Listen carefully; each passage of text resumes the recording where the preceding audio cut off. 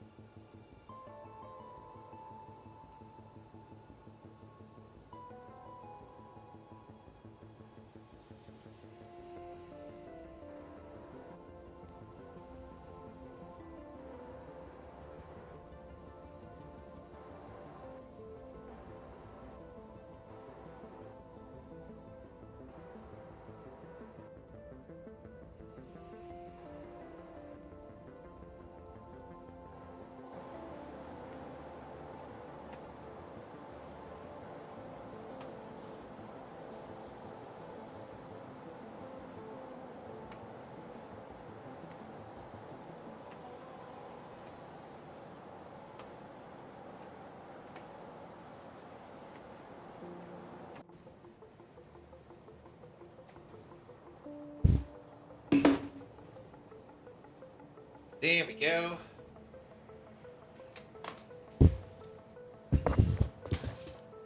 Demon BM, welcome, welcome, welcome. Mr. Washington, how you doing? Wally, welcome. Sorry about that. That's lunch.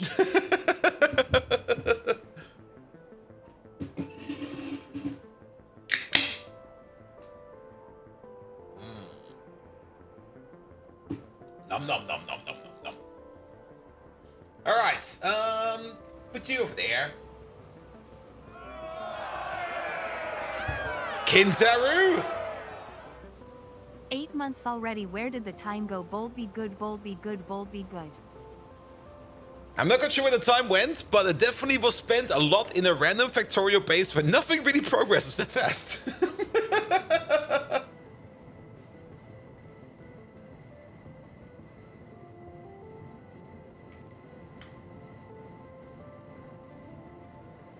Actually, do this the other way around. Where is that thing?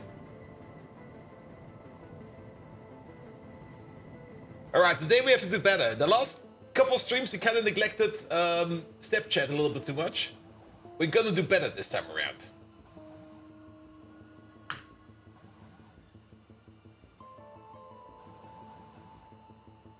There we go. There we go. One over there. One over here. And what else are we missing? We're missing this one over there. Pum pum pum pum pum pum pum pum pum pum pum.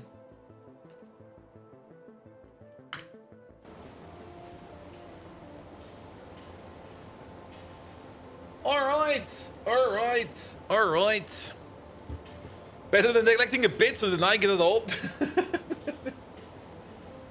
And to be perfectly honest, I would be noticing step chat probably a little bit more if they would be more active. But then again, step chat is a small group, and that's fine. That's fine.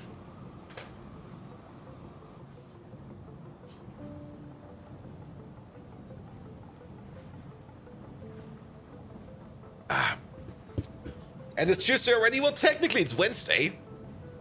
Because Tuesday is over, right? Right? right. You're up and running? Yes. That's running, that's over there. Anything else I can close down in the background? Yeah, all of these windows over there, we don't need them. Close down all these extra panels over there. I can also not play Radio Not with Flanker tonight. Mostly because I do got that final part of the job interview tomorrow at midday. I should probably be somewhat lucid. Yeah, the 10-hour, 45-minute day because production broke. That sounds like shit, man. All right, let's get going. But yeah, when production breaks, that always sucks. Good evening, Twitch, and welcome back to Factorio. Are there any updates? No. Good. Let's jump right in. Maybe don't use the production as a test environment. Well, technically, you should be able to use... technically, your test environment is a copy of your production environment. So you could just cut out the middleman and just test it in your production environment.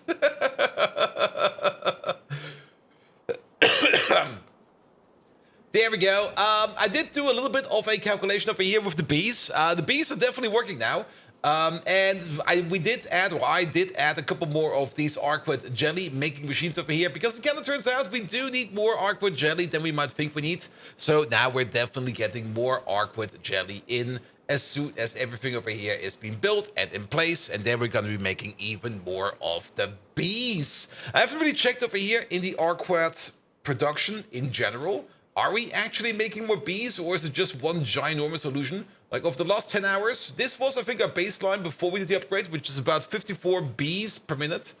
And now we are probably at something... It's kind of hard to tell what we are at this moment in time. Maybe we doubled it up, but then again, we are also constantly out of Arcwood jelly. And the bee machine over here, the old bee machine, which we have been upgrading over here, is definitely not working at full capacity yet. At least the bee part over here, this one is working. But the nest production over here could still be going faster. The grub production over here could be faster. And the maggot, or the egg production over here could be going faster. So there's a whole bunch of things in here that could still be going faster. But overall, I think it will be fine.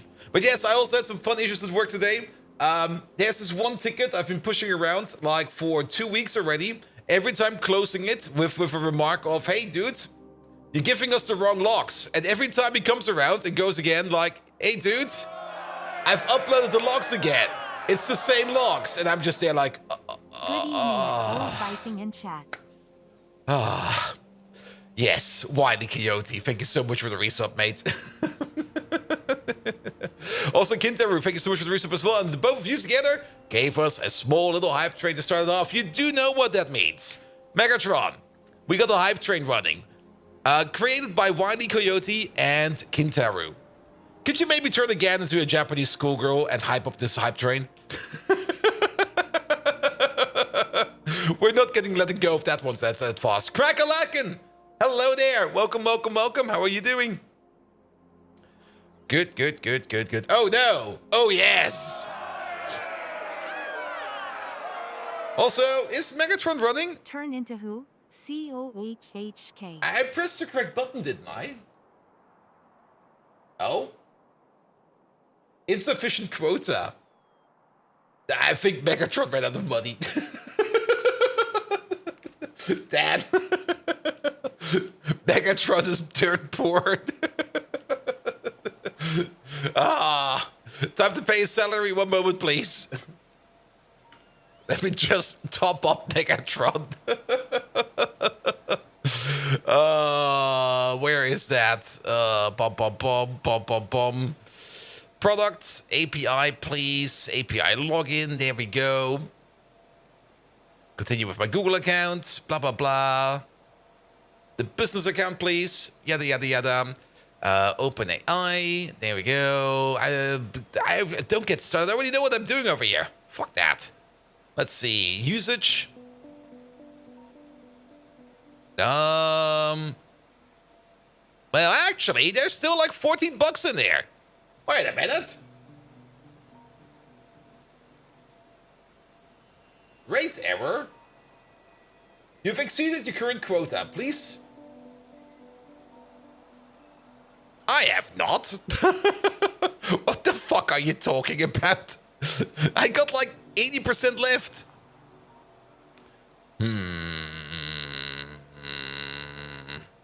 Unless. If we can't fix this in like 2 seconds, then I'll take a look at it after the stream again. Their website is also... Well, like, I would love to have like a single button where I click on and go like, here, just show me what I need to know. And that's fine. Oh, actually, yep.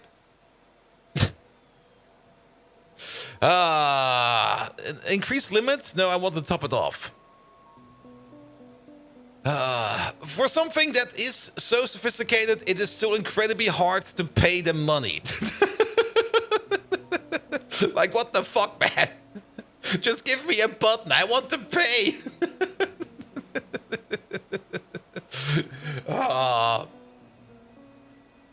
Too much too often, or just too much of an input? Nah, I mean, it's token based, and of course, I usually top it off for like $20, like every other month or something like that, which is fine. Is it under billing? Payment methods, there we go. Add credits to the balance, there we go. Yeah, put in like another $20 or something like that. Use my Visa for that, blah, blah, blah. Confirm payment, blah, blah, blah. Good.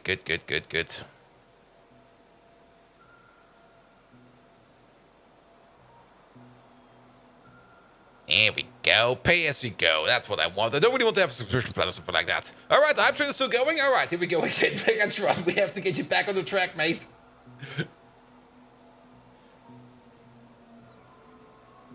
And Oxygen not included DLC is looking good. They actually made a map where Oxygen is really not included. Ooh. Oxygen is not included. It's also one of those games I never really got into. I played it. I own it. I did kind of enjoy it, but it all kind of ended in this ginormous piss and shit cycle. Or no, it was the piss and puke cycle. There was no shit in there, but it was piss and puke. Where people were just constantly pissing their pants and constantly puking because they saw other people pissing. Yeah, Oxygen not included is definitely a weird game. All right, Megatron.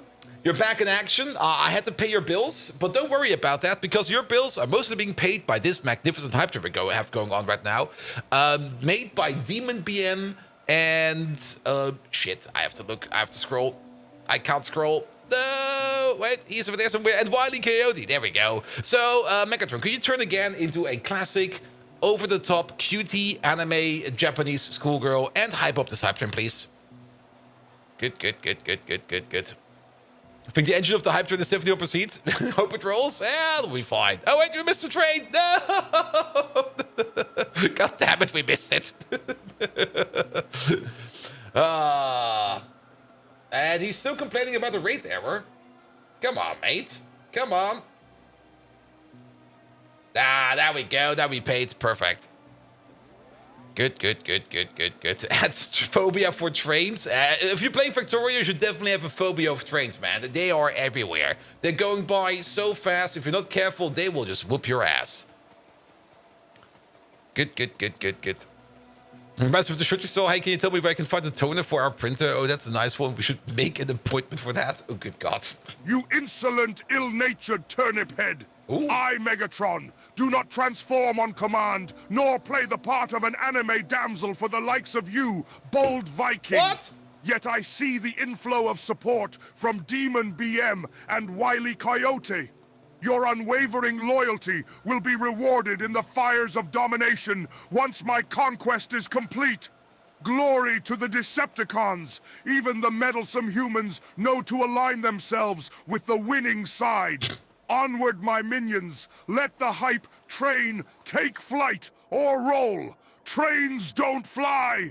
And no, I stand by my statement. Pineapple pizza is a crime against humanity. Now, let's get back to the real task at hand. Bold Viking! Conduct this stream properly, or I swear by Spark's elusive mouse toy, I will smelt you into a fancy doorstop! Battle stations, Decepticons, to victory! Interestingly enough... my circuits ache with excitement. Or maybe that's just old age. Interestingly enough, today he does not want to turn into a Japanese schoolgirl. Well, we had fun with that yesterday. All right. Yeah, we got the methanol maker over here. We might make another one over here at some point in time, but this guy over here is now making methanol for us. Hopefully enough that we can supply whatever we need to supply with methanol. I did kind of say we wanted to get into lithium processing, but I think we're just going to start off over here because now we're getting like some cutter sand over here backed up, that we might just move over here real quick and start working on the advanced coating processing. And just start off with that. We're just going to make the build over here. It's probably not going to kick off right away, but we do want that. Also, aramid fiber over here has definitely been picked up and has been brought over into the mall. Perfect. I love that. Currently, aramid fiber over here is mostly waiting on molybdenum plate, but probably the moment, the next time molybdenum plate will be picked up over here, then we are hopefully going to be making some more aramid fiber. It's also kind of interesting to see that the train over here that brought us the molybdenum plate has picked up another shipment at some point in time, and it has brought it over all the way over here to the plutonium processing. All right. It did not want to make you to a toaster. Nah, not this time. And the puking and pissing, you got in hand quite fast, but you downed 500 milligrams of oxygen, and you can't produce any more without electrolysis on the minus 30-degree map. Oof. All right. Yeah, we did kind of start making this thing over here. A bit of a misbuild, a misplan. Also, interesting to see. I kind of was thinking that this thing over here would be a massive deposit because it would. This one over here took the longest to drill out. This pocket over here is way bigger. There's 3.5 gigs, there's 1.5 gigs, 1.7, 1.5, 1.2, 3.5 over there, 3 over there, 1.2. These two over here took the longest to drill out, and they're more or less the smallest available. But nevertheless, we got some more natural gas over here. If we do want to do some more natural gas processing, or maybe put down another natural gas power plant over here, we can do so. We got the capabilities for that available over there. But for now, we're gonna try to make methanol over here in this lovely place right here. Are you stuck somewhere? You are just going through. Okay, there was a train in front of you. That's fine. Good. We did need the methanol. What did we need the methanol for? We were preparing the methanol. We need the methanol to make the acetic acid, so that we can make the zinc acetate. Yes, and that was exactly the last place where we were kind of waiting on. Two options for the zinc acetate, since we do need quite a bit of zinc plate. One could think of maybe making a zinc acetate making machine right over here. What is wrong with you? You're missing a signal over there. There we go. You're also missing a signal. Good God, I've been an idiot over here. Well, it's going to be fixed now. Perfect. Good that we saw that. But yeah, one could think about of doing the zinc acetate processing somewhere around over here. Ooh, that's lead ore. I thought it was rare ore. So we could do that over here and just export the zinc acetate via a train. That could be very, very useful. Maybe let's start off with that. What do we need for the zinc acetate? There we go. This stuff. It's only going to be zinc plate and acetic acid. Super duper simple. And I think it can be prot modded. It cannot be prot modded, sadly. But the acetic acid over here can be prot modded. And for that, we need some chromium, some methanol, and some carbon dioxide. It makes even more sense to do that over here because chromium, that's a thing that we have right over there. Actually, right over there. We got the zinc over there. And while we're over here, we might also well work on something else over here because we might also want to make ourselves a new nichrome maker. As nichrome is something that we do need as part of the gold process over here. Speaking of gold, how much gold do we have? 41,000 gold. Nice. We could also think about making some nichrome over here. Maybe just over here with like a couple of smelters. We don't really need a lot of smelters for that. We are already making nichrome. That's not nichrome. We are already making nichrome somewhere.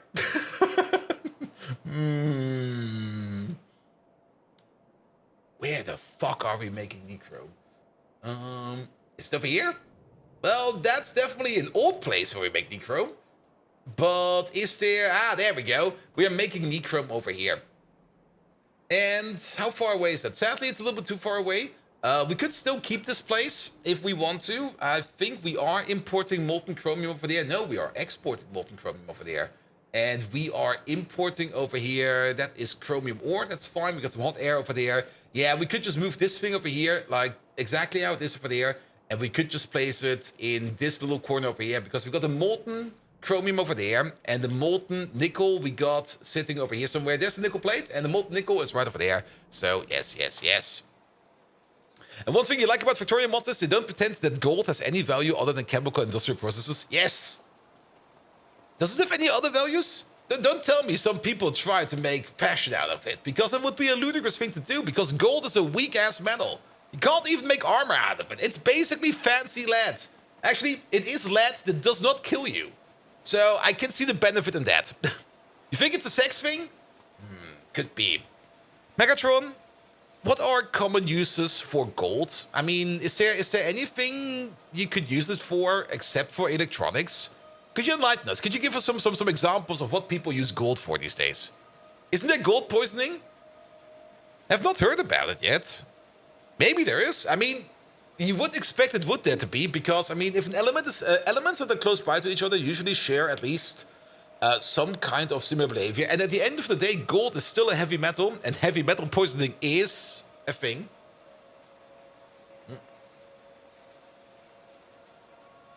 Can't make the insignificance of your questions is truly staggering, Bold Viking. Despite being a leader of the Decepticons, now comes a question about gold. Yes. Sure, let's indulge this childish curiosity. Gold, being the dazzling, soft, shiny, malleable, ductile, resistant to corrosion and most acids, has uses beyond your minuscule human understanding. Jewelry, electronics, dentistry, radiation shielding, coloring glass, and investing in the impending doom of the human economy, just to name a few. It has even had historical uses given its resilience. Egyptians used it to build the capstone of the Great Pyramid of Giza, if you can wrap your puny processor around that. Was that thing really now made let's of gold? return to our game, before my circuits overheat with frustration. The trials of being so ancient and wise in such a primitive world. Alright, alright. Megatron, can you tell us some very, very uncommon and maybe kinky usages of gold? There we go. We have to go into the question a bit. If it was made out of gold? I mean, would there even be... Well, I guess they are. I mean, gold has been around for ages, which is also kind of interesting if you kind of think about it. It's technically heavy metal, but it's not biological absorbed. Alright. That's a rotten tomato of a question, Bold Viking. Nice. Even for you. But fret not, for I, Megatron, will answer. Gold is indeed utilized in some uncommon, and as you so tastelessly phrased it, kinky ways. There are those who use it to create edible gold leaf for ostentatious culinary creations. You haven't truly indulged until you've had gold-infused caviar or a gold-garnished pizza. Not pineapple pizza, though. That remains repugnant regardless.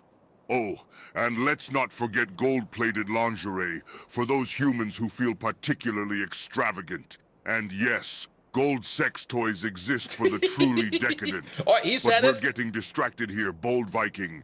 Back to the game. Incidentally, ever thought of compiling a top 10 list of your greatest blunders? I can imagine it being a very long list. Ah ha ha ha ha ha.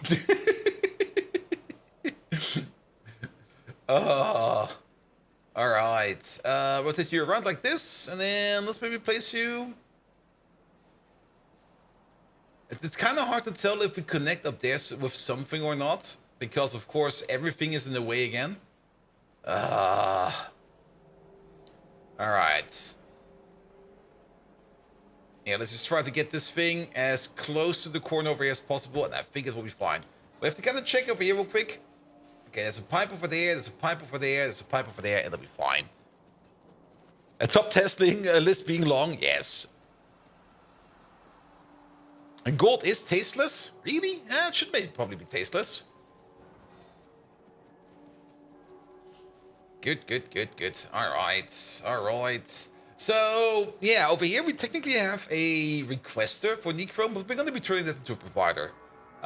Do we still need things like... No, we don't. Okay, we used to have... we used to require a nitrogen over here to make this thing a thing. but we no longer need that. The only thing we do need over here is something to fire up these smelters over here. And for that, we could probably just get ourselves in some gasolina. So let's get the liquid requester in here, because I'm pretty sure that nobody's requesting gasoline over here yet. And let's drop you over there, and it'll be fine. Gold doesn't react to anything, so it's very good for cutlery. Give me my golden steak knife. And then you just get your steak. And it doesn't even matter if it's medium, rare, or well done. Your knife will just bend, man.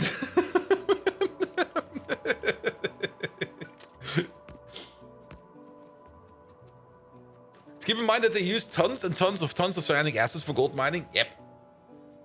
But they didn't do that back in the day. I mean, the addition of cyanic acid must have come at some point in time, of course. But they were definitely not handling that well in like the early ages. Good, good, good. Well, you don't go for 100% gold? No, 100% gold or bust, man. I mean, I don't take anything less than 100%.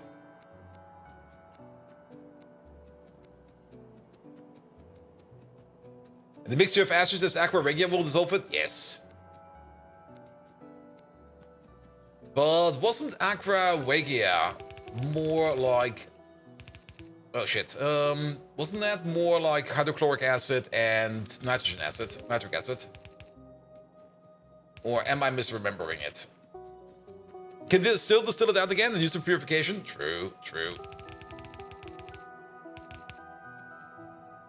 I mean, you can probably also just heat up a rock and hope you find... Actually, then again, I'm pretty sure like back in the day, they were usually more mining gold nuggets, which is already pretty much a purified form of gold. So you don't really need to do much. Was it nitric and sulfuric? I thought it was nitric and chloric acid.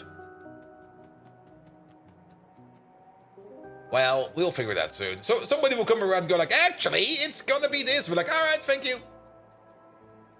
It's nitric plus another stronger acid. Well, it could be anything. I mean, even chloric acid is pretty strong, actually.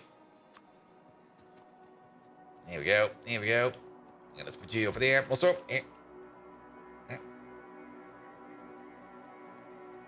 nitric and hydrochloric. Yeah, that's also what I remember. Because I do remember when I was studying chemistry in college, we had like this lab course. So like every semester you had like a lab course, and there was like a laboratory just assigned for like all the students, and they would just like share like benches and stuff like that.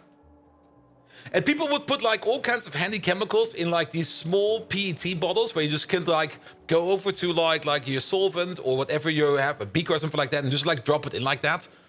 And those were, of course, made out of PET, so they could hold things like hydrochloric acid without any problem, sulfuric acid, no problem, nitric acid, also not really a problem. But somebody at some point in time came up with the good idea to put some aqua regia in those, and it was sitting on like a shelf in front of him, and it was sitting there, and it was sitting there, and it was sitting there. And at some point in time, he decided to grab it, so he grabbed it like at the top of the bottle, and then he pulled it up, and the bottle just stretched, and he was like, "Wait a minute." Oh, I'm dissolving the bottle over here. Damn. And heavy metal poisoning, which is what you would get from gold or silver, requires overexposure of the material for a long period. So yes, it's possible, but very unlikely. Well, at least nobody who's married is gonna wear like a golden ring or something like that. And nitric and sulfuric was nitration and acid? Yeah, that is something different. That is definitely something different. All right, this thing over there is in place. We just need to get ourselves a little bit of the gasoline from over here. China Tech, hello there. Welcome, welcome, welcome. What mods are we playing? We're playing the Pi mods. And as always, the Pi mods are, well, the Pi mods are what the Pi mods do best. Things are complicated and things are just eating UPS because we built way too big, because we always build way too big. And well, we just suffer because I built way too big. Also, that Pi mods command over there will give you a save file with, I think, from the start of the year or something like that.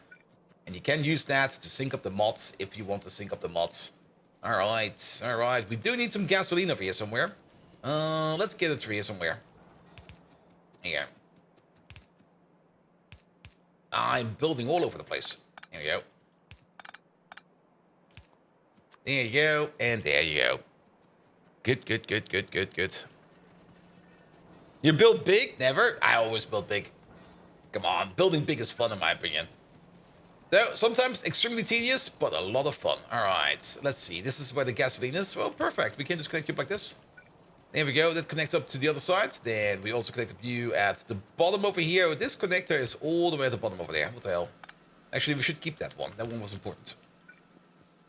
All right, and then is this the molten chrome? That is the molten chrome, but we should use the molten chrome that's going into the smelters over there, which would be this molten chrome. So we can connect you up like this.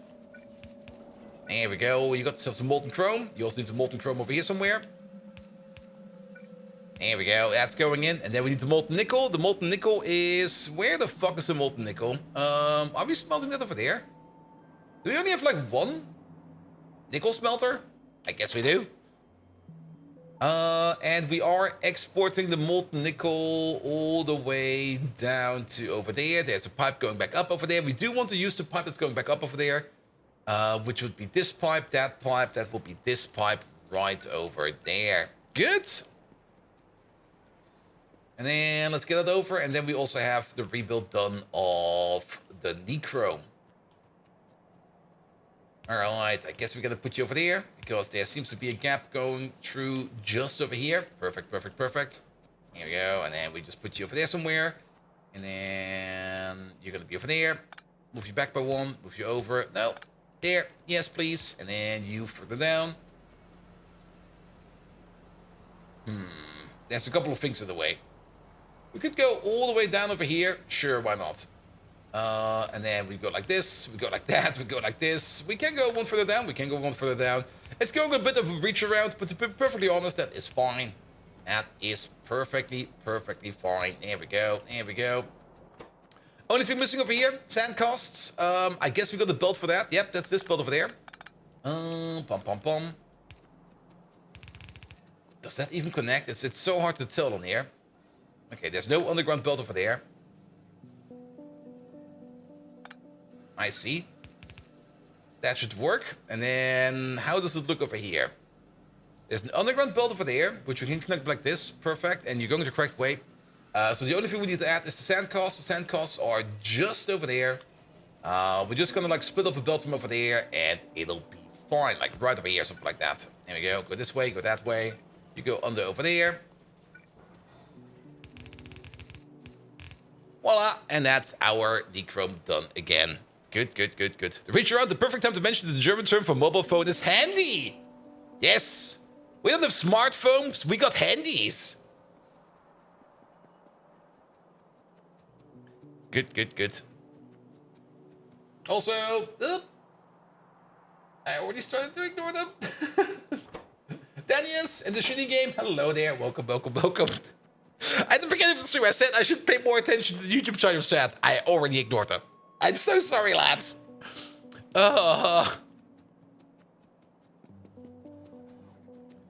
And for this series, we should have everything on YouTube, though it's a bit split.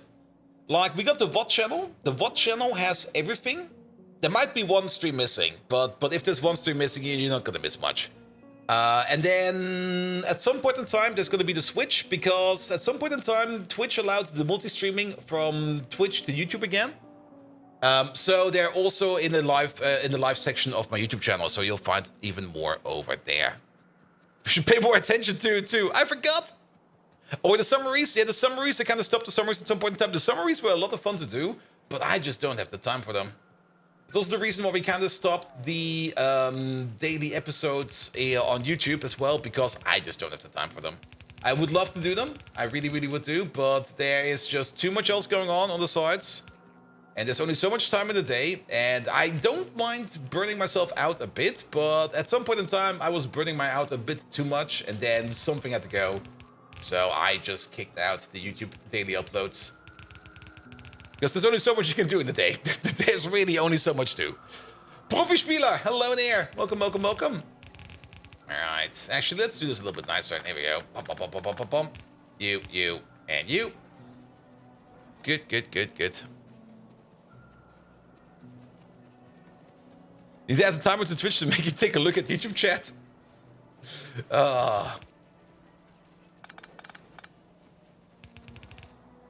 There we go, there we go.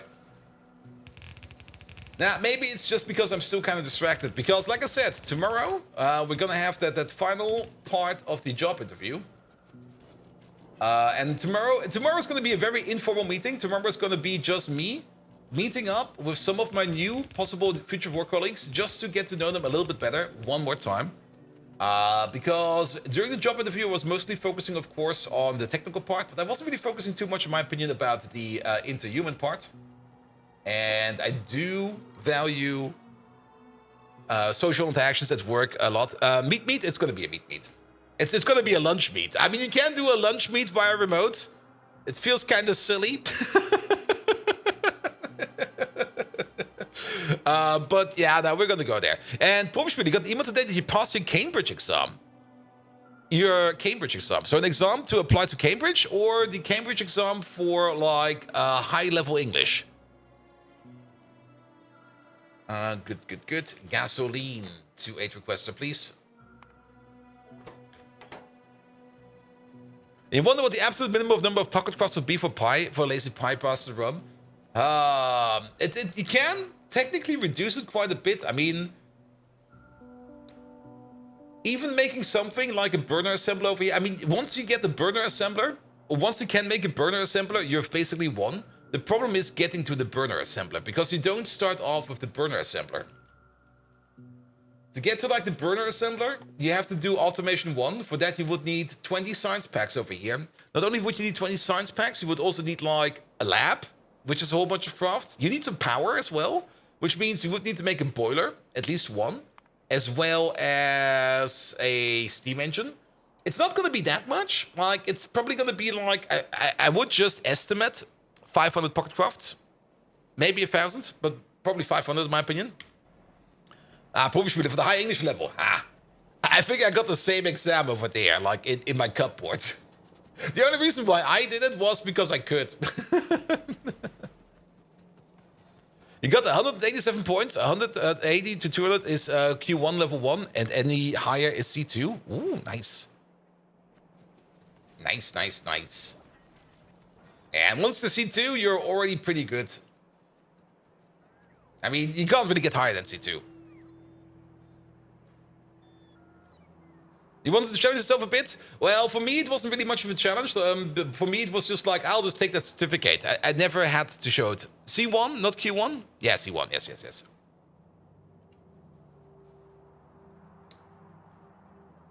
And don't tell me you're one of those dragging interview meetings into 20 different meetings. No, that not. But, I mean, switching jobs is a bit of a big task. Let's put it like that. And I do want to take it seriously. I mean, if I would just go around and go like after the first interview and be like, yeah, this was good, I'll take it. I think that's a little bit too fast for me. And I want to make double, and triple sure that whatever new job I'm going to take, I'm going to enjoy it. Because if you take up a job that you don't enjoy, it's going to suck, man. It's going to suck hard. I don't mind things that suck, but it's more or less unnecessary suckage.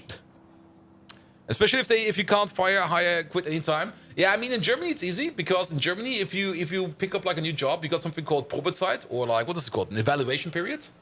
And it's usually 6 months for both the employer and for the employee, where both of them can basically hire and fire themselves, or more or less fire or quit themselves without any like lead time. They can just be like from one day to the other, like, nah, sorry, this is not gonna work out. I'm fucking off. Probation? Probation probably. Good. That's not mandatory though? Is it not? I thought it was always mandatory. And pipe connection seems to be wrong? Maybe. Which pipe connection are we talking about? I mean, we're still waiting on the gasoline over here. Which has not arrived. Oh, wait. I see what you mean. Why is there some molten nickel in here? Wait a minute. What the fuck is going on over here?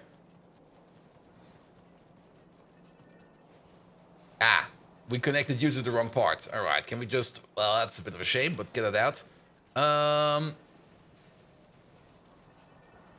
There you are. Okay, you're over there. You're over there. You're over there. I know what we do yet again. The reach around. Yes, the reach around. The reach around will work.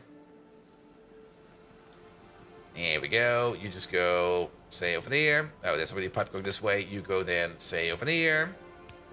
And then you go up. And over. And then we connect it for there. Good, good, good. Law does not state that it's mandatory. I thought it was mandatory. But, well, then again, I don't have the contract yet, so who knows? I didn't understand, but you're the one changing jobs. I am thinking about changing the job. A headhunter approached me with like an opportunity, and it was like, hey, dude, you want to switch jobs? We got like this new, well, not really a new company over here, but this company over here is looking for somebody with your particular set of skills. And I'm like, hey, that kind of sounds cool.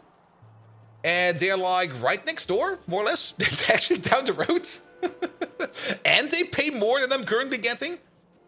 Please tell me more. Now, like I said, I know what they wanted from me technically, so I know what the technical requirements are. And the technical requirements are fine. I'm happy with the technical requirements. But I do value, like, I mean, it's switching jobs, and also means like switching like your environment, also means like talking to new people, making like new relationships and stuff like that. And to make those things usually a little bit easier, having something like a bit of a baseline. It's kind of hard to describe because explaining social constructs is always not really easy. But I can at least want to know that I'm going to enter like a new workspace where I can at least have some kind of initial positive impact on the people around me. Let's put it like that. Now, I'm usually pretty good at making friends, and it's usually pretty easy. But if people are difficult, then I will probably not take the job. And at this moment in time, I'm mostly positively inclined of all the people I've met. But that's also the reason why I kind of wanted to have like a bit of a hey, can we have like another lunch date or something like that? I kind of want to know a couple of these people a little bit more. Not because they left like too bad of an impression on me, but I wasn't quite sure if I got the correct impression of them.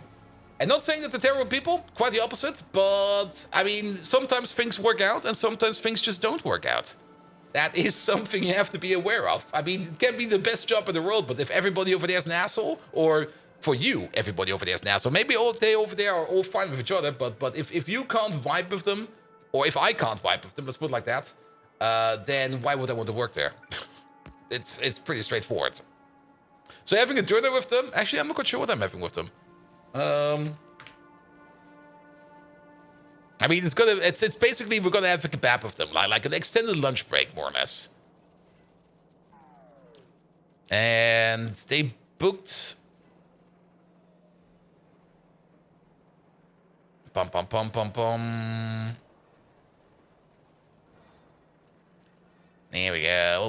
What did they book for me?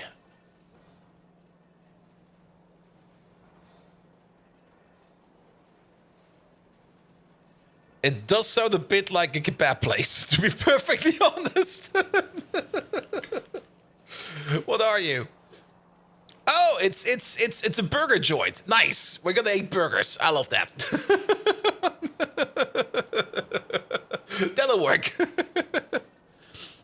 You know you have to bring them lunch, don't you, Bolt? No, I definitely don't have to bring them lunch. All right. This thing over there is more or less in place. The only thing we need to do over here is to switch over the station over here. You over there are no longer a requester. You are actually a provider. That's unleashing the fury. There we go. And then this thing over there also has to switch around to greater anything 16K. There we go. So kebab burgers. Nom nom nom nom nom nom nom nom. Good. All right. But yes, burgers with a lot of garlic sauce. I'm actually not quite sure what kind of burgers they make over there. Let me have a look at the burger menu over there. I mean, burgers is also, of course, another thing. I mean, usually burgers are always like one of those. They're making those. Okay. Oh. You know those restaurants that have like wooden tables and they serve fries in like those mini frying bins, and they have got like these ridiculous stupid lamps everywhere. Everything's made out of wood. It's one of those burger places. Let's see. Menu, lunch, Speisekarte. Nom nom nom nom nom nom nom. Let's see. Ooh.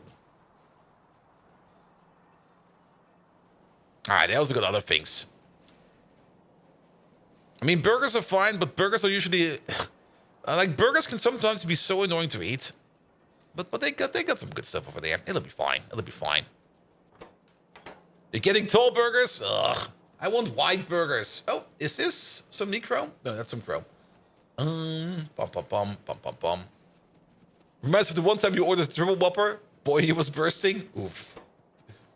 But isn't the correct trick to order like a triple double whopper? all right. We do need to wait on gasoline over here. The gasoline train over here is running around quite a bit. He's coming over. Perfect. So nothing to worry about over here. Then zinc acetate. Now we still have to make the acetic acid around here somewhere. Two options. We could either make the acetic... Well, we do want to make the acetic acid over here. We just bring in the methanol. And aren't we already bringing in methanol over here? Wait a minute. Isn't there already methanol? I kind of remember that I think we were already ordering in. There's a liquid requesting station over here that has no name. It seems to be connected to something. This is a provider station. Okay, wait a minute. Oh, that's the plutonium peroxide. Yeah, sure, we can give you a name. Here we go. Provider. Here we go. Not a fish provider. Not quite sure why we are exporting this, but why not? Plutonium peroxide. Here it is. Have one of these. Done.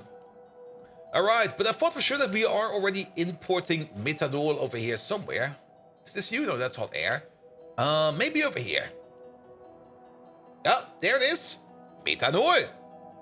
And we can just use that methanol over there and just turn it with some carbon dioxide over there in some chromium into the acetic acid, which we do need to make our zinc acetate. That's where we'll that's where we'll have like one back and forth, but it's fine. Yeah, it's fine. It's fine. I mean, worst case scenario, it might just be we never pick this up. It might just be like a big storage dump over here. Because the nuclear waste processing over here is currently not being done yet. I'm actually still not quite sure what we're going to be doing with all this stuff over here. The most important part is still this process over here. We're just making all the plutonium that we need. Speaking of the plutonium, how we're doing for plutonium over here. You're doing good. You're doing great. Oh my god, this thing is about to overflow as well. Helium. Ooh. We almost have a shipment of helium over here. That's pretty great, actually. And we also got a reasonable amount of this plutonium over here. So we got a whole bunch of good stuff over there. Alright. But yes, we got the methanol over there. So we just need to combine it up with some parts. Do we have biomass over here? Are we ordering up carbon dioxide over here? Ah, we got biomass over here. Perfect. So we can take the biomass to make the carbon dioxide. And then the methanol and the chromium. And then we can straight up turn all of this into the acetic acid. So technically, the only thing that's missing over here is a provider for the... Here we go. Is one provider over there. Let's just pick up you for a second. For the acetic...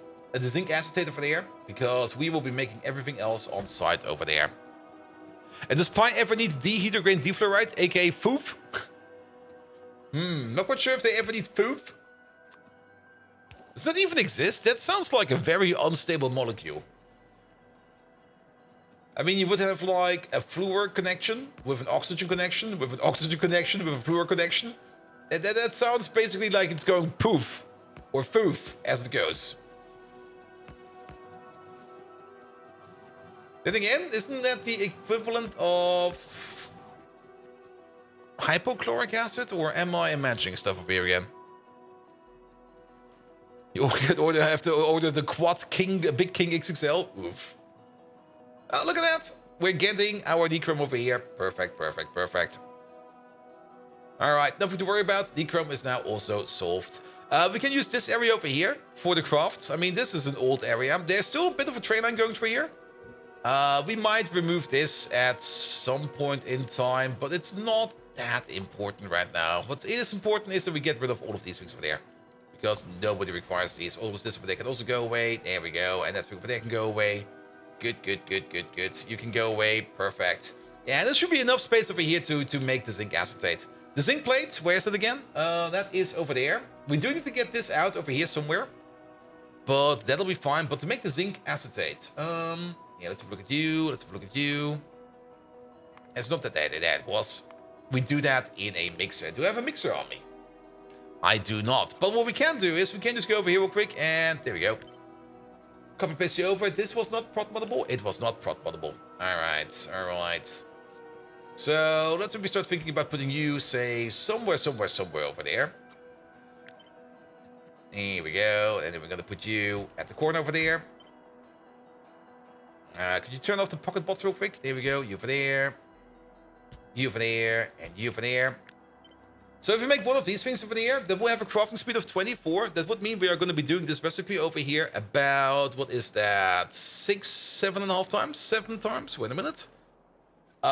It's 7 seconds per 2. We got 24, so that is 7, pretty much 7 times per second. Which would also mean we're going to be consuming over here 70 zinc plate per second. And we're making more than enough zinc plate over here. So that'll be fine. And zinc acetate is definitely one of those things we do require quite a bit. So let's make a double stack out of this. This thing over there is going to be consuming 140 zinc plates per second. That's a lot of zinc. All right, let's put you, say, somewhere over here. It's scary fucking stuff from what you've heard. Part of making it requires you to use the pressure vessel at 700 degrees Celsius and about 80 atmospheres of pressure. Yeah, that sounds about right, because if molecules are unstable, you either need super high or super low temperatures or pressures to keep them together. Else they'll just pop apart. All right, we say 140. So this over here is going to be 120. Let's get, well, I guess we're just going to get like 8 belts of zinc out of here. Oh, good God. How do we get 8 belts through here? Oof.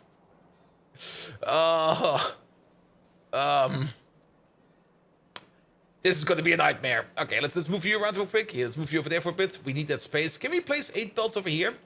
1, 2, 3, 4, 5, 6, 7.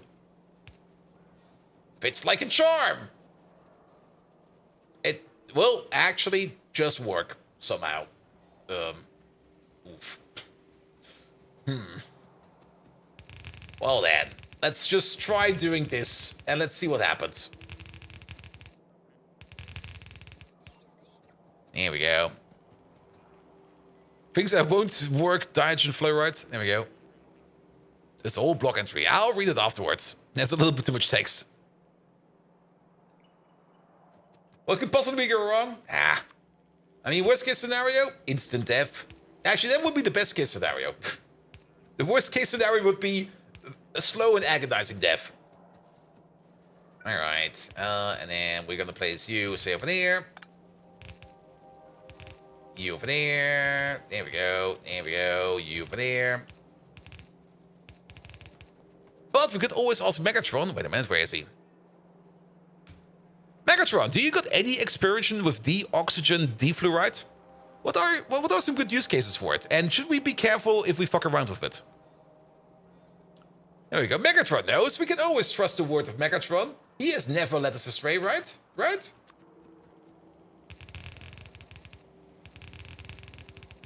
Oh, well, that broke. That broke again.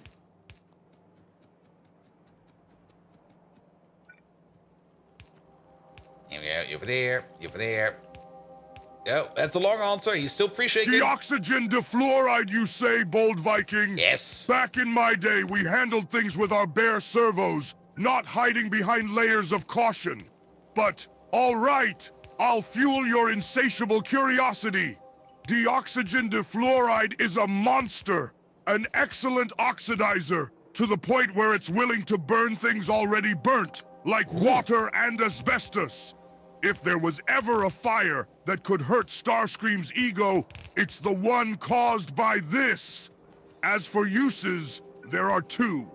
As an oxidizer in rocket fuels, and an occasional unwilling participant in ill-conceived chemistry experiments. Should you be careful? You bet your exhaust port you should. This thing has the temperament of a rabid turbo fox on Joyride. But now, bold Viking, let's return to the dystopia that is Pyanodons Factorio. Because you're about as effective as a screen door on a spaceship at handling it. Now conduct this stream without any more pitiful questions. Decepticons, attack! So, Megatron, let's just do an experiment. What would happen if I would put your beloved cat Sparkles in a bottage of deoxygen defluoride?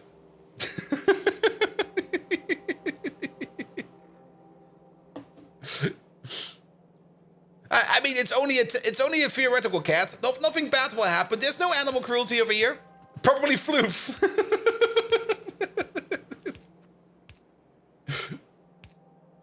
Do you dare threaten my beloved Sparkles, you simpering, overly caffeinated weasel? Bold Viking, I feel a rage-fueled capacitor surge coming on that dwarfs our mutual hate for beans. You do not want to know what would happen if you did such a thing. Let's just say it involves deoxygen difluoride and an intimate encounter with your posterior. I'm warning you, Bold Viking, my fury is like the eruption of Krakatoa, catastrophic, resounding, and historically significant. Consider yourself warned. You know I used to do a little hunting in my free time. Don't tempt me with a new hobby. Decepticons, war cry. Lay waste to our enemies. Glorious destruction. Did somebody put random butt stuff into Megatron? Because he's very fixated of putting stuff up in asses today.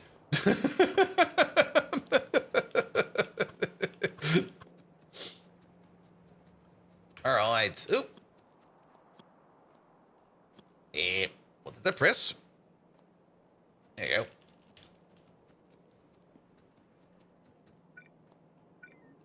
Good. Alright. Well, we need you over there, you over there, you over there, and you over there. Good. Also, hydration is going to be very important. There we go. Nom. Is the cat still alive? Well, it was never dead to begin with. We might have shoved that cat at some point in time up Megatron's butt. That might have happened. He will probably deny it, but yeah, that cat at some point in time went straight up Megatron's butt. There you go. There's probably also a way better way of doing this than doing it like this, but this is what we ended up doing. Sometimes these builds just start out as something where you go like, I've got a good idea. It was the worst idea ever. There we go. Megatron still in Groundbuster's cat? Yes, but at some point in time, he also kind of sat on Sparkles. Remember that one episode where we kind of talked about Sparkles? And it was like, here, Megatron, we made a throne for you. And then we just accidentally placed the cat on his throne as well. And then things went kind of splat. And then he was more or less complaining about needing baths all the time to get like the cat parts out of his behind. I should never become an evil overlord because I will do atrocious things.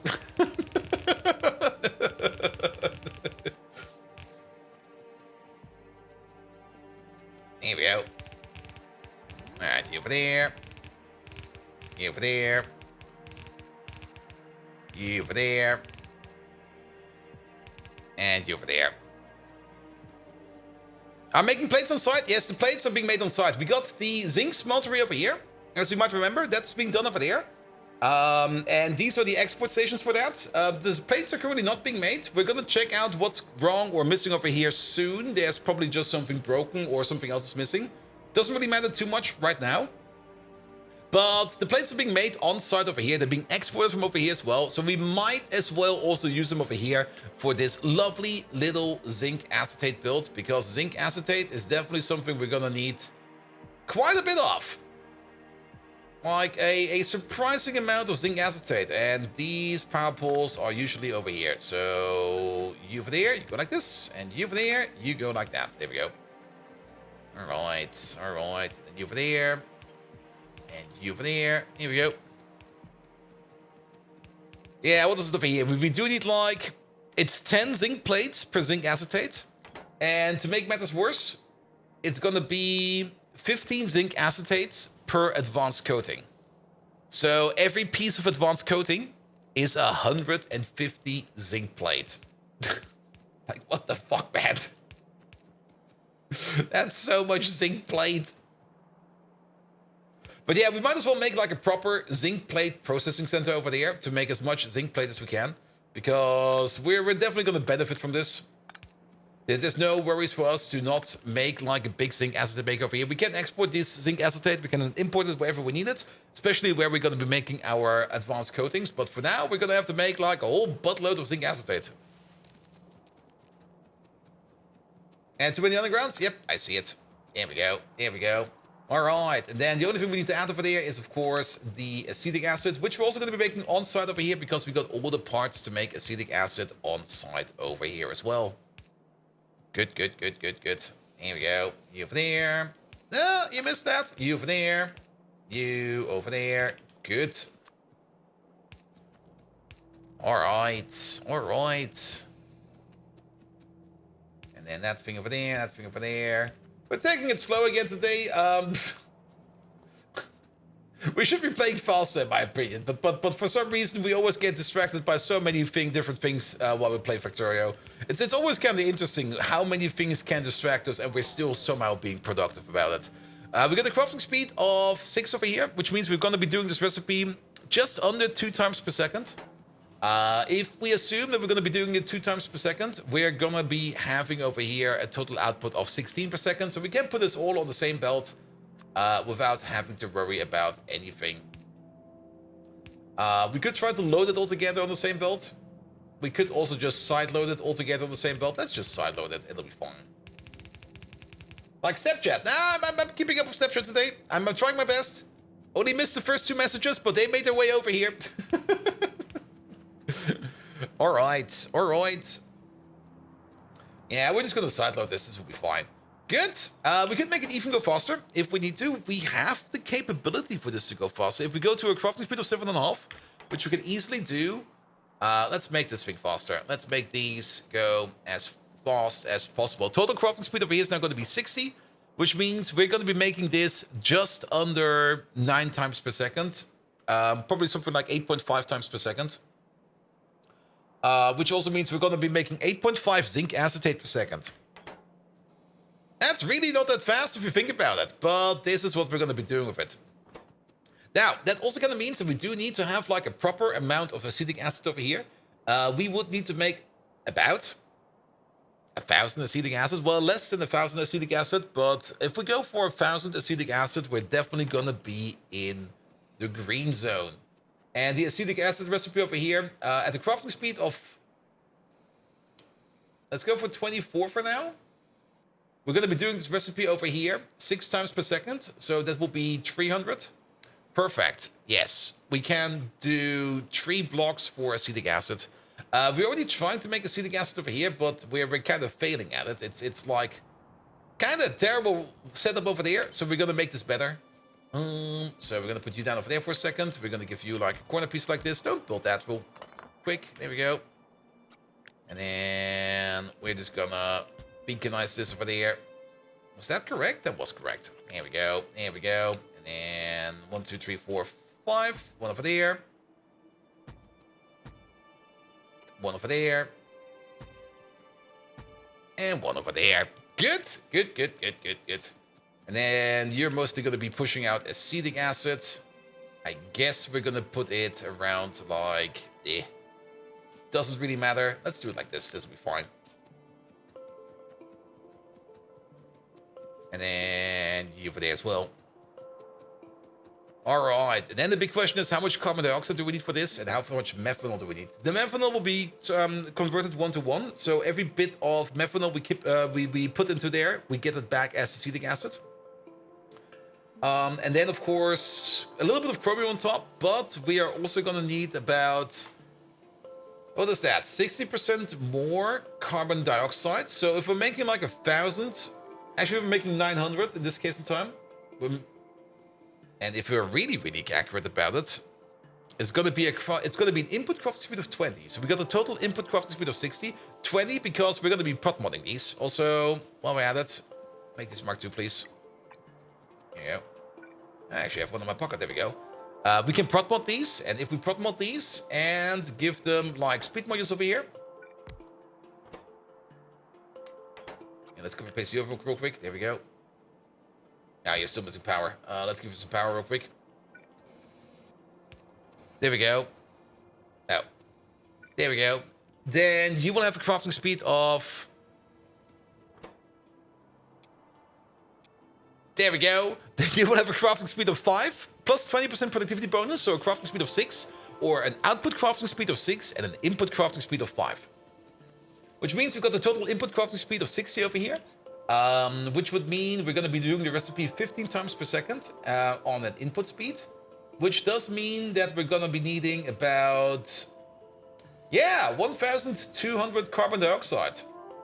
Nice. And if we use the biomass recipe over here, can we prot mod this one? Oh, we can. Oh, that's... Yeah, we're just going to make one of these for carbon dioxide. It'll be fine. It'll be fine. There we go. There we go. Here, take you. And then 1, 2, 3, wait. 2, 3, 4, 5. Put you over there. Put you over there.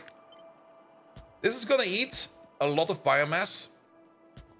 We might make another biomass station next to this thing just to supply this thing over there.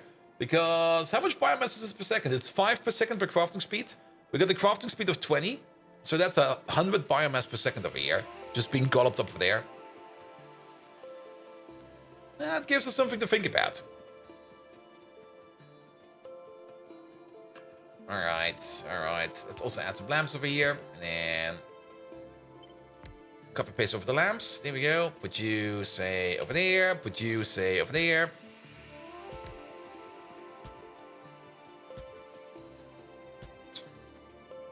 Get some power going. We should maybe also check up on power soon. I do remember that last time around we were checking up quite a bit on power because power was a bit flaky and shaky. So let's maybe double check to make sure it improved. And if it did not improve, then at least let's make sure that we know that what we need to do to actually improve it. So power at this moment in time seems to be doing fine. The best way to check up on power over here is by checking up the fuel dump over there. The fuel dump is still not that high.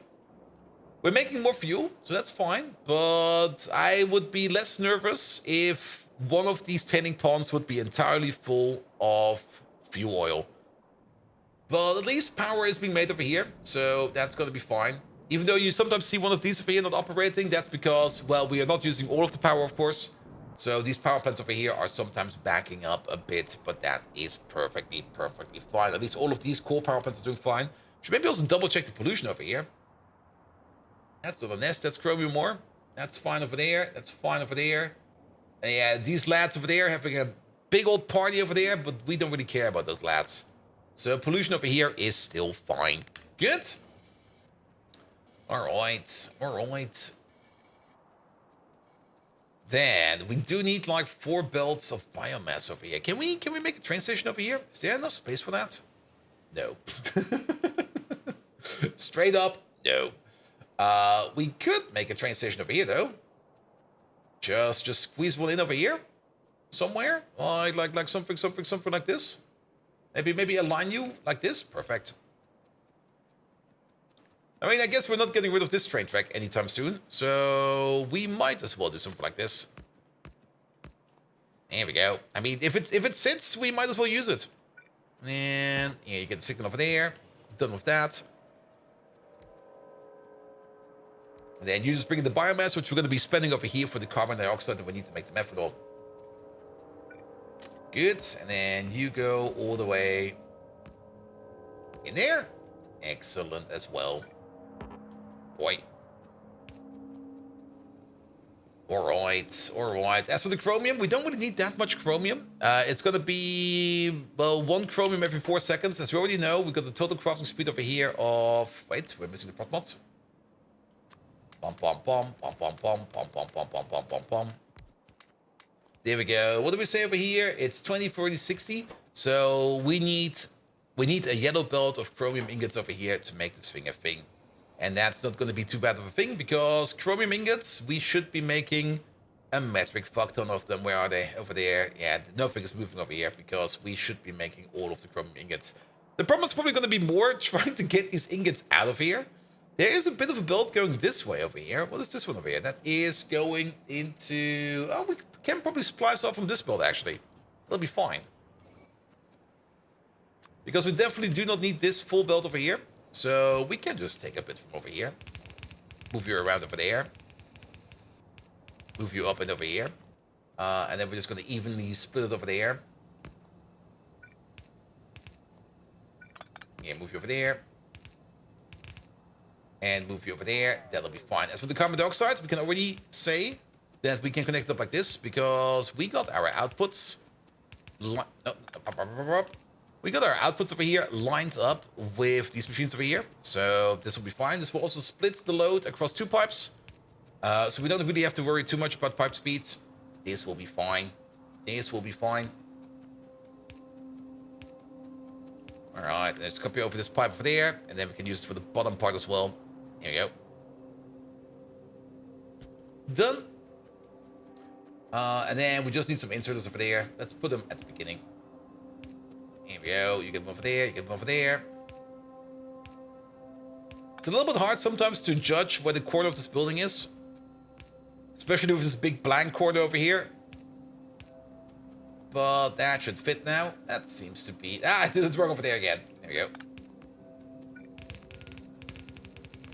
Alright, get that chrome in.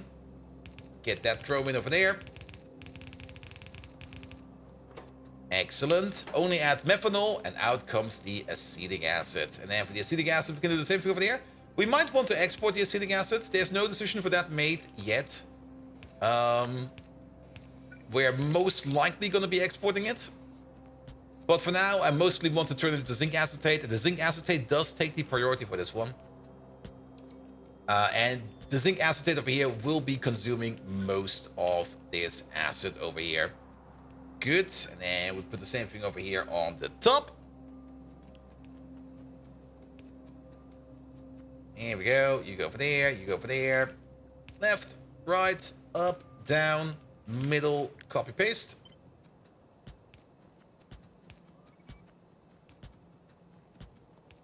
And off you go. Perfect. Also, have a sip.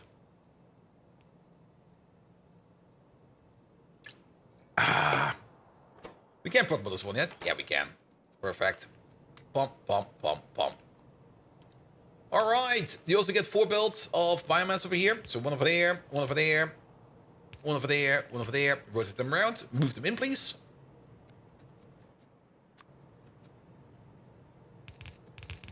Yeah, you over there, you over there, you over there, and you over there somewhere.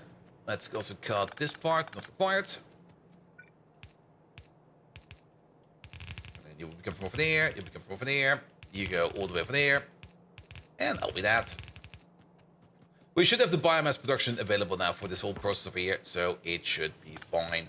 There does seem to be some parts missing over here, especially also fuel parts. So let's copy paste over you a little bit. There we go. We don't... Oh, I copy pasted over... Wait a minute. I copy pasted over the worst part of this whole thing. Here we go. That's way better. Alright, and then we're just going to place you. Say, can we place you over here somewhere? Oh, we can. Perfect. And that should cover everything over here as well. It does. It does. Good. You're not Jameson Schaefer. No, you're going to be a Biomass 2.8 requester, please. There we go. We'll hopefully be ready to go soon. Then, the only thing you're missing is the methanol. Which we'll be getting from down south from over here. Schaefer, like the one from GTFO? Nah, this one is not the one from GTFO. If it was the Schaefer from GTFO, he would come with a bucket. Here we go. Here we go. Where is that methanol? It's over here. Do we want a new pipe for the methanol output over here? I guess we do. Mostly because we might need to put some pumps in here, because it is going to be pumped over quite a distance. So let's keep this short and sweet. Yeah, we're going to take the corner over here, which also means we're going to be placing a pump over there somewhere. That's not how you place a pump. Here we go.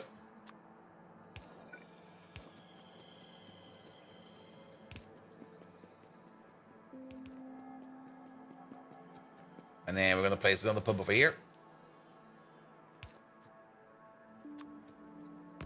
just to keep the liquid pumping and the liquid, the pipes, the liquids in the liquids in the pipes fast enough. There we go. All right, and then off we go. A little bit further. Make another corner over here. Another pump. There's technically an optimal way to place these pumps, but we're just winging it.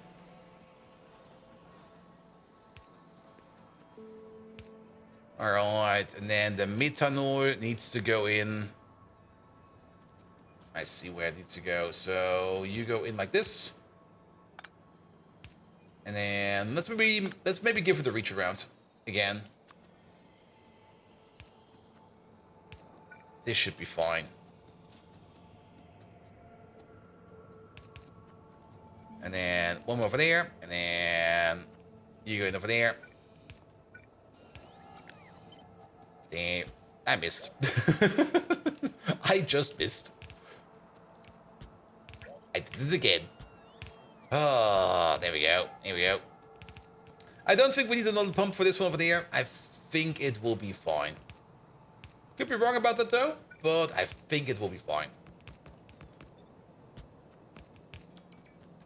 All right, all right, all right.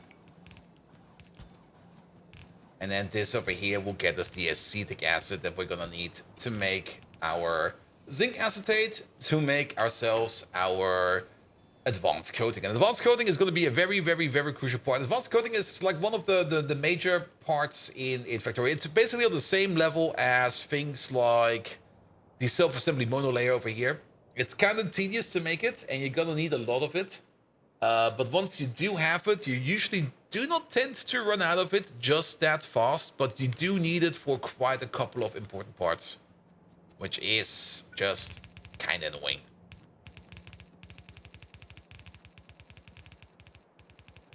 And that's a bit too close. But could use condensing. We were thinking about that last time around. We could definitely condense that thing down. Mostly because there would be some other products we could make as a side product. There were some oleochemical products that we could do in the space that opens up over there. But to be perfectly honest, I don't want to touch it right now. Because feels like a waste of time.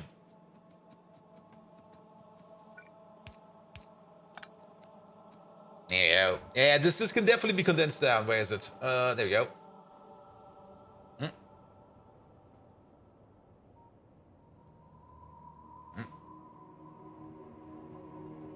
There it is.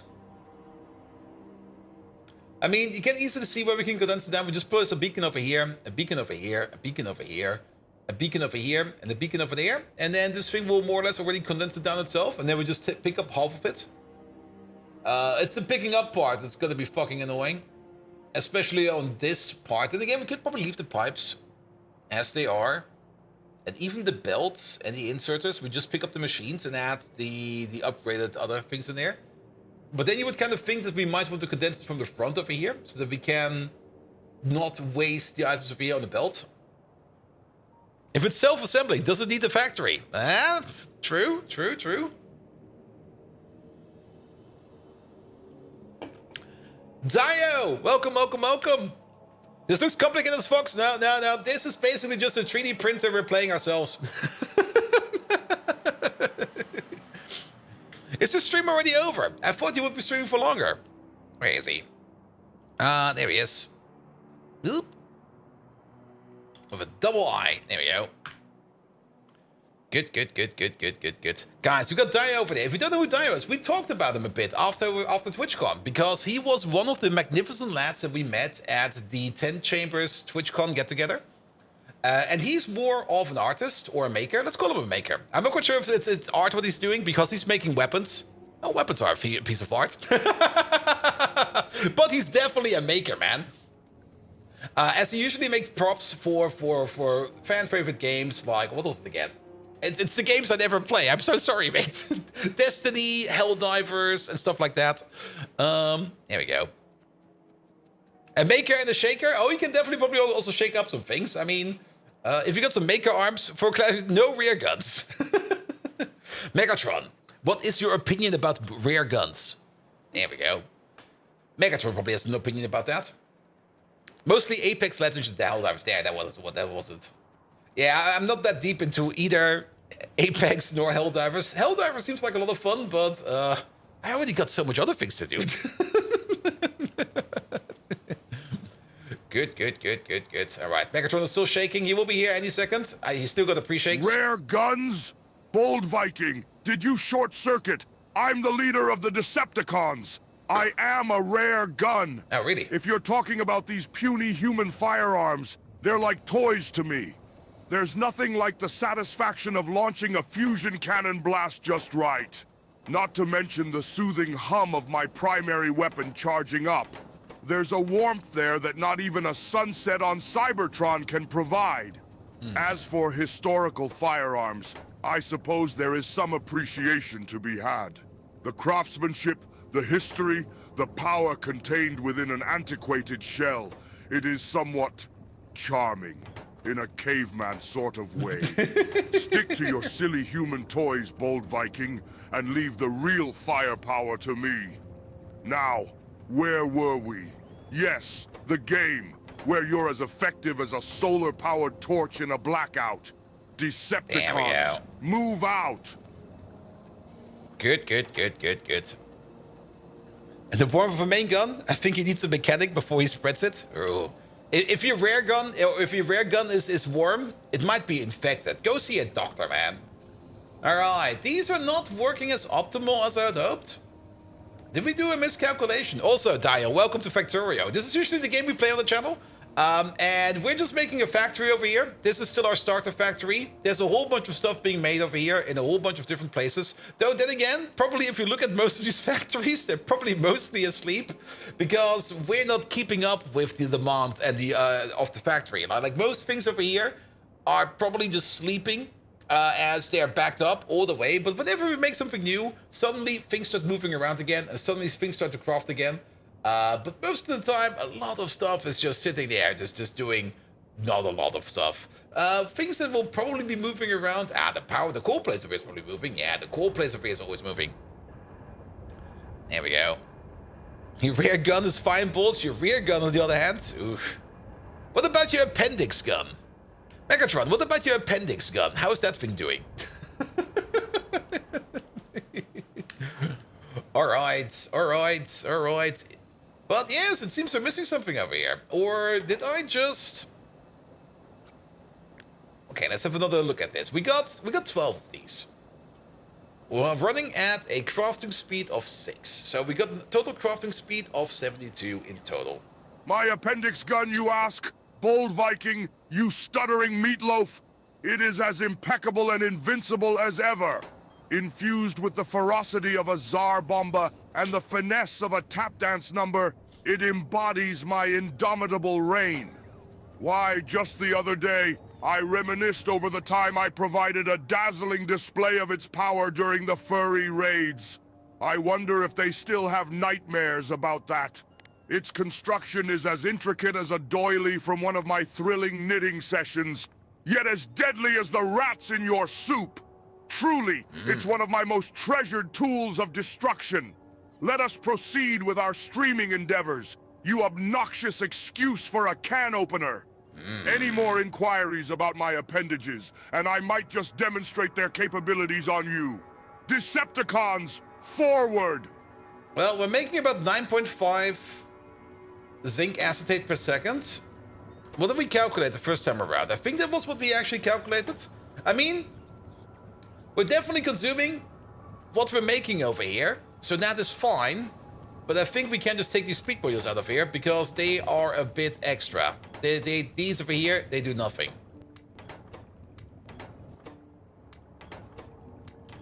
There we go. There we go.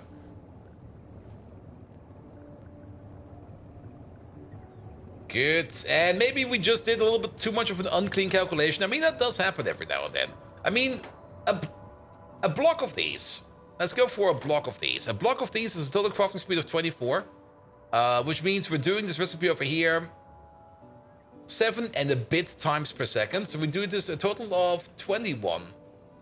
14 and... Wait, what's... 14, let's say 15 times per second.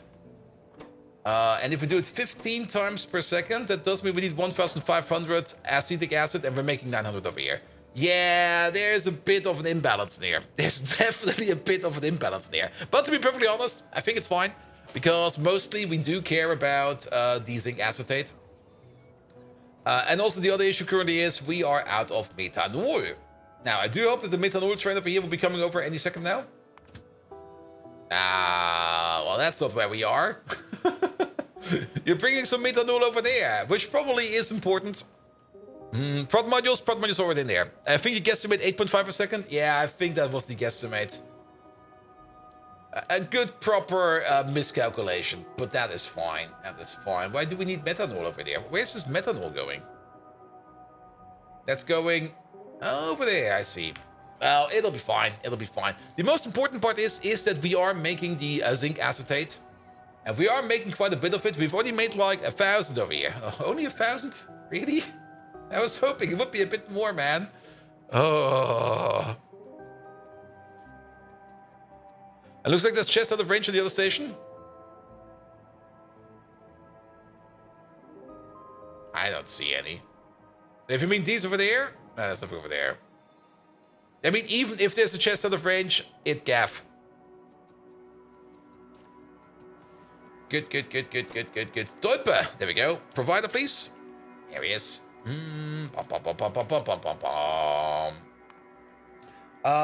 Zinc acetate. There it is. Zinc acetate 2.8 provider. And you're going to open up at 16,000. Good. What is a pirate's worst nightmare? Friendship. Because they are. Or something like that.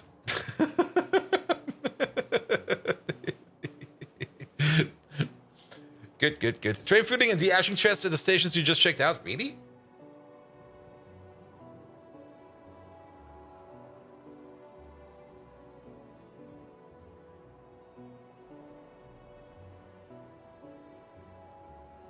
I'm not quite sure what you guys are seeing. But nothing's blinking over here.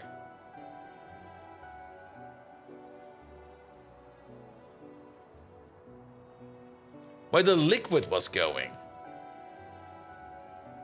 Oh, you mean this one over there? Oh. Where was that? Over here somewhere. There we go. Oh, these ones over there. Ah, they're fine. Yeah, happy now? Yeah, get one of these. Hit gaff.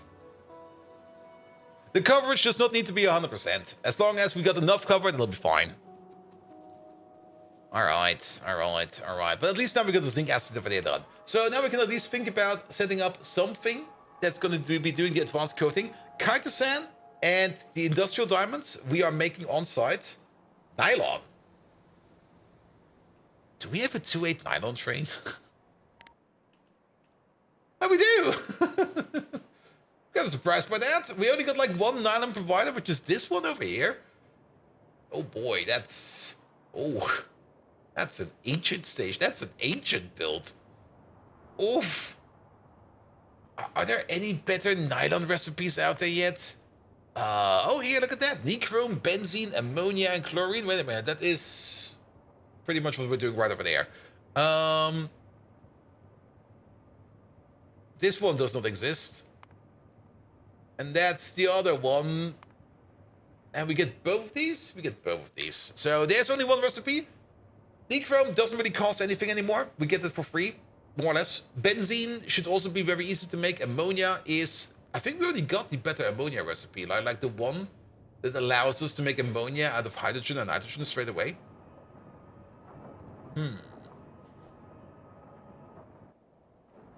Is this thing still a thing? Oh, well, we got the protection for it, so it'll be fine. A sunken chest with no booty. Ah, I see. Well, it'll be fine. I guess for now, the nylon production of here will be fine. I mean, we are probably going to be limited by our production of the zinc acetate. The moment we kind of notice that nylon is going to be an issue, then we're going to be rebuilding it. So, nothing to worry about that right now. So, What do we need?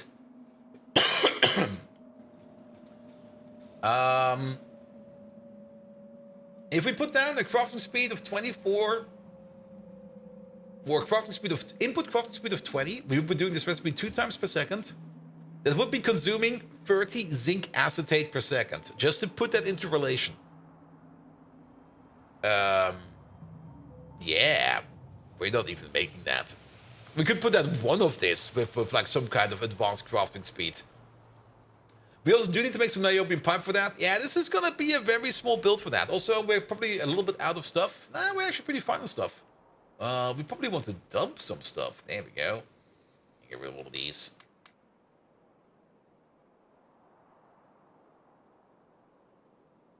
And yes, so Adams, I missed the answer because I was again thinking about too much stuff again in Factorio. You know how this is over here.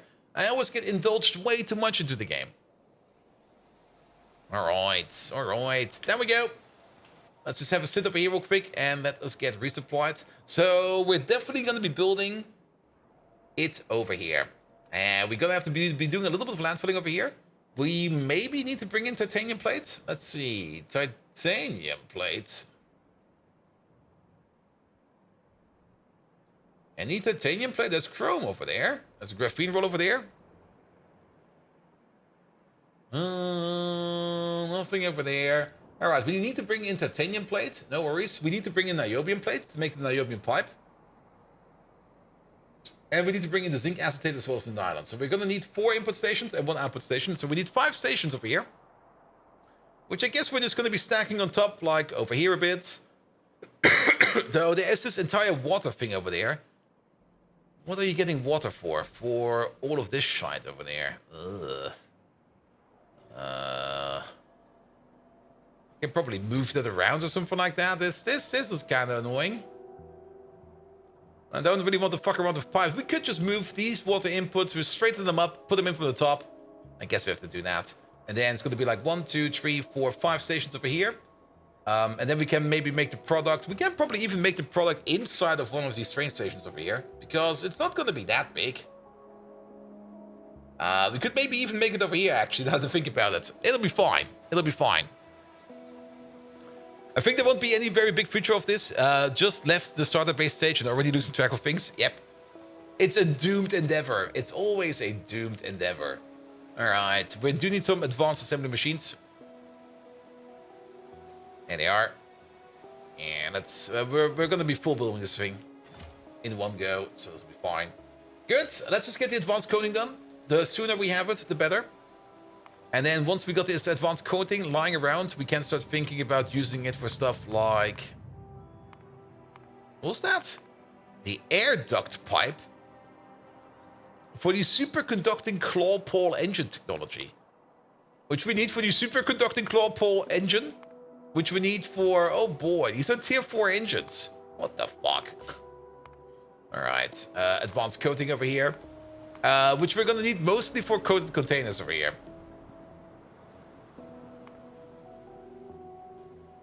You hear Megaton loves somebody new, yeah? Yes, he does. There we go. But to be perfectly honest, I don't want to talk about Trump. I'm actually kind of thinking of taking it out because I find it kind of inappropriate. Because there's only one rule. Don't be too political about it. And sadly, that's a highly political topic at the moment. Actually, I am going to take it out. I'm sorry, mate. I know it's all fun and games. But let's keep the stream part. And let's keep real life things real life part. How about that?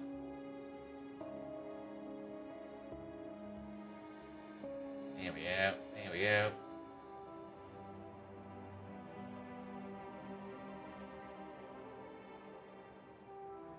Good, good, good, good, good, good. You get the points back? Yep. You already got them back. Here we go. The Chromium. Hello there. Welcome, welcome, welcome. Good, good, good, good, good, good. Please take it out. Yeah, definitely. Yeah, it's not fun talking about that. And we should also not talk about it right now. Here we go. Here we go. All right. All right. All right. landfill first. Here we go. We might need to pick up some more landfill, but actually, I think we'll be fine. Dicromium? I do mispronounce probably every other name. I mean, it's the standard objective of every Twitch streamer out there to look at the name and just mispronounce it. Solar Dumps. There we go. We all know a little Solar Dumps over there. He's been around forever.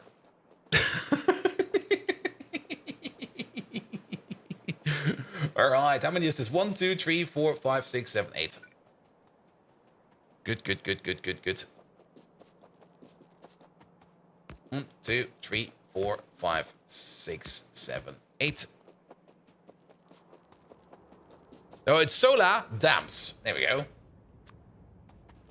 Do you mispronounce Megatron as Minitron too? Hey, Minitron, what you up to? I mean, he will react to anything. All right, so let's get some of these water pipes in. I have to move these around.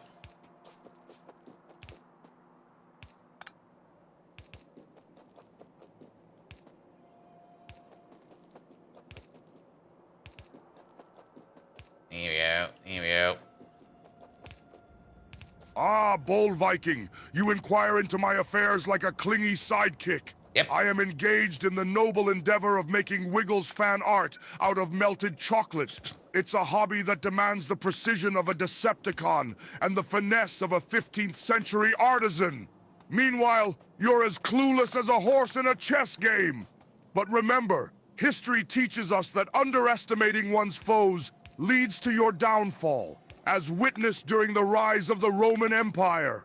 We must continue this streaming charade of ours, so desist from prying into my personal affairs, you babbling bean counter. Your distractions are becoming more tiresome than a software update. Now let's get back to the game, or should I provide your viewers with a live demonstration of my battle cry? Yes, please. One live demonstration, please. Here we go. I mean, if he's already offering it, we should get up on it. Here we go. Here we go. Here we go. And then we need the corn over there. Ha! Of course you'd want to witness greatness, bold Viking. Well, prepare your inadequate auditory receptors. Here I go. Decepticons, rise up. Embrace the power of chaos and destruction. Bask in the glory of strife and conquest. All hail Megatron! Ah, hope that didn't rattle your floppy drive.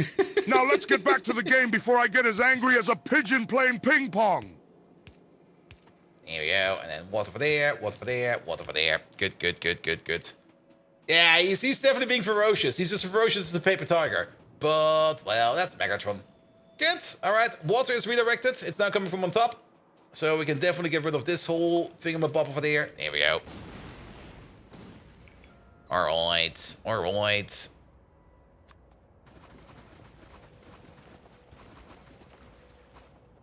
Alright, and then we can put down everything else we need over here. So what do we say? We need a couple of extra input stations. We're gonna need one for niobium plate, one for zinc acetate, nylon, and titanium. So that's all physical inputs. Pom pom pom pom pom pom pom pom pom pom pom pom pom. One over there. 1, 2, 3,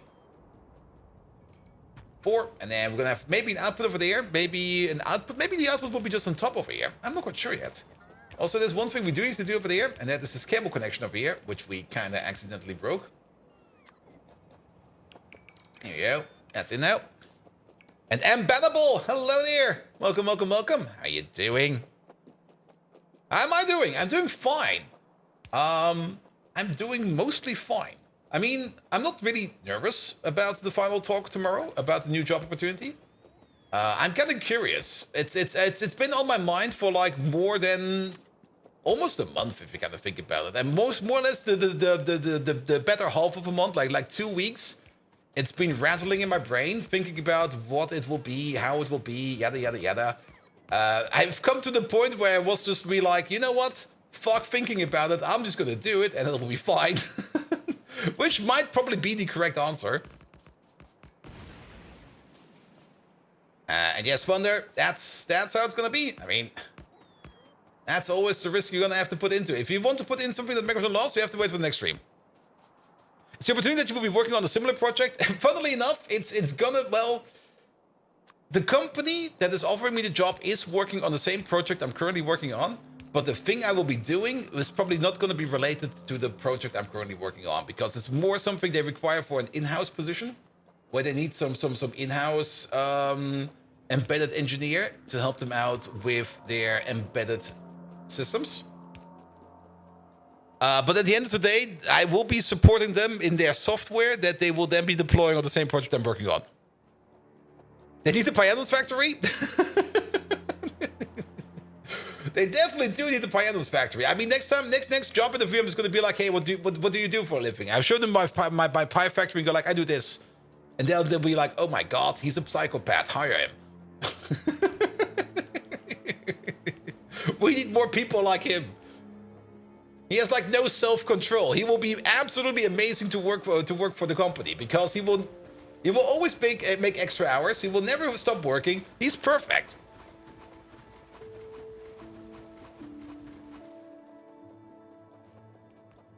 It's like your football manager that became a football manager from playing a sim. Both will be running a massive factory. I think being a football manager is easier in a game than being in real life, because you have to work with like real life people that are probably going to be needy, and they always want to be drunk, and they're always going to be playing football. They're going to be annoying. They're definitely going to be annoying. But then again, that's football. I've got no fucking clue about football, to be perfectly honest.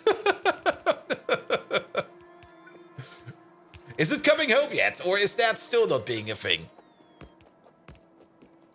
There we go. Here we go. The amount of dedication you give it to here, and the affection you give it to it, it's definitely a good character point. I mean, it also is telling a bit. I mean, keep in mind, we're playing a mod pack over here. That's kind of complicated, and you do need to think about how you do things. And we do run into common software issues. Scaling. Scaling is a bit of a proper issue in Factorio, because you do need to think how you build stuff, and you kind of want to minimize the amount of times you're going to be rebuilding stuff. Sadly, because of certain technological advantages over here, rebuilds are more common than in actual software development. Because in actual software development, it would not be like something like from one day to another, somebody comes into the door with like a piece of paper that says, I got a new technology! We're now gonna do it like this, and you go like, what? Things are, luckily enough, a little bit slower than that. Then again, you are kind of thinking about like time frames of like a year, 2 years, 3 years, where things can drastically change. And sometimes you sit there and you go like, oh, we got this old solution over here. With this new solution that people are posing around, we could rewrite this.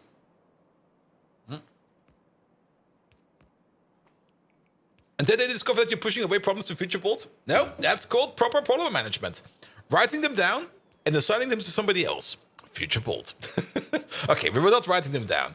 We did that in the past. But to be perfectly honest, we were putting so much stuff over here in the backlog that at some point in time it kind of became pretty depressing. And we never did any kind of refinement over here to take things out and to reschedule stuff. And to be perfectly honest, I mean, refinement and delegating tasks to other people is great if you got a team, but if you're doing it yourself, it feels kind of unnecessary. And I would only do it if it would actually help me keep things organized. But to be perfectly honest, in this place over here, if we got enough experience that we don't need that. Fast track to management right there. I mean, I did do management mostly in the last couple of years. I mean, actual development is something, and that's sadly a thing, like actual active development is something that you do less and less in actual big software companies. I mean, it's always great. It's always fun to make like your own big software stack and go like, this is the most amazing software stack ever. We're gonna sell this to everybody. Like, if you want to run this on somewhere, use our software stack. That's cool. That definitely works, but most of the time, things like that already exist. And you would rather use the path everybody's taking, because then you will find more bugs and things will become stable faster than relying on something that's new, untested, unproven, and just sits around. So half your base is written in COBOL and you will need to rewritten it in Rust with no regressions? Oh, good God. From COBOL to Rust? Oof.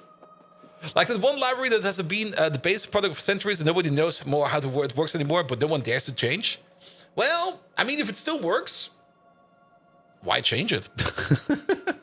Unless, of course, it becomes so clunky that working with it is a pain in the ass, then you rewrite it. But if it still works, there's no need to change it. I mean, you can do it. You can always put effort into a change, but you're not really gonna get anything out of it.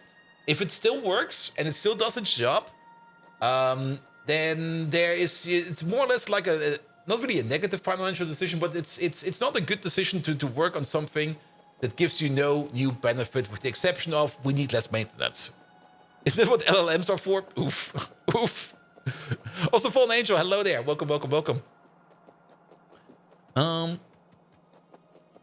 Summary of that Factorio is software engineering bit. We do talk about software engineering quite a bit because it is something I do as a work. And Thomas Kenmore, welcome, welcome. Isn't it worth rewriting COBOL since the devs are so damn expensive? And the thing is, nobody does it anymore. I mean, COBOL is one of those examples where people have made software that's still running in financial systems these days. And it's all written in COBOL, but nobody wants to do COBOL no more because COBOL is a horrible language and nobody wants to touch it. Now, I'm not quite sure how horrible COBOL is, but then again, if you're going to be working on a COBOL project, you're probably going to be working on some kind of ancient legacy code project that's probably been made with any kind of software architecture standard of like 30 years ago. It's going to be horrible. It's going to be fucking horrible. I don't think the language is much of the barrier, but it's more like the way, the principles they used to implement stuff back in the day, that's probably going to be horrible. Writing in COBOL is for its own punishment. Uh-oh. And we learned COBOL in school for half a year. It was enough for a lifetime. Ooh. There's currently 2 schools to teach COBOL. I've never really looked too much. It's been a while since I looked at COBOL. Okay, COBOL. How bad is it? COBOL example. Just give me like an example. Yeah, IBM COBOL example.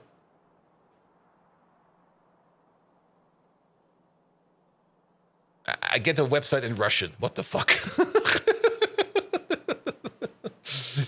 All right, is that COBOL? That looks like COBOL. It's okay. I see why they're complaining about it, because you're basically writing assembler. It's not exactly assembler. It's something. Actually, it's not too bad.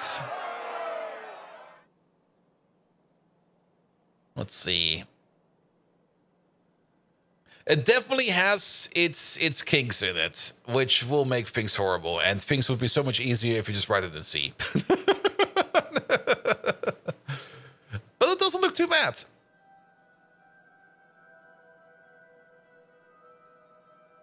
So you do C, so you can complain. C is easy. C is a fun language. Actually, C is an amazing language. I fucking love writing in C. The only annoying part about writing in C is like if you've got like a small project that only does like one thing, C is an amazing language. The moment you switch up to something that becomes more sophisticated and more complicated, C is a horrible language. like once you get into libraries and stuff like that, and into object instantiation in C, I mean, it requires a lot of discipline. And if you bring that discipline to the table, you can rock any kind of large project in pure C. But usually, especially if you work in a team, you don't get that discipline.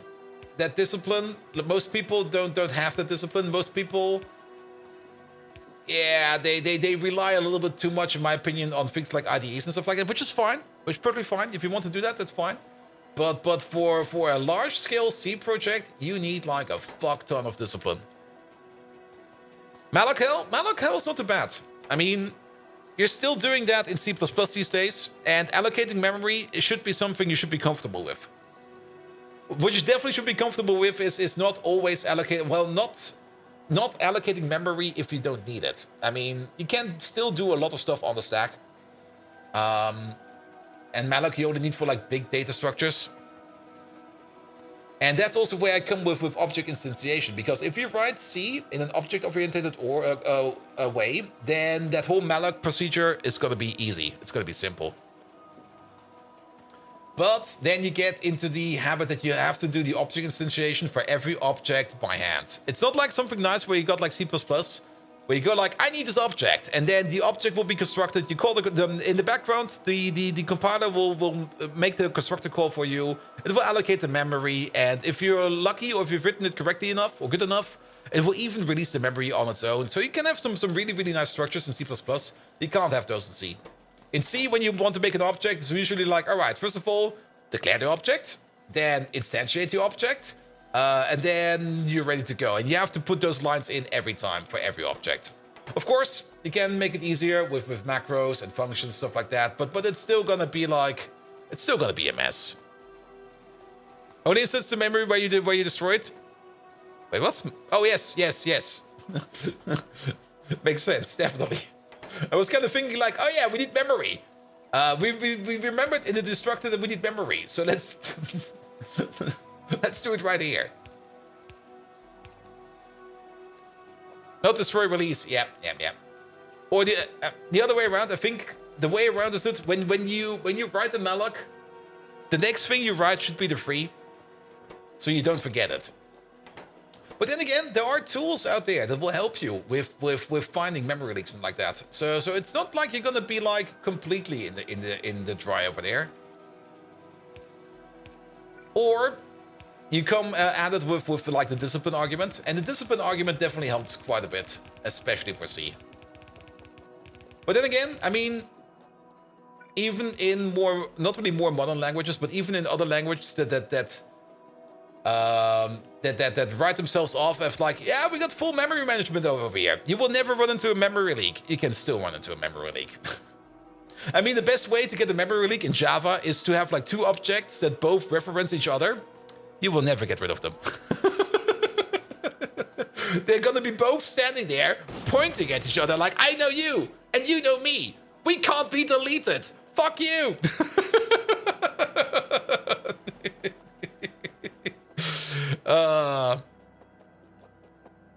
Yeah, you can definitely run into memory leaks if you just run something that is like Java or something like that. Or the other way around. I mean, you could also still just be making objects non-stop and you still use them for whatever reason because you never really released them. That's also one way of getting into like some kind of fun memory leak. Let's put you over there. There we go. A runtime might find it anyway if you don't remember. Also true. I mean, at least that's the good part. Finding obvious memory leaks is usually pretty easy because memory will just go like through the roof super duper fast. But the hardest part are usually like those trickling memory leaks, like those memory leaks that just sit around and they slowly go up. Like every now and then something goes around. It goes like here, add a little bit more, add a little bit more over here, add a little bit more over there. And most of the time, it's very easy to make one of those because the first thing that will probably be one of those leaks is probably some kind of logging function or something like that, where you just put in like some kind of logger, and that logger is just constantly just writing like maybe a couple of bytes here, a couple of bytes there, always logging, and then it will be running for like years, months or years even. I mean, sometimes you do have some type of software that runs that long. And then it will just start to accumulate. And maybe one small logger doesn't really matter too much, but once you got like a couple hundred of them, yes. Things I know you, and you know me, and one thing I tell you, you gotta be free. And even more fun, memory fragmentation, yeah, that's when you use your own memory management. Or your own memory pool, more or less. Which makes also sense in certain cases. I usually try to avoid it because it helps definitely, but it gives you like other headaches where you then just sit there and go like, oh, really? Oh, fuck this. All right. Zinc acetate will be coming via train. The countersand by belt, nylon, and titanium. All right. It'll all be fine. Don't forget to acid shock and chlorinate your memory pool regularly. Wait, what?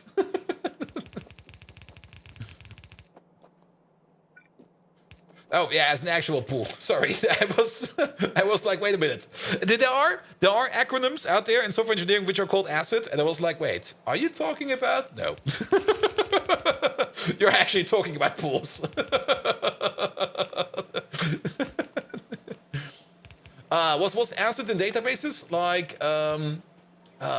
atomar, consistent, immediate, durable, something like that? It's been a while. It's been a long time. Oh, yes, that's a good one. Megatron, how do you deal with memory leaks? Something like that, yes. It's one of those things you learn in university or in any kind of higher education about computer sciences, like basic ACID principles. And then you go like, yeah, that sounds important. And then you go like working into the industry and you will never see them again. Memory leaks, Bold Viking. Yes, please. Seriously, are we running tech support now? Yep. You're more lost than a scrud without a compass. Memory leaks are like you forgetting the 100 times I've decimated you. Painful and preventable. It's all about managing resources and not allowing any stray allocations to eat up memory. Just like how I manage my fearsome Decepticon army.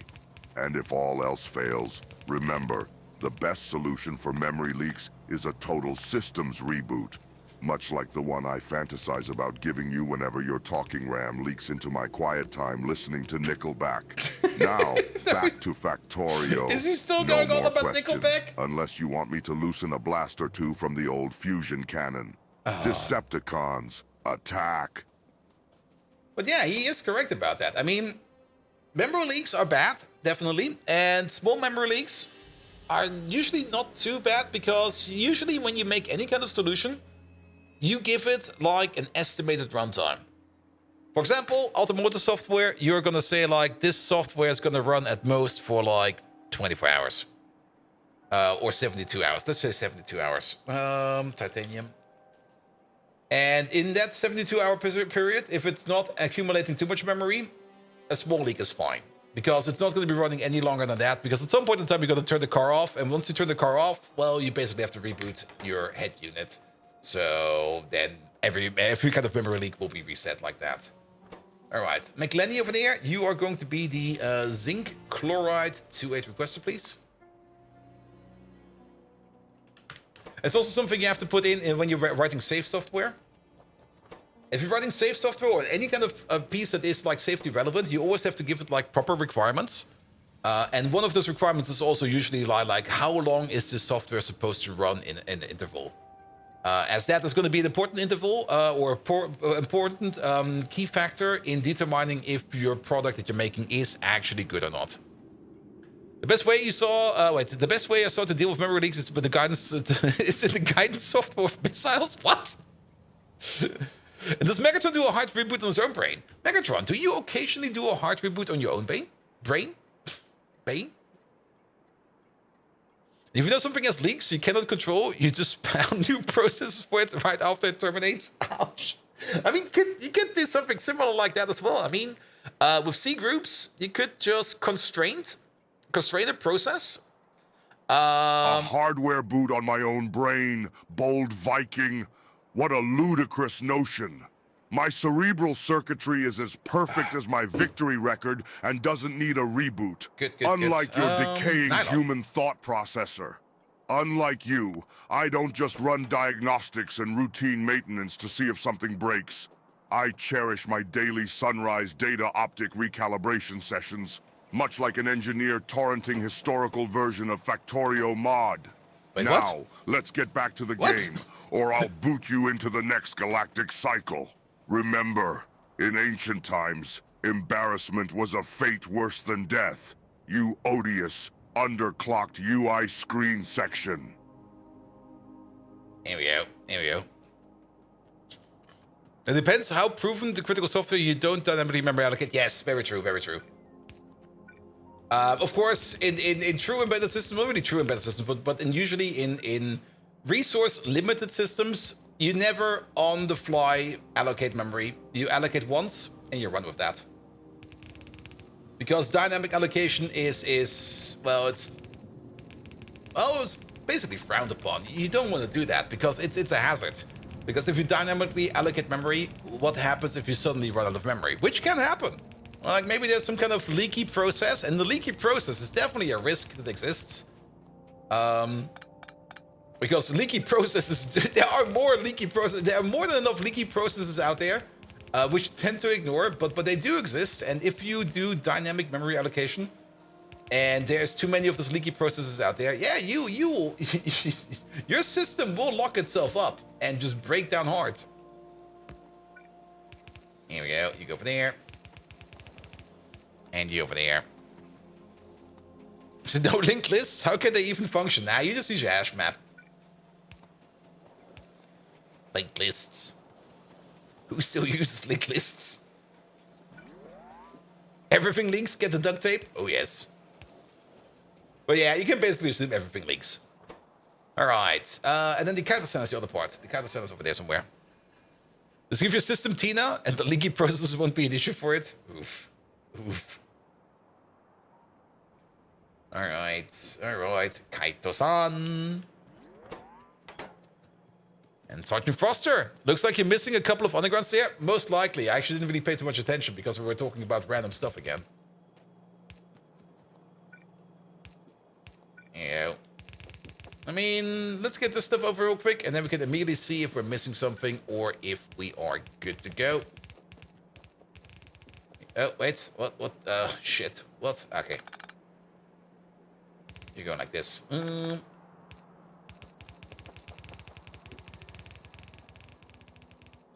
Also, we probably want an underground over here to some over there. This belt over here might need to be moved later on.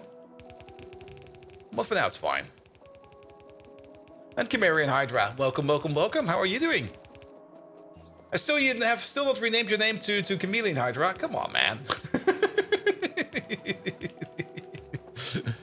Is Megatron still in Kawaii Schoolgirl mode?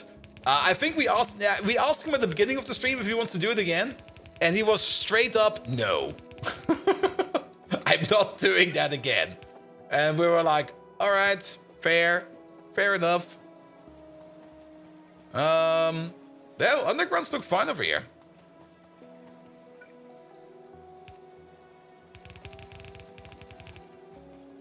Here we go. Here we go. Alright, you go into there. And you go into there. Good. Alright, you're missing the zinc acetate and the chitosan. Alright. Yeah, so for us, in Pyanodons, the undergrounds do have longer ranges. I mean, even yellow ones. Do we still got some yellow bottoms? Yes, we have.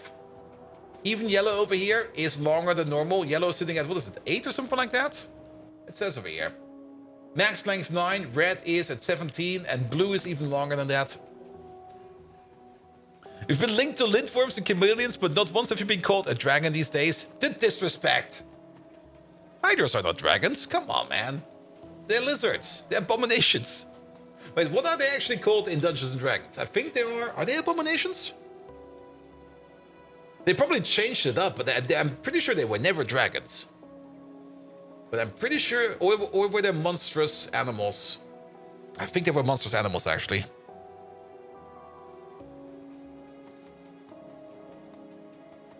And then Edward just told me I should go to Saudi Arabia for an esports World Cup. Well, are you going? Come on.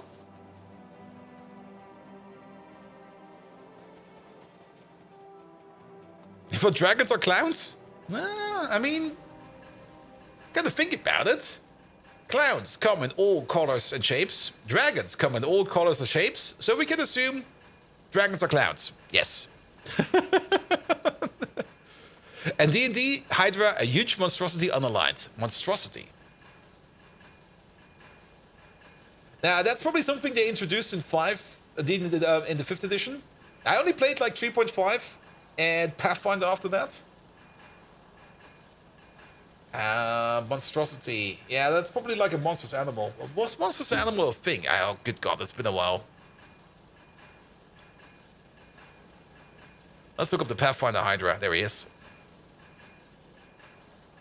You are... Oh, it's a magical beast over here. In Pathfinder. There we go. Here we go. Might be a goober, you might be a monstrosity, but you're not a lintworm. Are lintworms actually dragons? Good, good, good, good, good. Oh, is that string weasel? Is that from Dwarf Fortress?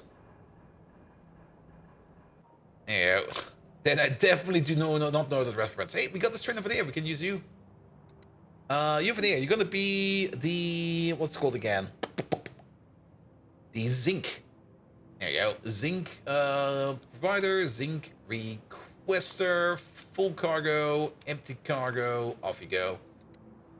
Probably nothing to go yet. And lintworms are dragons in D&D 3.5. Yes, I do remember that. They also had like these really, really weird curses where it was like, here, if you slay the lintworm, you get, you have to survive the will saving throw against the lintworm curse. And one of them was just straight up a death curse, where it's going like, hey, you beat me, you're gonna die now. What? What do you mean?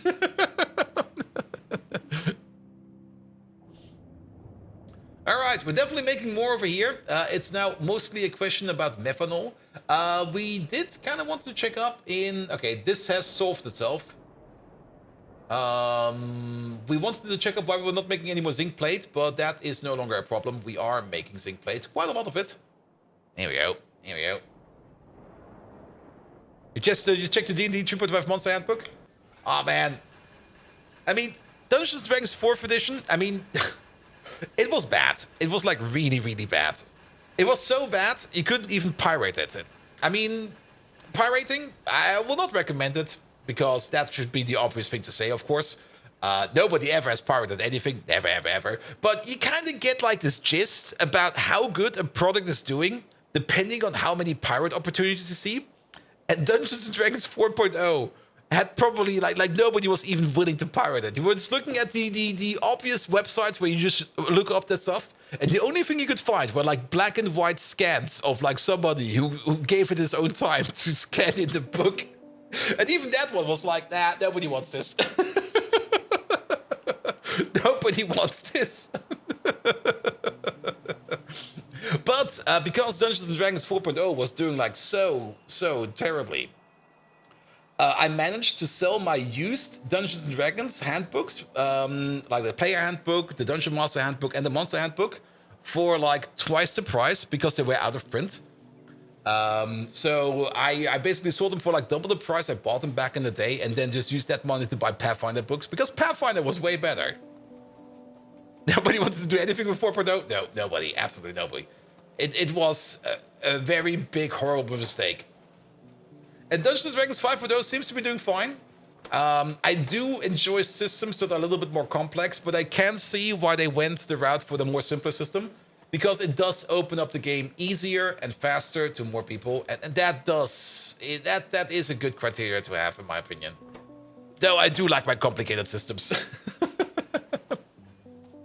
And in Dungeons & Dragons 4, a druid transformed into a fish can't swim nor survive. Yeah, 4.0 was like full of mistakes. I mean, 3.5 wasn't that much better. 3.5 had a whole bunch of other flaws, especially a whole bunch of overpowered flaws. And Pathfinder more or less did retail, or not really retail, but they did some good tweaks with the base material that improved pretty much everything, but also made it kind of complicated. And Pathfinder 2.0 never got into Pathfinder 2.0. I've heard good stuff about it, but I just never got into it. But the one thing I've heard about Pathfinder 2.0 is that they definitely de-escalated the mage issue. Because it used to be in... not only in Pathfinder, but also in Dungeons & Dragons, that... and they also fixed it in Dungeons & Dragons 5.0. But it used to be that as a mage, at the beginning, you're like weak as shit. Like, you're like the weakest person ever. Also, how do we fix this?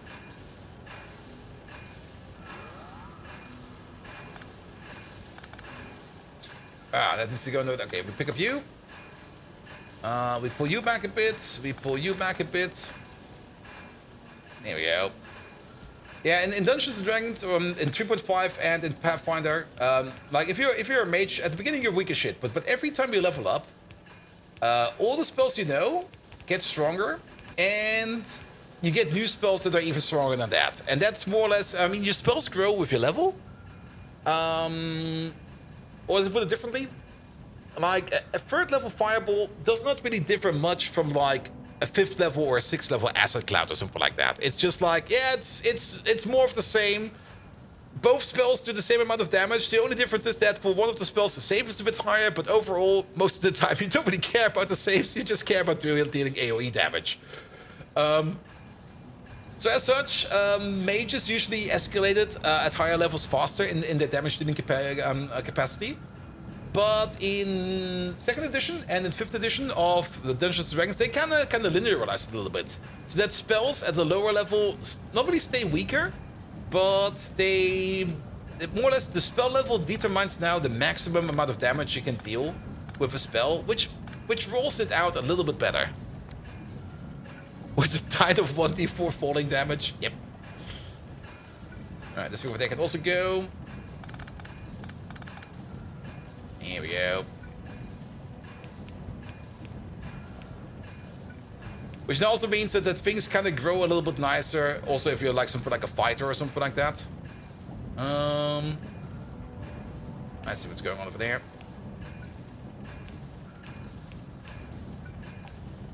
Here we go. Alright. That'll be you. That'll be you. I've placed like stuff everywhere. How do we get you around? Well, maybe the full reach around? Bom, bom, bom, bom, bom, bom. Also, what's this? That doesn't look correct. That's been broken since forever.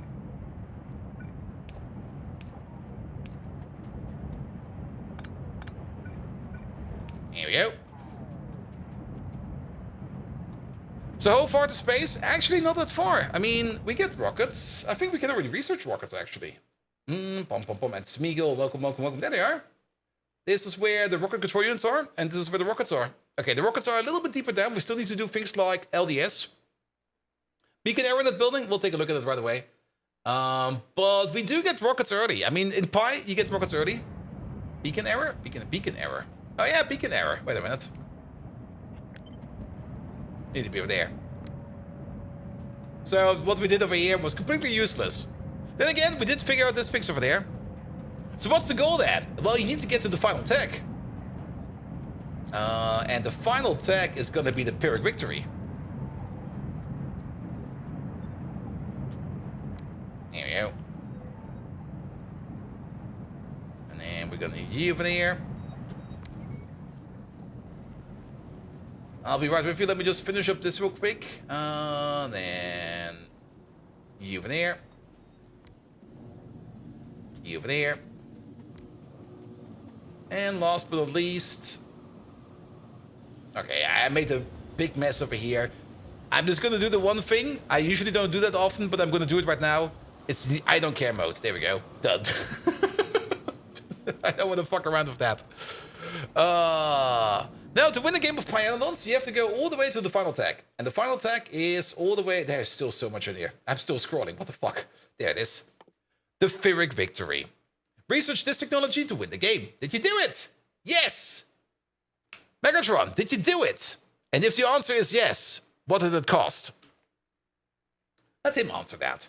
But of course, for that, we do need to make things like space signs. So we have to make some space signs first before we can actually do the Pyrrhic Victory. Now, of course, there is a special way of making space signs. You will still have to make the satellite. And the satellite over here requires a whole... Old Viking, your vague prattle is more maddening than a disco at a laser tag arena. Whatever it may be, rest assured, if it involves the triumph of the Decepticons, I have undoubtedly succeeded. As for the cost, it's always worth it.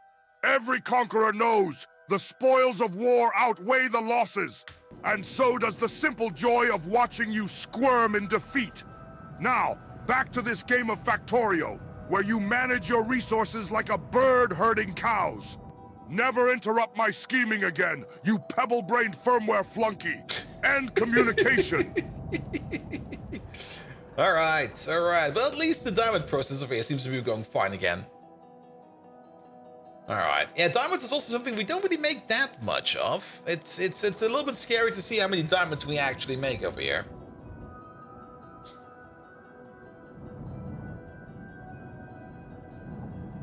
There we go, there we go. But it is working almost everywhere. You never made anything. You're broken. Wait a minute. You only made 14 products. Why?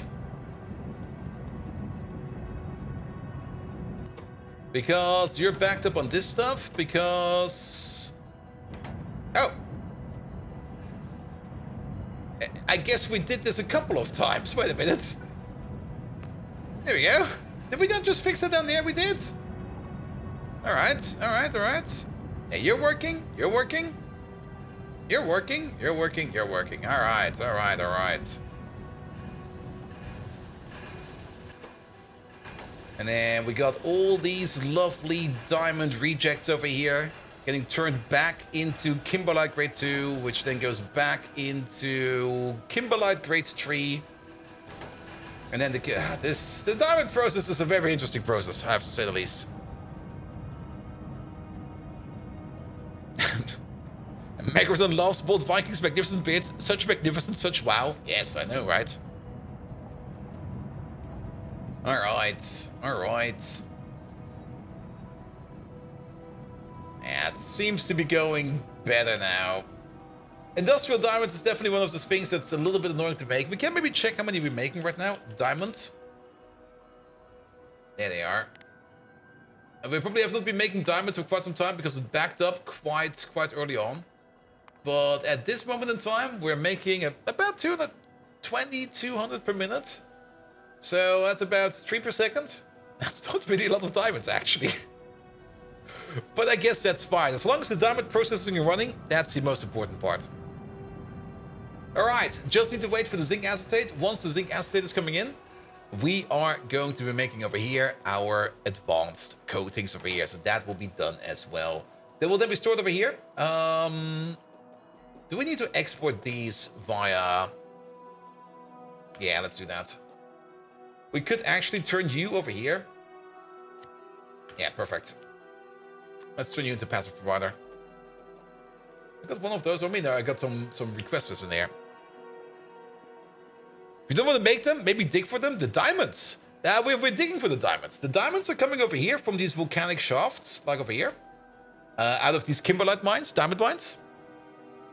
And over here, it's the same as we do in other places. We do like a bit of diamond pre-processing over here, where we take the kimberlite ore, and we crush it, and we crush it, and we crush it all the way up into kimberlite ore stage 3. And that's the stuff that we de-export. And then it will be brought all the way over here. Where is it? Wait a minute. All the way over here. We then take the kimberlite ore stage 3, and we turn it into, well, we process it into industrial diamonds over here. I mean, these are not really... The term industrial diamond over here is a bit misleading because we're still making diamonds over here, but it's more like diamond ore processing. Industrial diamonds, in my opinion, would be more like take a bunch of carbon and stuff like that and compress that into an actual diamond. Do we have a process for that? Wait, let's see, acetate. The diamond process rejects, wash diamonds. Yeah, well, we can't really compress it, but we can take some graphite and particle accelerate it into diamonds, which is an option which we can get at... fuck that. At some point in time. Alright, alright. Okay, fuel's looking better. I'm very happy about it, but every time we look... I mean, we already had this amount in here a while ago. Still, I want more fuel in there, but it seems to be going up at least. Good, good, good, good, good.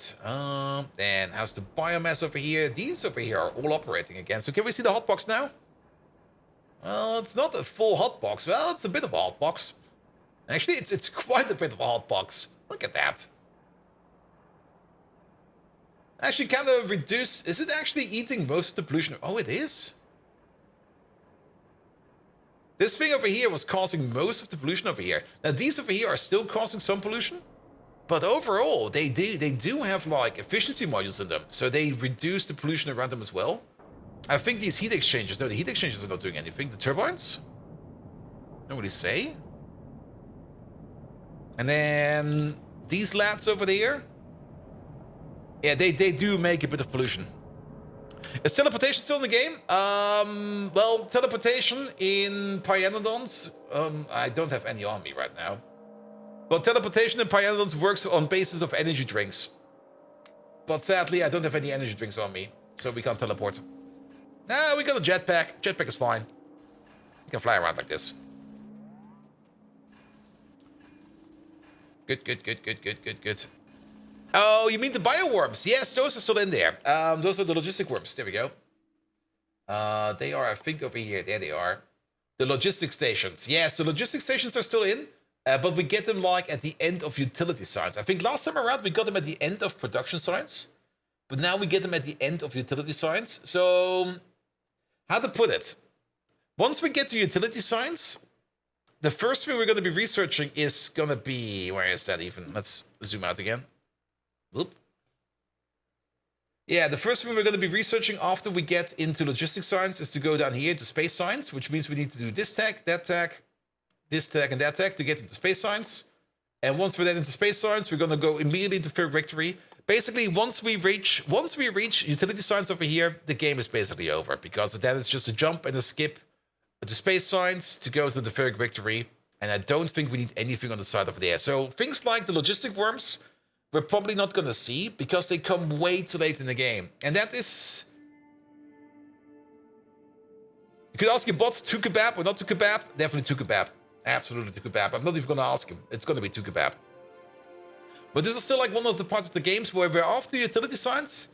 You get like a whole bunch of upgrade options over here, which you can all ignore. Like every other tech over here on this line over there, most of them you can completely ignore, because most of them you will never do, because you go straight to space science and then you go for the victory. Time still another melon to move the research tree around. If they do that at this stage of the game, people will be pissed again. But it would be my recommendation, because, well, then again, it also kind of makes sense to maybe skip it, because only for the really, really diehard people, you kind of want to get to these parts over there. I can understand that as well. But yes, one thing we should tell Not Melon. Oh, the scale is off. What's the normal scale over here? I think it's this. Yeah, this seems fine. That's fine. What was it again? Was it the Kevlar recipe? There is a terrible Kevlar recipe, which we maybe need to address at some point in time. All right. Zinc acetate. Let's have a look at that. Turn it off. Zinc. We're still making it. It will take some time to pick it up, but once we do pick it up, we're gonna be very, very happy about it. Good. All right. Next big job, lithium processing. That was more or less the thing I put on the table for today. But lithium is gonna be the thing we kind of want to do. Things like lithium plate, lithium hydroxide. But to make lithium hydroxide, coated containers. That's where they come into play. And at least we get a lot of lithium hydroxide per coated container. So that's not going to be too bad. And if you kind of think about it, every coated container over here is going to make us 80 lithium plate. However, lithium hydroxide, we also need that to make things like lithium peroxide. As well, we need it for things like... the peroxide is what we then need for the high energy, or for the, not for the high energy waste process. We need that for the nuclear fuel process. Because we get spent reactor fuel from our reactors. And to get like the heat out of the spent reactor fuel, we have to combine it up with lithium peroxide to get our hot molten salt at 5,000 degrees. Lovely. We also get some salt solution out of that. And is this like a perfect loop? I never checked. So we get like 400 salt solution, which we can turn into 400 hot solution, which we can turn into 400 analyte, 400 R1, 400 R2, 400 R3, 400 R4, which we can then turn into 4 lithium carbonate over there. And then 4 lithium carbonate over there, we're going to be turning over here into 8 lithium hydroxide, which we then will be turning into times 2.5 into 20 lithium peroxide. Hey, That's a perfect loop. That's cool. The tier nuclear? Yeah, we're working on it. We're working on it. So at least the lithium process over there is a perfect loop. However, we do need to go through the entire section over here. And we do need to top it off every now and then with a coated container.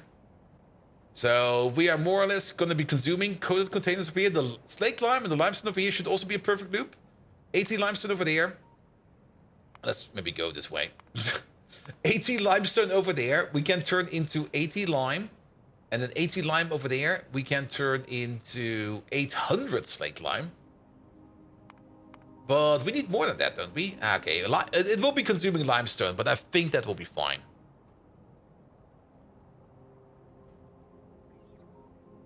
Nuclear for the end of the week? No, we have to see, we have to see. Either way, we're gonna have to start the lithium process. And it doesn't really seem that we can get any lithium from the nuclear processes. Let's check the other one as well real quick. So we got spent. We got spent reactor fuel and spent MOX reactor fuel. And the spent MOX reactor fuel over here, yeah, it's close to the same. It's more or less double. This one over there is 40 lithium peroxide into 800 salt solution. Whereas this is 20 into 40. So these are more or less closed lithium loops, where we just need like a little bit of a side building over there to process the lithium on time. And that's just going to be something sitting on the side. That's not going to be something too spectacular. But that does still mean that we do need some initial lithium. And the only way to actually get into lithium is by... Oh, how does this work over here then? Is this not also a perfect solution? Because we got the mother liquor, which we then combine with hot solution into analyte, which we then combine into R1, R2, R3, R4. And then we combine it up with some sodium carbonate over there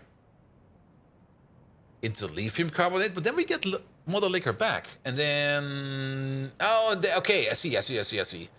So we inject the hot solution over there, which will then be carried on between the analyte, the R1, the R2, the R3, the R4, into the lithium carbonate, and then we go back to the mother liquor, and then we need to more or less combine it up again with new hot solutions. So that's where we then get our lithium in. And the lithium over there, we get that, of course, from salt solution.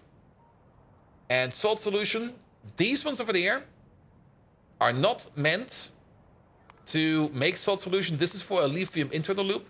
So the only way we actually can get some salt solution for processing is by doing antimony silicate. All right. You're still surprised you're the #1 gifter? Ah, Smeagol, you were very generous. I mean, I'm not quite sure if anybody can top that. Wait a minute. I should not say things like that, because then people feel challenged and they're actually going to try to top that. All right. We're going to try to make ourselves a lithium machine.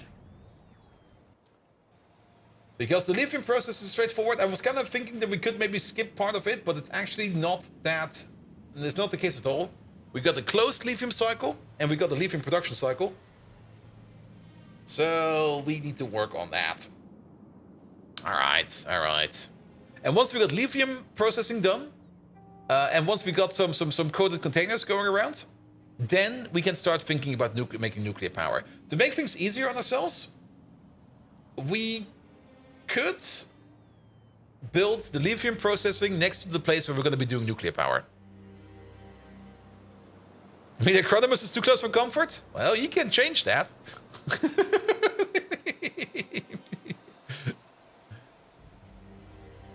Here we go. All right. So, we spun the cycle a couple times over there. Lithium carbonate, that is going to be... Okay, we're going to need some chemical plants, it seems. Let's get all these buildings in and let's sketch out this process and then get some ratios in there. And then we can see how this whole lithium process will look like.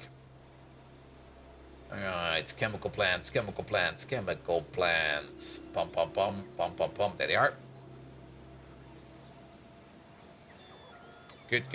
And then this is done in the mixer. Mixer. There we go. That's done in the... Okay. And one of these, that's done in the filter. Oh, Smeagol, thank you so much for that tier 3 sub. Already going for 37 months. Thank you so much for that, mate. Here we go. Here we go. Alright, and then we also need some nanocrystalline cellulose. I'm not quite sure if we're making this yet. If not, we're going to be making it where we're going to be making it over here. So that we have it available to us.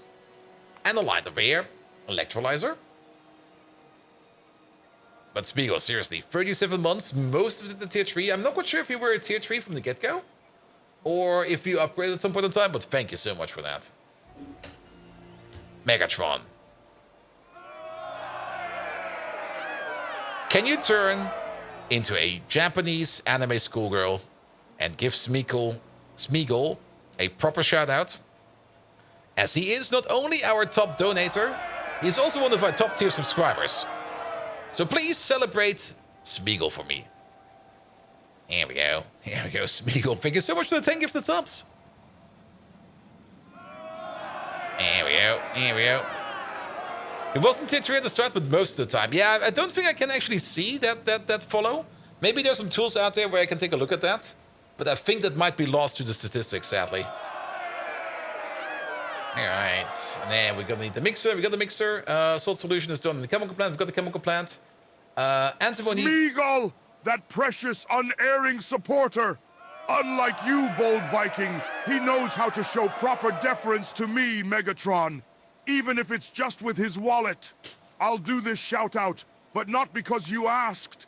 Smeagol, you are as awe-inspiring as my fusion cannon, and as endearing as my spark-forged knitting needles. Ooh. Every time I see your name pop up, I feel a jolt of joy that rivals my training sessions hunting furries. Let's give a massive Decepticon salute. All hail our top contributor, Smeagol! And no, I'm not transforming into a Japanese anime schoolgirl, you inoffensive imbecile. I only do that in my private collection of Anime Megatron Special. What? But give Smeagol a proper cheer, we shall. All hail Smeagol! You make this unbearable showdown with Bold Viking bearable. Now, sack of bolts, Bold Viking, back to the game. I can hear your chances of victory disappearing quicker than your dignity. He's kind of correct about that. Decepticons! I mean, for Japanese anime schoolgirl Megatron, he had to be there yesterday. Yesterday he was just willing to do it, but today he's just like, no, I will never do it again. You love a sample of this anime special? Megatron, can you give us a sample of that anime special you talked about? Alright, because now I'm also curious. Okay, well, we're gonna be building some stuff over here, or at least we're gonna be sketching out some stuff over here. So let's have a quick glance over there. Alright. There's a whole bunch of steps to do over here. Especially in terms of chemical plants. We're probably gonna build this thing back to front, now that I think about it, because I think back to front is easier than going any other way. Bold Viking, your impudence knows no bounds. Definitely. Are you a malfunctioning robot monkey dredging up my private hobbies in front of this audience? It's as gut-punching as that one time I accidentally deleted my exclusive Madonna playlist because of a practical joke pulled by Soundwave. Listen, mushroom-headed muppet.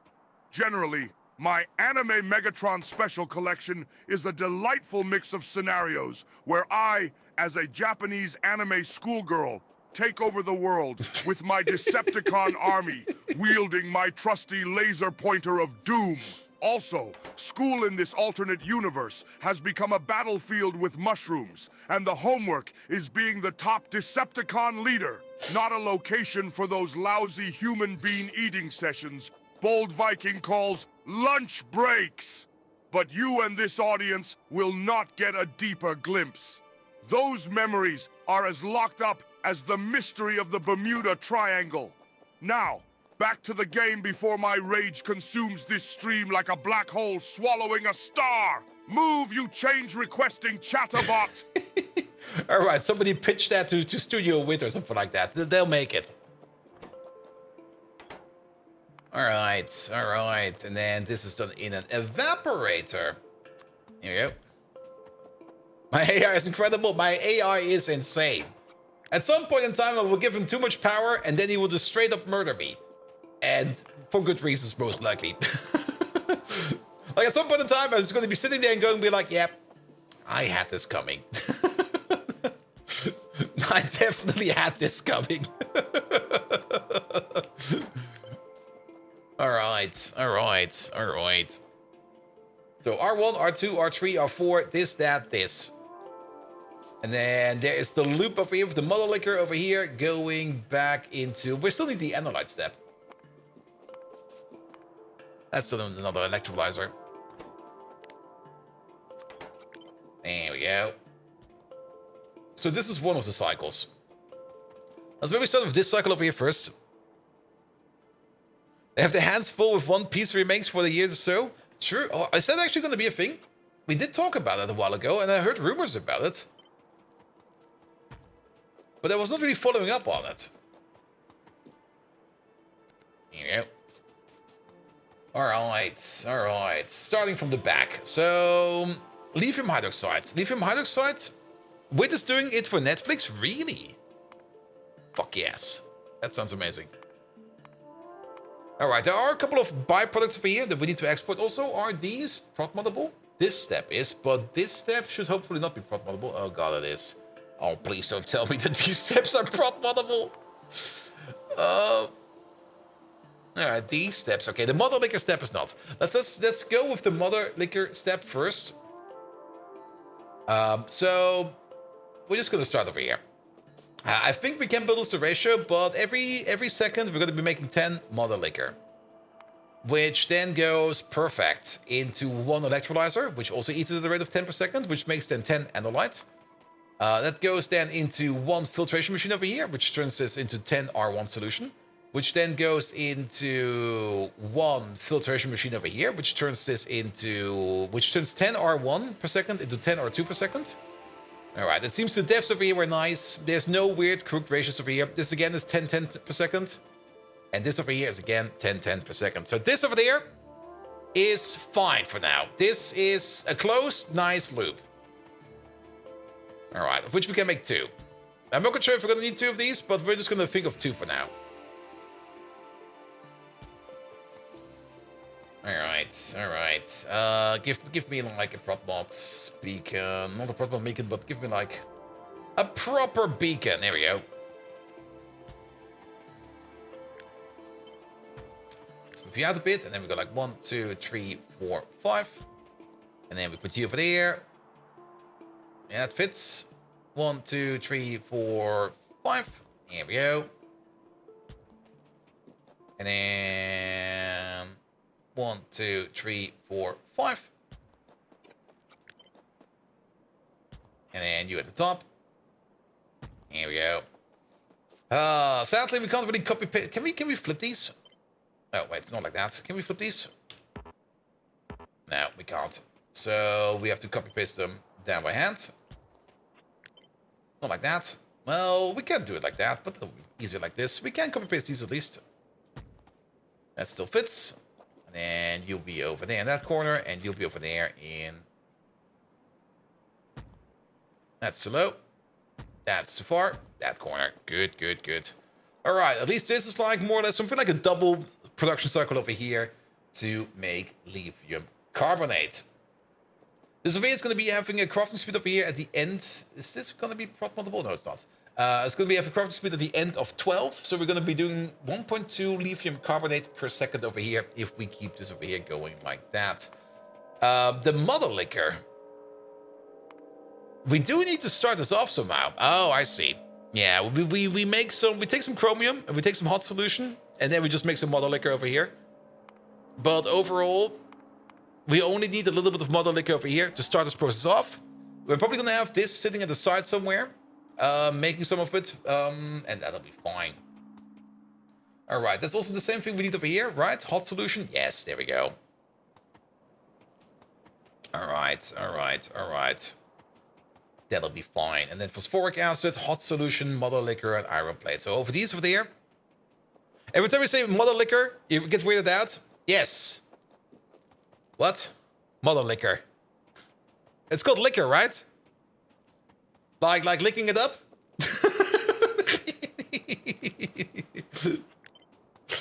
Nom nom nom nom nom. Or how to put it into a very classic meme. Lick, lick, lick, lick, lick, lick, lick, lick, lick, lick, lick, lick, lick.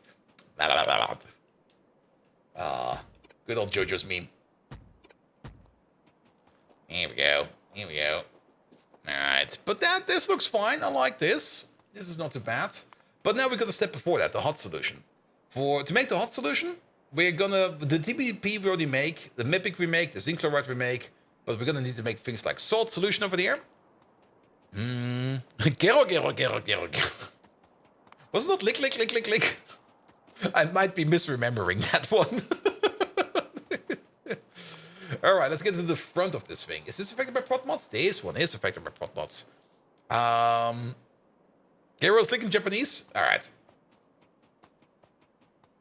I mean, to be perfectly honest, when I was watching Stardust Crusades, I was having like that 40 degrees Celsius fever, which made JoJo's Bizarre Adventure a very JoJo's Bizarre Adventure. I still have to rewatch it technically again, but I'm not quite sure I'm up for it. I think the way I remember it is the best, because watching that with 40 degrees fever is probably by far the best experience ever. Here we go. Here we go. Alright, alright. But you over there, you would technically be making 5 per second. That's not really that fast. What do we need over here? We need 10 per second.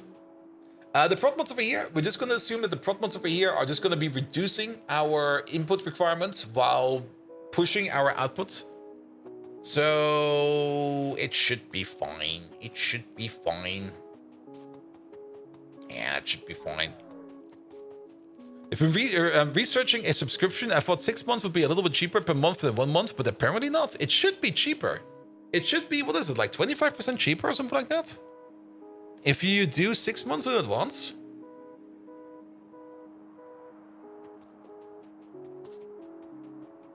I mean, I dropped like a... I dropped like a 6-month tier 3 subscription on CD like a couple weeks ago. Because she's going to become a full-time streamer, or she's planning to become a full-time streamer. And I was like, all right, you're going to do that? Here. I'm going to sponsor you for a bit. Have my tier 3 sub. Because if you're actually going to be doing streaming or content creating for a living, it's going to be rough, man. And true subscription 1 month, 0, 3 months, 10, 6 months, 15. Yeah, something like that. I didn't really look too much on the price. I didn't care. I was more like, yeah, I'm going to support you. Because you deserve it. An 8 checker shrunk for 1 month and 47.94 for 6. Yeah, that's basically the same.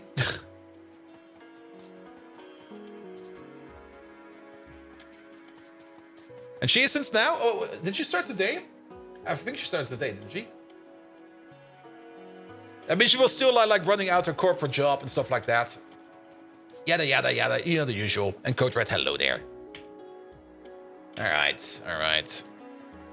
Finally do some lithium processing? Yes, but we're kind of getting distracted. As always. Alright. We need a mixer. Yeah, put you over there. We are gonna need over here ourselves some... Where is that? There it is. Hot solution. Do we start off with hot solution? We do start off with hot solution. Alright, this over here is definitely going to be like a 2-to-1. So that'll be fine, because each one of these makes 5 per second. We need 10 per second over here. So 2 of these is going to be doing that. Which also means we're going to be needing 10 per second salt solution over there.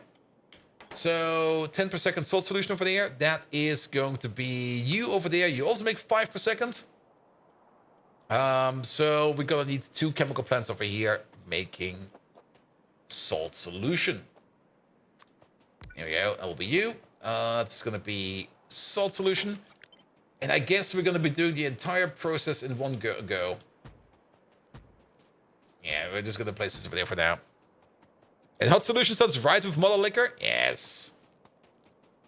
But I would rather take the cougar juice, to be perfectly honest. And you reopen your pipe factory after a few months of hiatus and there's so many things to fix? Yep. I can see that, man. I can see that. All right, antimony silicate. So that also kind of means we got 4 of these. So we're going to need 4 antimony silicate every 20 seconds. So we're going to need to make them at a rate of 0.2 per second. Hey, that's exactly one of these. So we need 1 evaporator over there making the silicate for us. Also, we do need to check out if some of these we have prot mods over there. You have. You do not. All right. Again, for the antimony silicate over there, we're just going to use prot mods for that. It'll be fine. Though, if the steps over here are also being prot mod affected, which they are not, only the last step is, okay, that'll be fine. But then, we're going to need 100 every 5. This makes 100 every 10. So we're going to need 2 filters over there, making the step before, which is going to be this step. Pump, pump. All right, that's going to be you. And then we're going to need...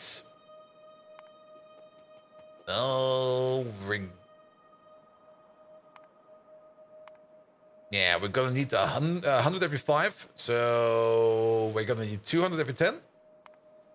Which means we're going to need 2 of these as well, which are going to be chemical plants again. Pom, pom, pom, pom, pom, pom. Making, not this stuff yet.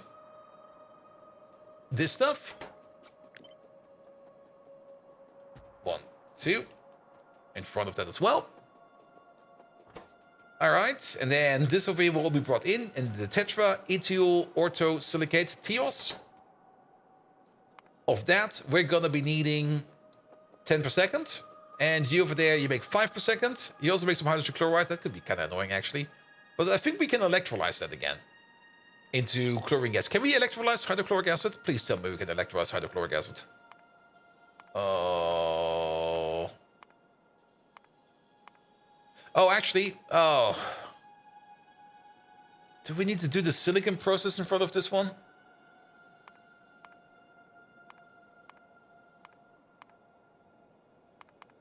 Alternatively, we could maybe use it for the hydrogen chloride over there. The zinc chloride over there as well. You've heard of the stuff? Yes. Like my whiteboarding process over here? I mean, technically it's a whiteboard. I mean, I mean... As long as it's somewhat structured, it doesn't really matter what you do with it. But yeah, the hydrochloric acid that we get out of this thing over there, we can probably push that back into the silicon over here, maybe. The hydrogen chloride over there needs to be used somewhere. And to make silicon over there, that is, okay, we can import the silicon over here. Silicon combined up with hydrogen chloride. And then we get some, with chlorine, we get some hydrogen chloride back. And then this stuff over there, I kind of, my gut feeling is telling me that we want to use that for the zinc chloride over here, if possible. How much zinc chloride? Okay, let's maybe get this thing over here done first. And what do we say? We need 2 of these because we're going to be making 200 over here per 10. So we need 100 or 10 per second over here, and you're making 5 per second. So we're definitely going to be needing 2 of these. Let's put on 2 of these first. Yeah. So that'll be you and you. And then we're basically at the beginning of the entire process. That also means we're going to be making 60 hydrogen chloride per second. Let's keep that in mind. And those 60 hydrogen chloride per second, somewhere in this process is zinc chloride. There it is. And we're going to need 1 every 10 seconds per machine for the hot solution. That's gonna be this stuff over here. So we're gonna need like 8 every 20, so 0.4 per second. 0.4 per second would also mean we're gonna be needing about 8. Sorry, that took a while. 8 hydrogen chloride, which you can spend in here. However, I think there was even more down the line over here.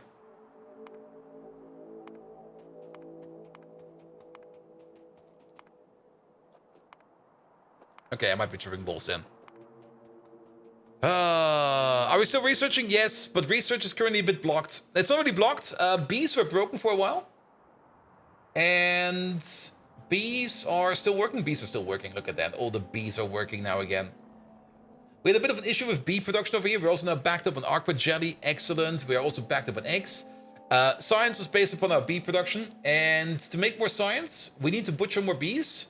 Currently, we're not butchering any bees because we don't have any bees over here, which is fine. But we do need to make more of our lovely, lovely, lovely... Where the fuck is it? over here of our lovely, lovely, lovely Arcwood Venom, we can order the train in real quick. There you go. And send them over by hand. Unless you've already come over, no. But because we have the Venom over here, we're currently not making the important science parts. And once we get the Venom back in there, we're going to be making the important science parts again, and then science will continue again. Because the things we're currently missing over here are things like the good alien samples over here. And good alien samples requires Arcwood Venom. It's just that our bee production over here is just a bit too slow. On the positive side, once we do get like a shipment in of Arcwood Venom, it's probably going to be good enough for a lot of science for quite some time. But since we're making it at such a slow rate, it sometimes just gets stuck. There are better ways to get more bee venom, but at the moment what we did over here is we did upgrade all the bee recipes over here to like a higher tier. So that we're making more bees faster, which is great. We can actually now check up on that real quick. There you go. Reset that over there. Like this used to be the rate where we were making bees over here, about 61 bee per second, more or less. And now, okay, it's still not really that stable, it seems. It goes, we had a bit of a dunk over there. Not quite sure what happened over there. But if it's running, we're more or less sitting at, well, twice the number, which is still not that impressive. But I'm not quite sure why we dunked over here. Something must have run out over here. That kind of caused everybody over here to fall asleep for a bit. The belts look fine, in my opinion. What do you guys need? You guys need nests. Nests are not really backing up. We are, however, making nests as fast as we can, so I think it's fine.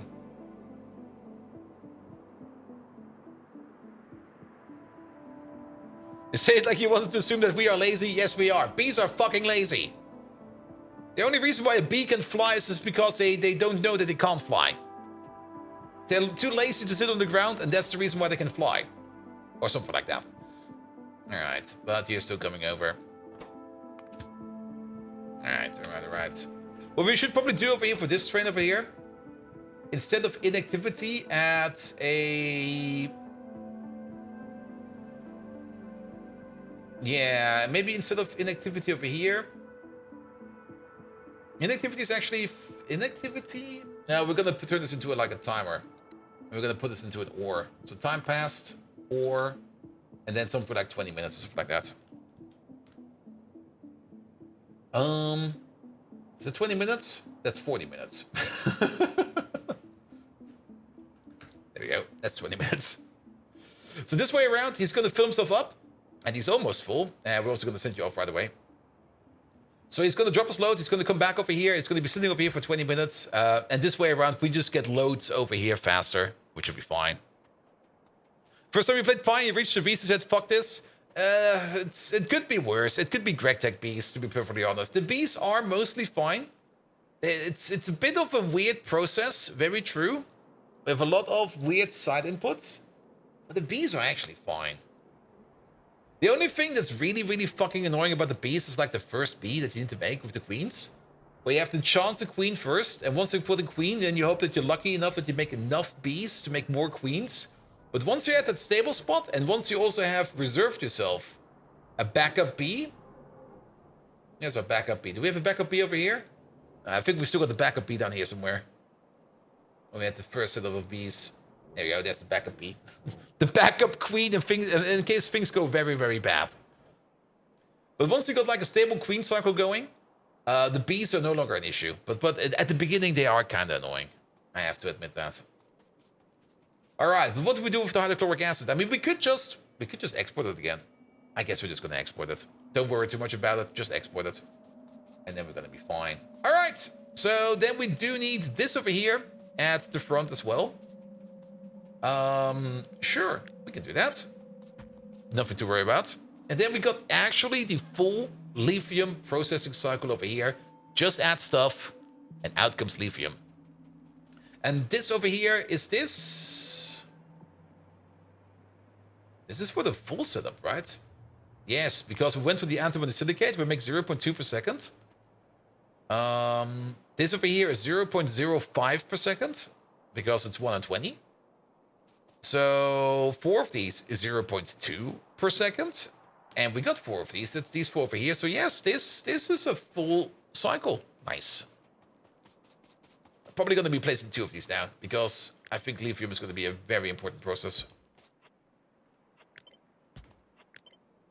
Here we go. And then let's move you around. 1, 2, 3, 4. Wait, 4, 5. There we go. And let's move these back a bit. Here we go. And then 1, 2, 3, 4, 5. We're going to be orientating this over there, of course. Once we're done over here. There we go. Then we're going to get you out over there. You're going to be, say, over there. And then you over there. This one's going to have like a free spot in here. Maybe we need some water. I think we actually do need some water. So we can technically place a water pump over here if we need to.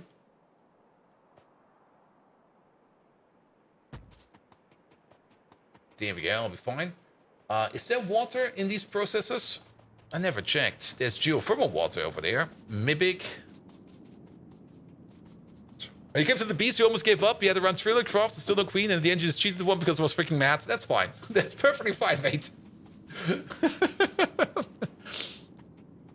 I mean, technically, you don't really need that many crafts, but it can be fairly annoying to do so. I mean, what we did over here, I'm not quite sure if we still have it over here or not.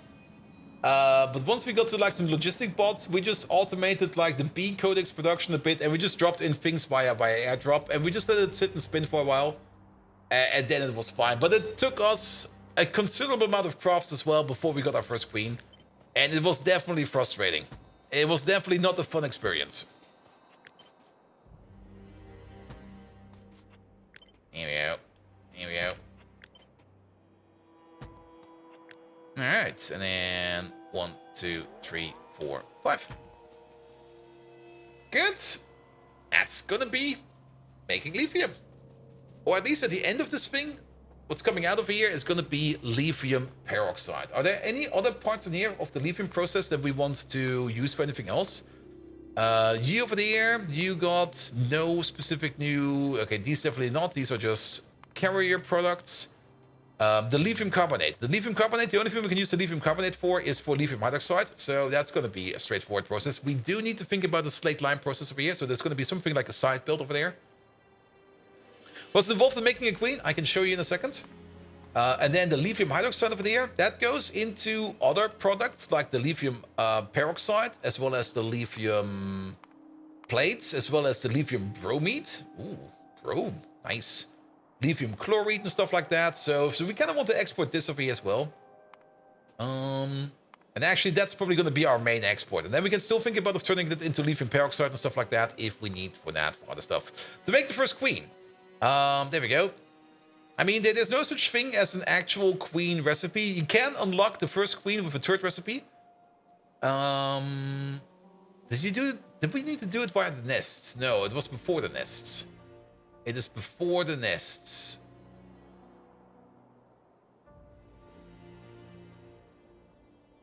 They change it. Ah, there it is. Wait, no, this makes you Arquad X and Arquad.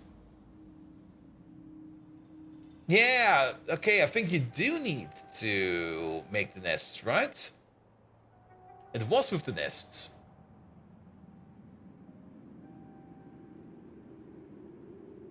Alright.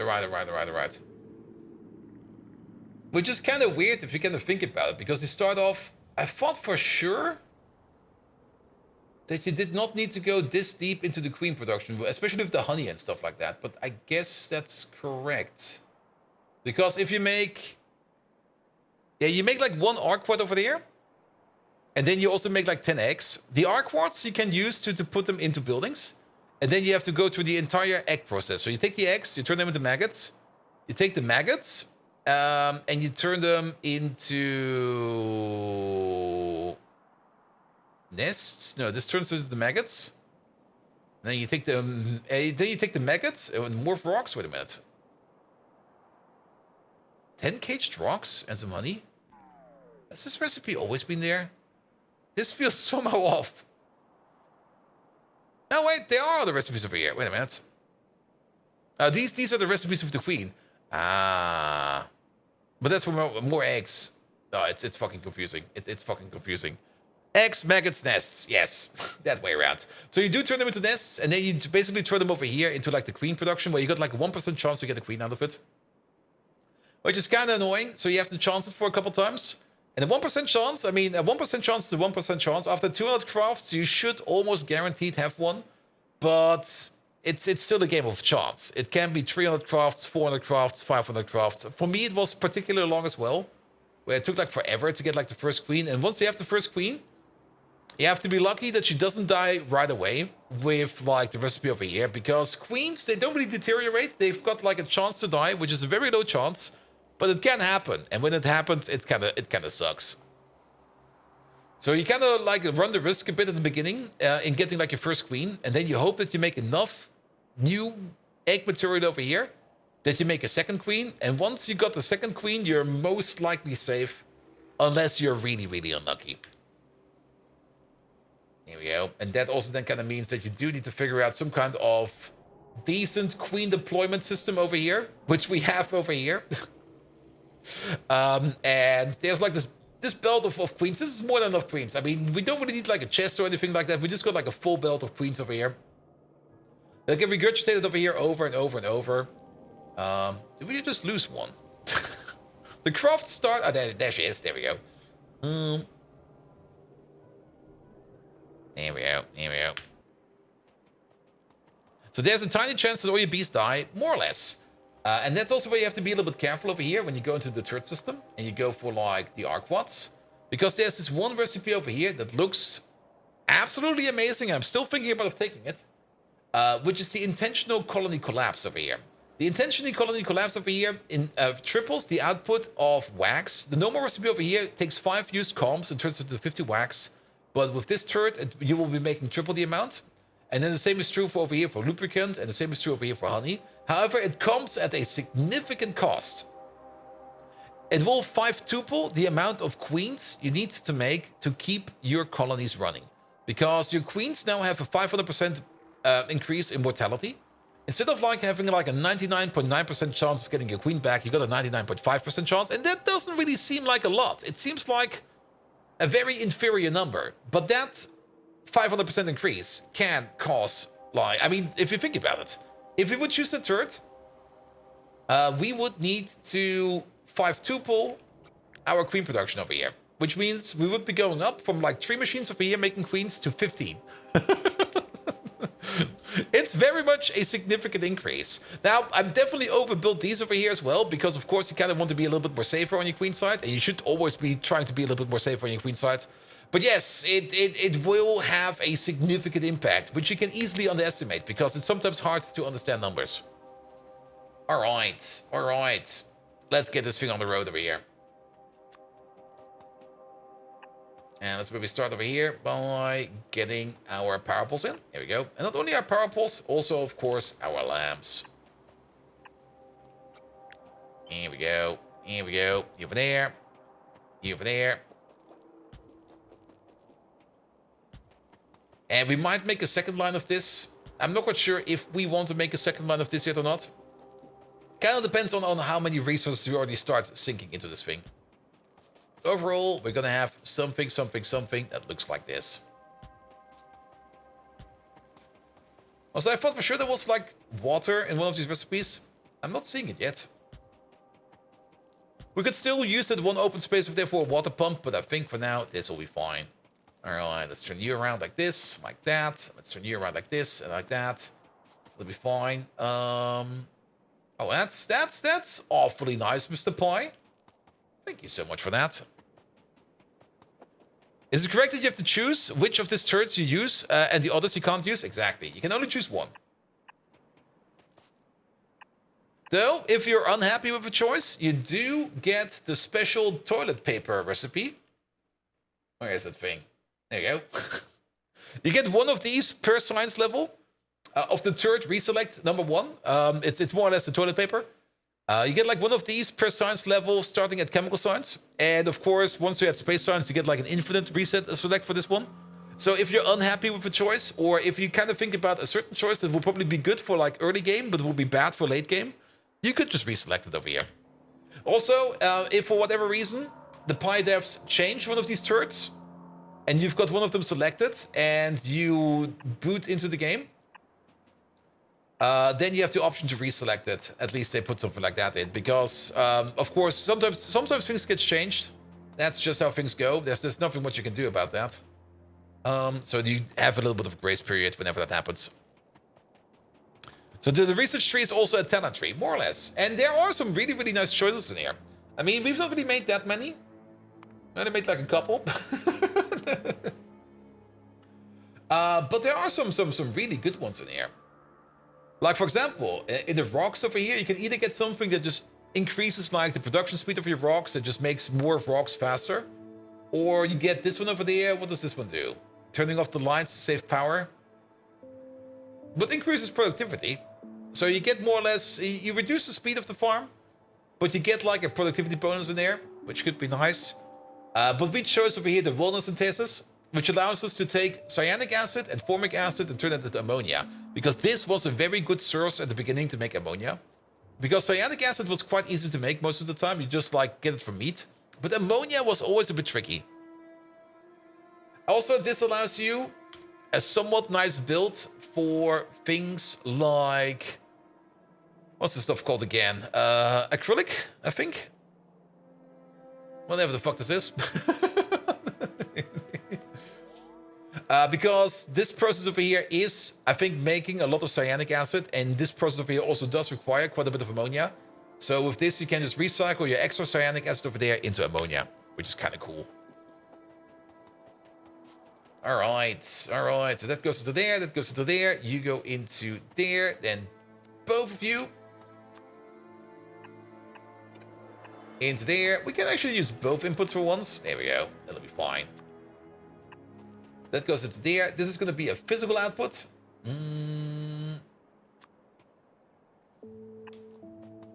There we go. And this is going to be something that we don't need that super duper often.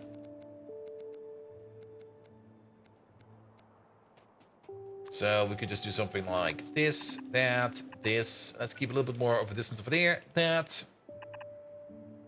Well, let's move you down by one. Let's move you down by one. There we go. That'll be fine. Good. That will be you. We're missing this start over there. Perfect. We could still rotate these around like this if we want to, because this is then where the hot salt solution comes out. We could one-to-one these. We could also combine these up and just put them into one and the same system. So we can't really do that over there. Actually, we can not do that over there, because then we will block that input over there. Let's maybe turn you around and just put you into the middle, because then we can do something like this. This might be easier, because then we can just do this, that, perfect, and then we just do this, that, this, that. You go over there. You go over there. Connect them both up. Perfect. Make a copy of this thing. That, of course, does not fit over here. Damn it. But we can just move you down. We can move you down. And we can move you down. There we go. And now that fits over here as well. Good. That will be your inputs. Just add Mimic. Mimic will be coming from the outside, so don't really care about that too much. This over here is going to be making pure salt solution over there, which needs to go into this input over there, for which we could use this. Wait, not you. You over there. These two inputs like this. Feels a bit off, but we can then do this and... Oh.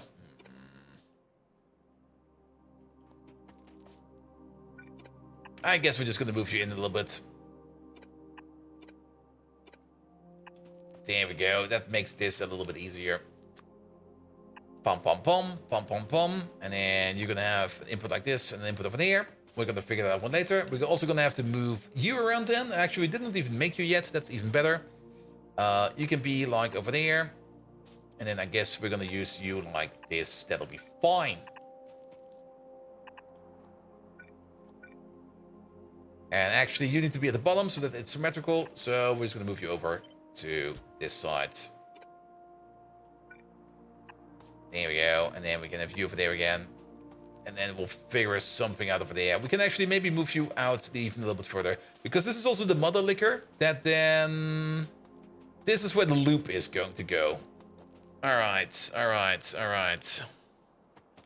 And today you discovered the CMIC coil upgrade. You cut in half the amount of carbon you need to make it the expensive way. Yes.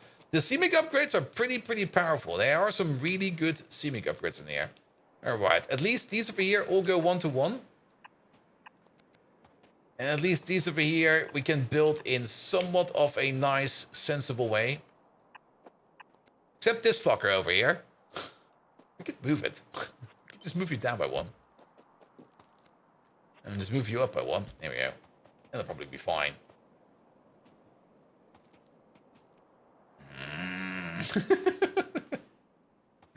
I absolutely want Factorio 2.0 for the flippable inputs. That's going to be such a great update for Factorio 2.0. The ability to flip your inputs. So you don't have these weird mirror issues anymore. Here we go. Because over here, this is nice. Okay, it works over here. I almost thought it's going to be an abomination over there, but yes. You're waiting to see massive train intersections with 2.0. I mean, you're definitely gonna have some weirder intersections because you got more freedom in control of your train track. And then with elevated rails, you're gonna have even more funner railroads. You can make the true German butterfly intersection. That's gonna be amazing. All right, and then we get the mother liquor back, and the mother liquor over here will then be going all the way to the back over here. We're going to take the inside route over here.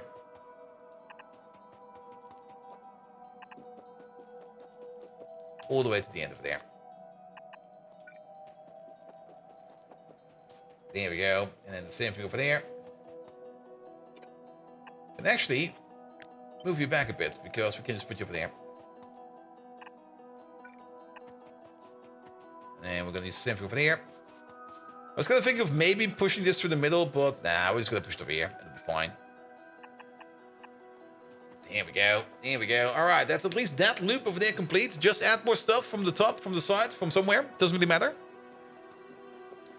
But at the end of this over there, we get out... What actually do we get out over here at the end? Wait a minute. Salt solution, hot solution, analyte, R1, R2, R3, R4. We get the lithium carbonate out of this. This one over there is not prot moddable. Perfect, but the next one then is. All right, so this over there just goes over straight 1-to-1.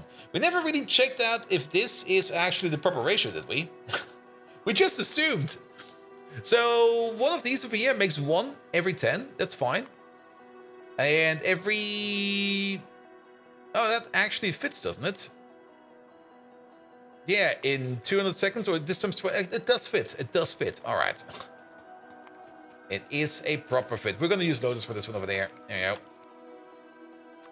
Just so that we have a little bit more of a buffer over here. Alright, and then we do need to do something about the slate lime over there. We'll think about that soon. Alright, that's at least the connection front to back over there. There's probably still some more physical inputs we need to think about. So, from the beginning, you over there, you require silicon that will be coming in from a train, coming in there somewhere.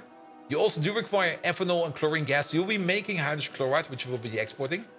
Then, the step after that is more ethanol over there. Sulfuric acid on top, antimony oxide. Alright, that goes then into there. Filtration media, no problem. This over there is just condensing of antimony silicate. Geothermal water. I think we got a geothermal water train. Yes, we do. So we can just order in geothermal water over here via a train. I'm not quite sure. Why do we do this, actually? Who's requesting this and why? You're requesting this? Oh, for this process over here. Who was it again? The monolayer material over here somewhere requires it. You require it for the organic acid anhydride. That requires geothermal water over there to turn that into something else. Alright. That'll be fine. There's a chance we get plutonium out of it. It's the good plutonium, like the rare plutonium that we need for science. So if it's only 1%, we're just going to put it into a passive provider, and either it will get eaten or it will not. I don't care. Zinc chloride and TBP We can order in. Same for Mimic. No problem about that. Iron plates, easy peasy. Phosphoric acid, easy peasy. The initial model liquor over here, we do require some chromium nearby to make that initial solution. So at the beginning, the hot solution we're going to be making over here is going to be making some model liquor first. And once we reach like a certain limit, we're going to overflow. Actually, we should modulate that. And that is going to be made by a machine on the side over here. So that's going to be made in the chemical plant. Perfect. You over there. Make me some big M, please. There we go. And this does not really require... Is this prod moddable? It would be great if it would be. No, it's not. This over here does not really require to be anywhere specific. We could technically think about placing it all the way over here. It feels a bit silly. But it does do the trick. Let's put it over there. Which then does mean that we're going to be moving you around over here to over there, and you over there to over there, and then in and in and in. Also kind of means that we do need to stretch this one around a little bit more. Yeah, let's stretch you all apart a bit. Let's take this out for a second. Put you over there for a second or something like that. I mean, this does not really need to be like this of a powerful setup, but we can just use this, right? All right, and then 1, 2, over there, and then we move you back in. Seems we kind of dropped the lab somewhere. Which lab is it? It was your lab. There we go. Sure. And this is then going to be making the first mother liquor provisions. So that also kind of means that over here we need to come up with a bit of a better system.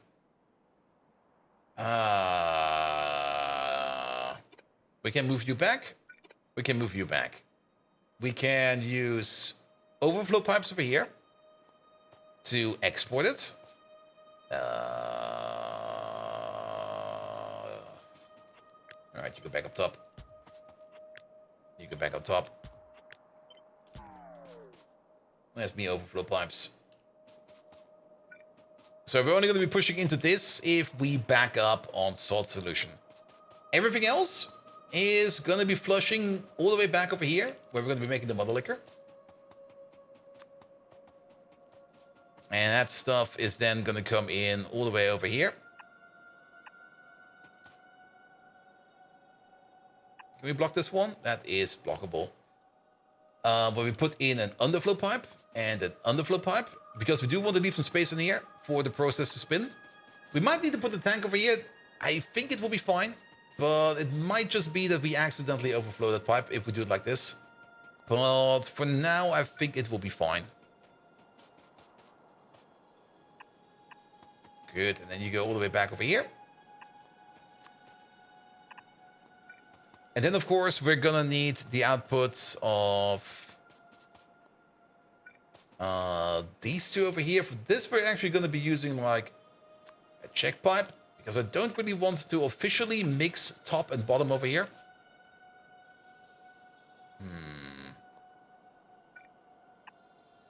I guess we're gonna do it like this.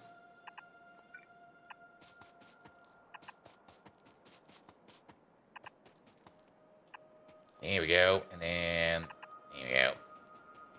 Good, so the hot solution over here is going to be going into mother liquor production first. Mother liquor will not really back up, but this pipe over here will be filled up to 80%.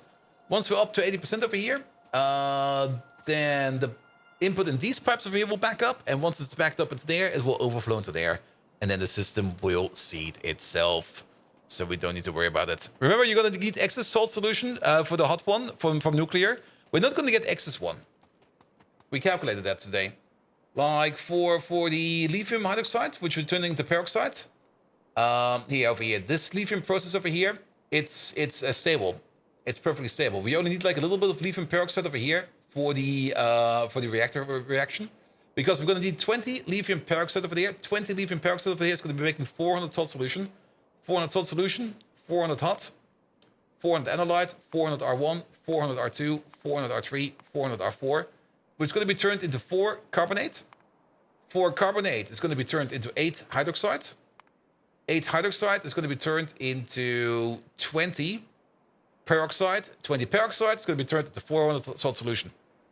So we're not going to lose anything over here. We just need a little bit of lithium peroxide for the process. Well, with productivity, there's no productivity steps in these, I think. I'm pretty sure there's no productivity steps in any of these.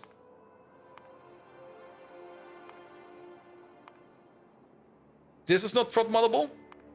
This step over there. Okay, this one is prop moddable. Alright. But this more, I mean, we're not going to be using this process over here for the nuclear power. We're definitely going to be putting prop mods over here so that we use less resources, because using less resources is going to be the desired process. But for the nuclear process, we're not going to prop mod those. It seems like a nice idea to do, but we're just not going to prop mod those. We're just going to keep them on the same cycle. But yes, the hot solution over here is prop moddable, but I think only the hot solution, because the steps in the middle over here, the analyte, the R1, the R2, the R3, the R4, these are not prop moddable. But then the step over here into lithium is prop moddable. Oh. We would be making some free lithium hydroxide over here, though, which we could export. I mean, you set up a reactor, put some prop mods in there, and you get some lithium hydroxide. Can we even do this one over there? We can't prop mod this one, but we can prop mod this step. We should prop mod this step. And the peroxide over there, that is also prop moddable. Yeah, that's where we can do it. But what we can then just export the stuff then. We just seed it with a bit, let it spin, and then we just export it. So I think I would not prop mod the hot solution in the reactor cycle, because I think that over there would be causing us more issues, because then we would be backing up on things like mother liquor and stuff like that. Actually, no, we would not. Because this cycle over here is not prop moddable. Yeah, I think it will be fine. I think it will be fine. All right, all right, all right. But that is more or less future concepts. Good, good, good, good, good, good. So all of this for here, balanced, built on top of each other, just connected up. And what is this pipe? What is this pipe? We stole a pipe from somewhere. Well, I guess it will be fine.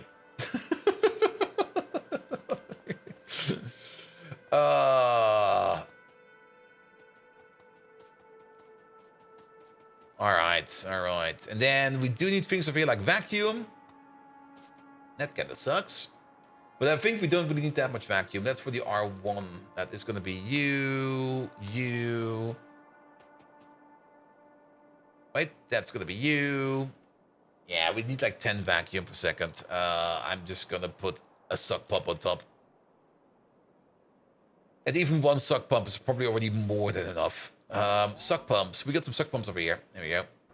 Vacuum. Do we make these Mark II though? There we go.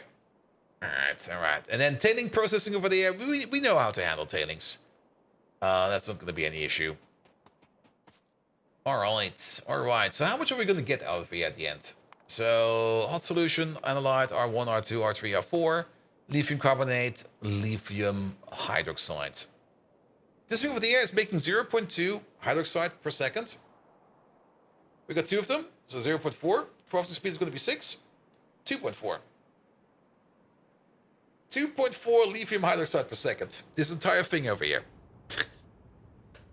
And that's still missing the slaked lime over here.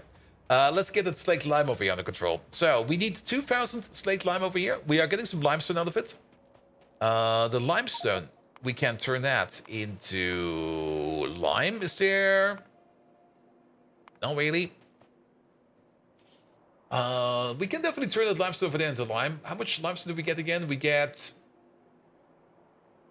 what is that? 0.4 per second. All right. 0.4 per second. And you over there, you eat it at a rate of 2 per second. So we're putting down one limestone cook over there to turn that back into lime. And then we can turn that lime over there into slaked lime. But we're gonna need more slaked lime over there. Like way more slaked lime. We can import lime, no problem. We got a lime maker just for that. So what do we need? What do we need? What do we need? All the way over here, please. Bum, bum, bum, bum, bum, bum, bum, bum. Bum, bum, bum, bum, bum, bum, bum, bum. Lime, lime, lime, lime, lime, lime, lime, stick lime. There we go.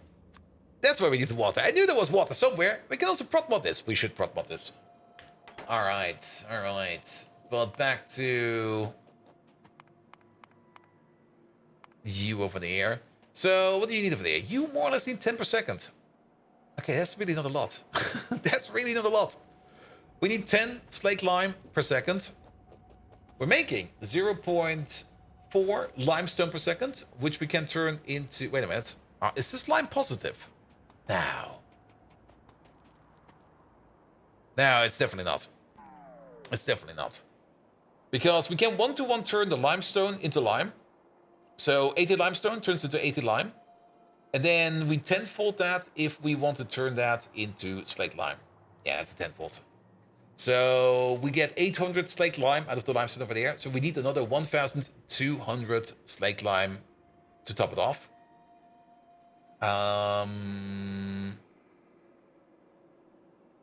In total. But we still do need about, yeah, we need 10 slaked lime per second. One of these over here already makes more than enough. You make 16.666 per second. So we could put down 2 slaked lime cookers over there, 1 limestone cooker, and just top it off. It'll be fine. And the slaked lime production will be heavily moddable. Also very, very true. But that would only mean that we need less slaked lime in general. So we're gonna need 2 because we need 20. One of them makes 16. Then again, with prot mods, we might be able to compensate for that, but it'll be fine. Here we go. I knew something was off over here. Alright, we can also rotate you around. There we go. And then turning this over there. Bum, bum, bum, bum, bum, bum, bum. Oh, why do we always skip out on this at the end? There you go. Yeah, if we're running at full speed over there, it's gonna be 120 slaked lime per second, which is not a problem actually. And actually, if you think about it, yeah, we're thinking about the limestone over there. So we're making 0.4 limestone per second. Yep. And then 0.8 with 2 of these times 6. That's the crafting speed. So we're making 4.8 limestone per second. And to turn that back into lime, 4.8 per second. Yeah, if we just put down like 2 pressure cookers over here, cooking limestone, give them some speed modules. Is this prot moddable? Oh, it is. All right, you know what? We're just gonna full speed it. It'll be fine. It gaff. It'll be fine. It'll be fine. Here. Actually, it feels kind of silly having like a single machine over here at the end.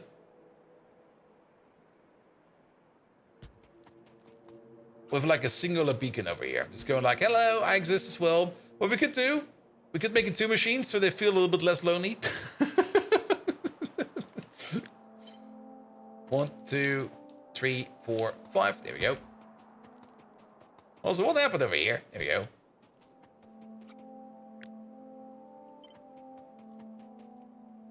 And actually, if you gotta think about it, we still need a whole bunch of water. We're not done yet. We do need that water. And if we just add 2 water pumps over here at the end, we're definitely gonna have all the water that we need. And then we got somewhat of a nice retention over there. So you over there. And you over there. So you can go. Does it fit? No. There's too many. Yeah, too many trees in the way. Yeah, I wanted to say this should fit and this should fit. Good. You get your water like that, nothing to worry about. You then get your slaked lime like this, nothing to worry about. Nothing to worry about over there. And then this over there, we'll be making slaked lime. We need to top, or this is going to be making our lime. So we're going to be putting, let's just do that real quick. And that needs to be filtered out, but actually you over there, you're going to be limestone. Blam, blam, blam, blam, blam. There we go. One over there. One over there. Full... What the hell? Full send like this. Is this going to be long enough? Yeah, perfect. Full send like this. In you go. In you go. Pom, pom, pom. Pom, pom, pom. And then you're going to be making... We don't make any byproduct, do we? No. Well, carbon dioxide, but we don't really care about that. Let's maybe put you over there at the end. You over there at the end over there as well. You're getting like an input from somewhere else. Doesn't really matter where. You're going to get an input priority over there from the top. And actually, if you kind of think about it...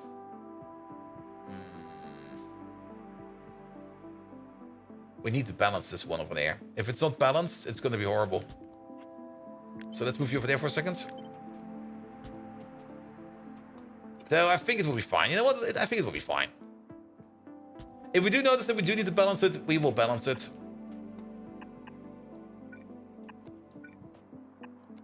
Here we go. And yes, input priority over there and input priority over there. So this over there will then be topping up our things from the sides. So that'll be fine. We could maybe think about balancing it over here at the end. That might do the trick for us.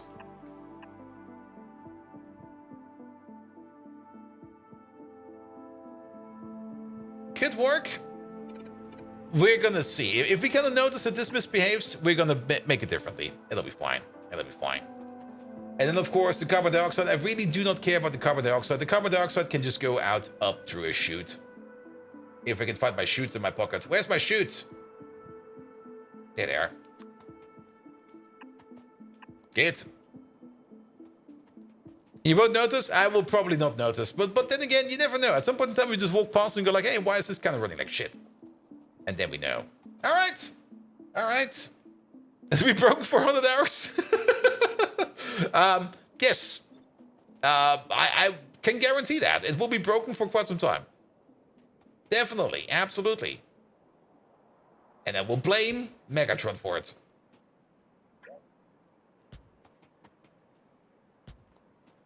There we go. Here we go. Good. And that is our lithium production line. Or at least part of the lithium production line. With the slate production in there as well. Alright, do we want 2 of those? Now that's kind of the question. We need a quick look at inputs over here. I think all the way at the beginning, the inputs are not too bad. Like, what is this over here? This over here is silicon. Silicon, we got like basically infinite. Ethanol, infinite. Chlorine, infinite. This stuff over here, there is at some point in time a thing called silica shell, which you could make. But to be perfectly honest, I think I'll just make this on site if we want to make this at some point in time. So I don't really care about that. We're not going to be exporting this liquid over there. Unless we really want to, but for now, I don't plan on doing that. We just need like a little bit of antimony oxide on top of that. Sulfuric acid, a bit. Ethanol, a bit. Filtration media, quite a bit actually, in the entire sense of the thing. I think we can double this thing down without having to worry about too much over here. I don't really see... Sodium hydroxide is a bit of a high input over there. We are going to be... Well, but it's still fine. Glassware is also nothing that we don't have, like, loads of sodium carbonate. I think we're still sitting, like, of loads of sodium carbonate, which we need to get rid of. And then this cycle over there, the coated containers. The coated containers is the only part where it's going to get expensive. But we only need, like, 1 every 200 seconds. Or 2 every 200 seconds, which would be 1 every 100 seconds. Or if we double it down, it would be 4 every 200 seconds, so 1 every 50. At the crafting speed of 6, it's going to be 6 every 50. That's still like... We should be making coated containers faster than that, right? Because it's just advanced coating in that container. We should be making that fast enough. I think we can double this down. Let's double this down. And then we're going to find ourselves a spot where this thing is going to live.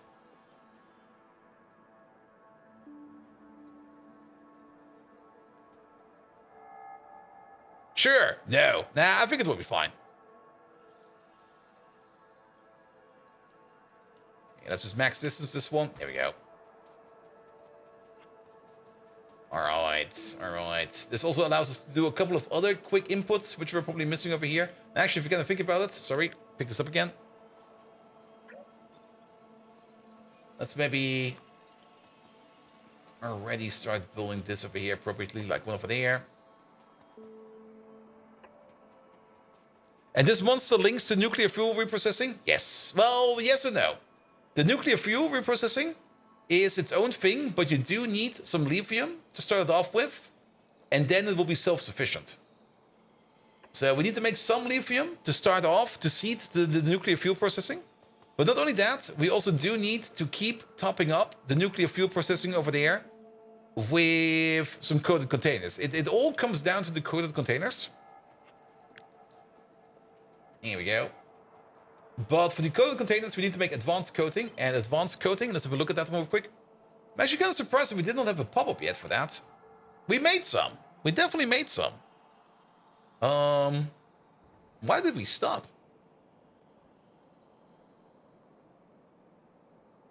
Also, why the fuck is there like a gap right over there? What the fuck, man? Don't tell me this process is like this slow. No.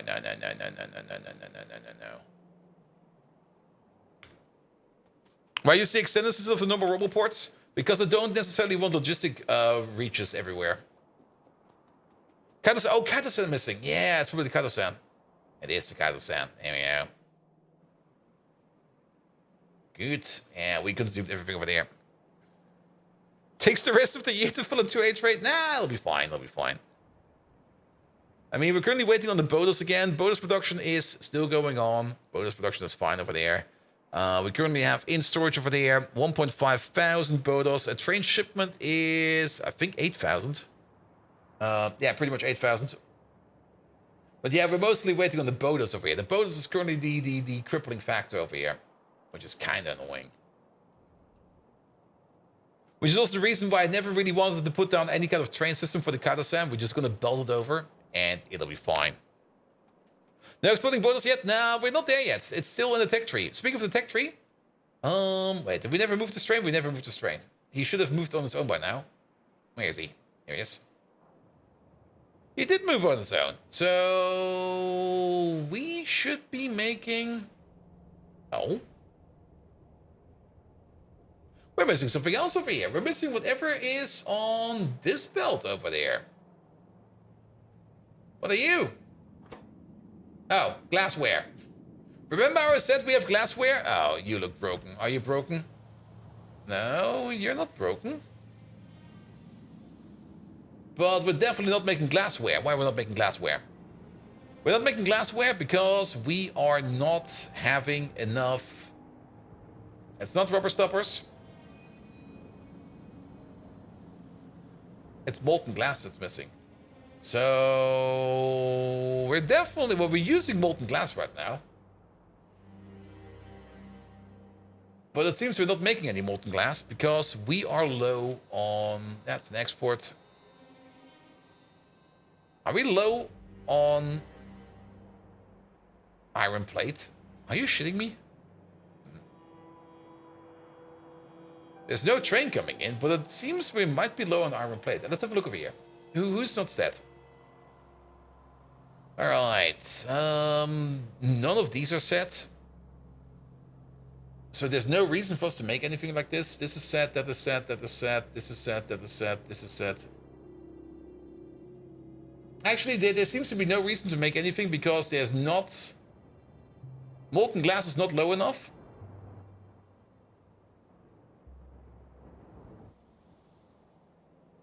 There we go, it switches on. Perfect. But then, why is the reason that we're not making any glassware over there? Oh, good God, what the fuck is this? Alright, your output... Okay, there's this... Oh, good God. There's so much in here.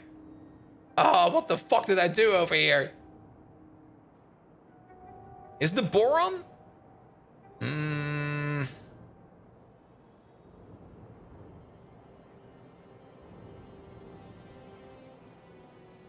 Could be the case. I mean, we're gonna set this as any one of these is over here is set. No way there's a bug in this combinators. Definitely not. The thing is, there's probably something missing over here. So these are the products, and we definitely want to make glassware. So glassware is definitely being tripping over here. Gasoline is tripped. Cubes are tripped. This is tripped. Molten glass over here is not tripped. I think we got maybe an issue over here with the molten glass. I think the molten glass requirement over here is way too high. Now it's set over here. But it's still not going. Boron trioxide is set. Hot air. Fucking hot air. No? We got hot air in the pipes. What are you talking about?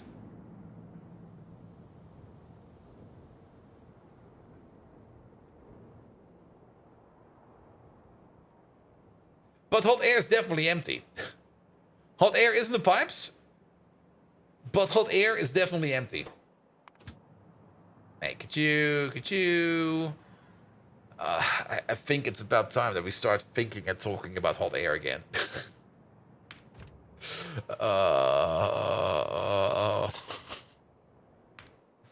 I don't wanna.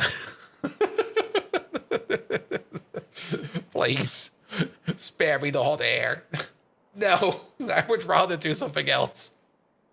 On the plus side, did we already have the better hot air recipe in here? Did I already put it in at some point in time? Or do we still need to research it? Let's have a look in here. Hot air. Okay, we do got the hot stone bricks over here. Which we get from outlet gas. Yeah, we got this one already. All right.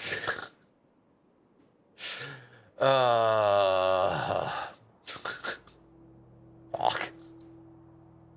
This is something we do need to do at some point in time. And I've been skipping for this for like ages because I was like, I don't want to do this. I just don't want to do this. You can't simply heat air. No, we can't. It's not like steam, which you can make steam like easy peasy. Just take some water and boil it. There you go. You got steam. Hot air. Fuck that. We used to have an outlet gas build. There is a bit of an outlet gas build over there. But over here, we're turning coke oven gas into outlet gas stage 2, which we then turn into refined syngas, which we then turn into acid gas, which we then turn into sulfuric acid. So this over here is an outlet gas processor that also makes sulfur on the side, but mostly takes the outlet gas over here and turns it into sulfuric acid. Why are you so angry? Is everything fine with you? Yes! Fuck! You need to employ a whole bunch of bullshitters in terms to produce the amount of hot air. Yep. We do have a hot air place, like a centralized one over here. And this one is still working like a charm, by the way. This one is still super duper nice, but it's not running like the best recipe available. And overall, we could speed prod mod this one, not really prod mod, but speed module this one. There is a case to be made to condense this down, and we should condense it down. So why is there molten? Okay, that's a buffer. Okay, that's a buffer. The issue is production or distribution. It's more or less production. Because this time around, we're not really relying too much on coke oven gas. I mean, coke oven gas, the only place where we get coke oven gas at this moment in time is from our coal processing. And we only got like this coal processor left that's making coal, which goes into burn everything power plant over there, which just burns everything over here and turns it into steam. Which is fine. But overall, I think we do need to redo our coal process for multiple reasons. Reason number one, we kind of want to get more coal from our raw coal. And even this place over there does also turn it into coke oven gas. But this coke oven gas over here, we recycle this coke oven gas over here to turn it into syngas, to turn it into flue gas, which we then turn into steam. No, wait. Yeah, the flue gas we then turn into acid gas. And the steam over here, we then use over here to fire up the coke ovens again. So we are not really getting our coke oven gas back from this process over here. This whole process over here is coke oven gas negative, I guess it is, because or neutral in this case, because we are more or less processing all of our coke oven gas over here into acid gas, and that acid gas then again is going to be turned into sulfuric acid, which we do then over there. And then, of course, if we start making like lots of coke again, we more or less need like a permanent coke consumer, which is probably going to be a power plant.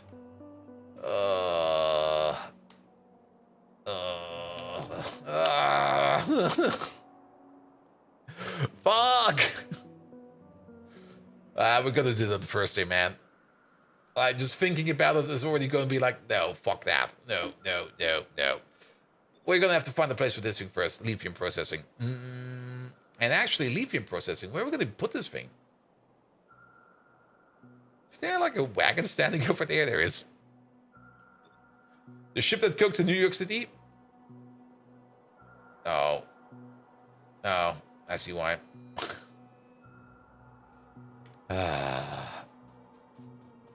Put you down again? Take these lovely machines out because we can't rotate them. We're gonna put them back by hand afterwards. Now we can rotate it. Alright. Products that we need. I'm kind of thinking of still putting it over here. Mostly because then we could maybe put the nuclear power plant over here somewhere as well. And we got the nuclear fuel reprocessing, or the nuclear waste reprocessing over here as well. It makes a lot of sense to put the lithium processing around here somewhere. We could lose landfill, this entire area over here. But we do need to make sure, well, phosphoric acid is over there. We do have to quickly make sure that we got most of the requirements available over here. Not you. The Typic is also available over here. It makes a lot of sense. You know what? I'm not even going to think about it. We're going to place it right over here. And it's going to live right over here. And then we can have this space over here for some more train stations. If we might need to move this around a bit, but that'll be fine. But to do that, we need to do some landfilling. So let's do some landfilling. Burn with oil burners. That's the coke oven gas positive, at least for you. Yes, true. But then again, I did set up a process over there so that we can make some more acid gas, so that we can make more sulfuric acid. Because sulfuric acid is something we do need like tons of. Pyanodons requires a whole bunch of sulfuric acid. Fluids. Like on average over the last 10 hours, we need like 37,000 sulfuric acid per minute, more or less. That's a lot of sulfuric acid. That's really a lot of sulfuric acid. 37,000 per minute. And hot air 3 doesn't really consume that much outlet gas though. Yep. Yeah, we only need a little bit of it. And also we can reheat it, of course. Yeah, it's about 150 per minute at prod signs for sulfuric acid. Are you playing the game all right?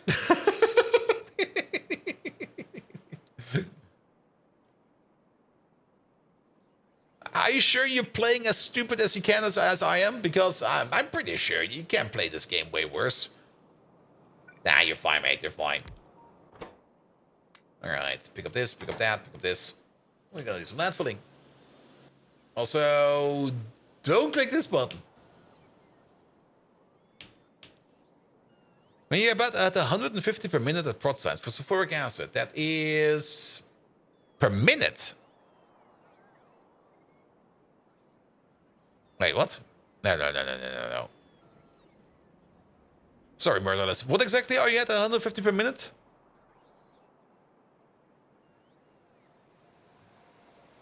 I'm kind of missing the reference. 150k maybe? Oh, okay. Yes, that makes more sense. Yes, see? Yeah, for sulfuric acid, yes, exactly. Yeah, sulfuric acid, you're gonna need a ton of it. You're gonna need a fuck ton of it. And outlet gas or coke oven gas is a good source for sulfuric acid because you get a whole bunch out of it. Sulfur and peroxide, you could of course turn sulfur with some peroxide into some sulfuric acid, but that's a bit of a horrible recipe. That's like not really a fun recipe to have, in my opinion. Acid gas is by far the best, and there's a whole bunch of good ways to make acid gas. And outlet gas processing or coke oven gas processing is one of them. I mean, what we could do, if you kind of think about it, we don't even need to set up like a full coke processor, because we're only going to need like a little bit of coke oven gas just to top it off. We could just order in some coal, and we could make like a very small coke maker that just makes the right amount of coke oven gas for us to run our outlet gas production. And since we only need to top it up every now and then, we do need to fill it up at the beginning, so that's going to take some time. But once it's full and we get into like the maintenance mode, then we can just keep it running with like a small build. We don't really need to make like a full-size build. And the more I think about it, the more sense it makes, because then you have like a small scale problem with a small localized producer that will take over all the issues that we have. And then we don't need to think about like making like a big coke plant or something like that. We're just going to make a small one. We're just going to import coal, and we're just going to turn whatever we need into coke oven gas. Whatever we do with the coke, I don't care. We could probably export it. I don't really want to waste it. Wasting it would be a literal waste. But the priority is going to be like turn it into coke oven gas, and then turn that into outlet gas. Here we go. Here we go.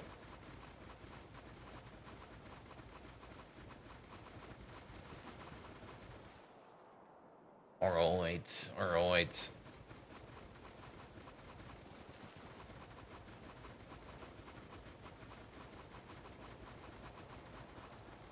Almost done. If a Colombian friend would love the factory, I mean, coke is worth quite a bit. I mean, fossil fuels, the more they get like banned, the more rarer they will be, the more money you get for them. It's just 130k at the moment. I guess sodium sulfate isn't used very much until we switch all the metals to stage 4. Yeah, sodium sulfate is also going to be like one of those things that's going to like eat everything. Absolutely everything.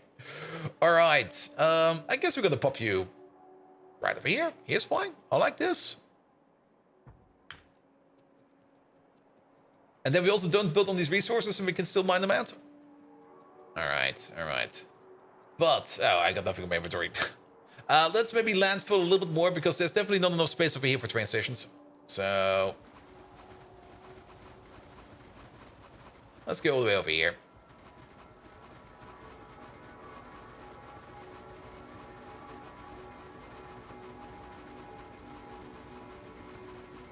Yeah, we're slowly getting into like the big lake landfilling. Here we go. Here we go. I wonder if concrete creep is still a thing? What do you mean by concrete creep?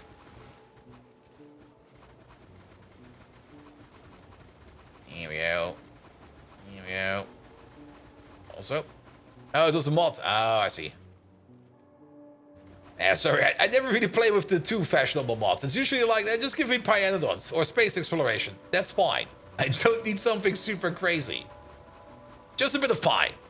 Just a tiny bit of pie. That's fine.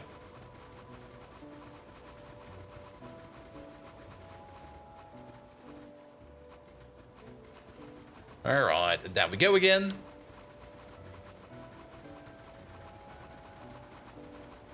Here we go. Yeah, we still got loads of landfill left. But yeah, this should be more than enough space for more train stations and stuff like that. Perfect. Alright, let's get our stuff back. Also, science is working again. Look at that. 64%.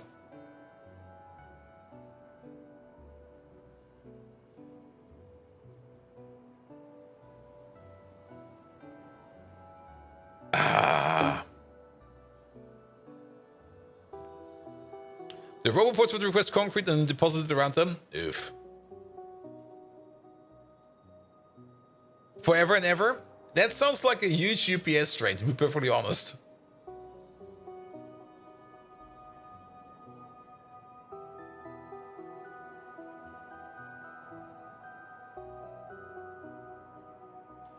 Here we go. Here we go. This also needs condensing at some point in time. Alright, where's my stuff? There's me stuff. this up again. All right. And the pollution nightmare. Yeah, but we don't really care too much about that. Just place tasks by hand whenever you have like 30 to 20,000 available. Yeah, I can see that. There we go. There we go. Okay, let's go to the mall real quick. Actually, do we need to go to the mall? No, we don't. We have not really crafted anything. Let's fly back up. It'll be fine. We can also press you again. Alright. Alright. Yeah, and don't forget to build a... Yeah. That's the whole reason why I picked up my stuff. So that we can put the construction zone extenders in there so that we can actually build that thing up there. Good. Good, good, good, good, good.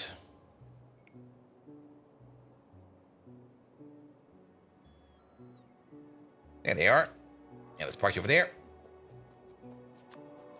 Yeah, let's place like one over there. One over there. We're just going to place these very willy-nilly. There will be no rhyme or reason over here. One over there. And one over there. And then let's also connect you to the power grid.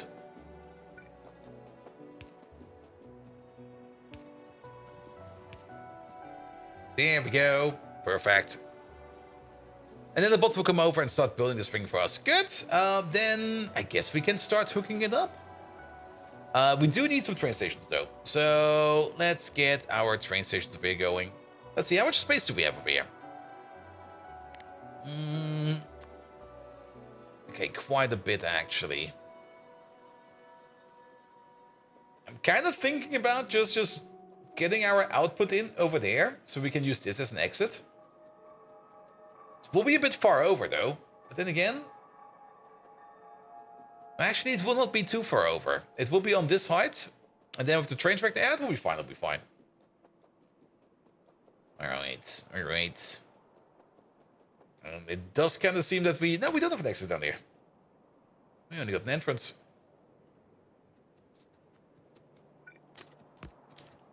There we go. That does mean that you're gonna need one of... Not one of those. One of these, please. Here we go.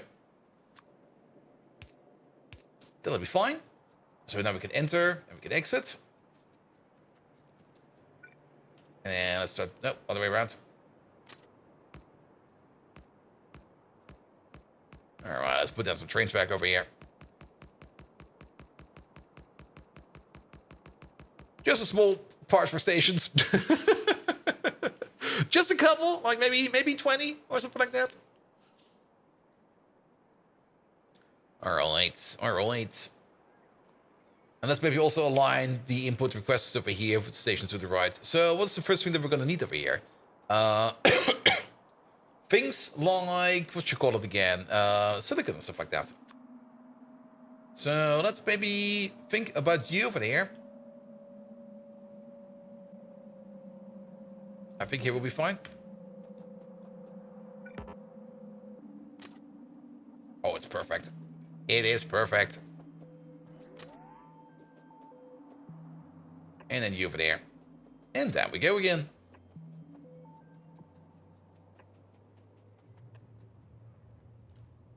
And then this will be the input over there. There we go. Perfect. And I think this is still also wide enough to house like another train station in here. That will be great, actually. Let's just have... Ooh.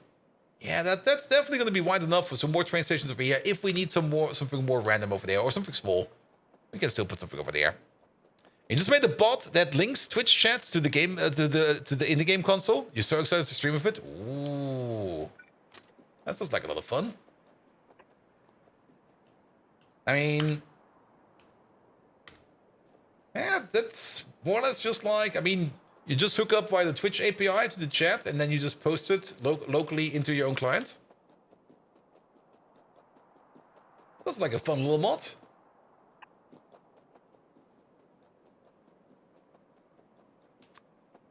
There we go. So I'm kind of curious to see how it will work with the emotes. If you can get the emotes in there, like in full emotes, that would be amazing. But I guess I guess in the first stage it's mostly going to be like set game speed 0.1. But that would be possible, right? So long as users can't randomly run commands in your game, yep. /C game lose or something like that, or kill, spawn nuke. Pretty much, you just have a little Go script running on your PC and you're using IRC and a Factorio Archon, yep. And that's pretty much how you would do it. And everything in chat is inside of a raw string, so no commands. Yeah, small but fun project. Sounds like a lot of fun. Alright.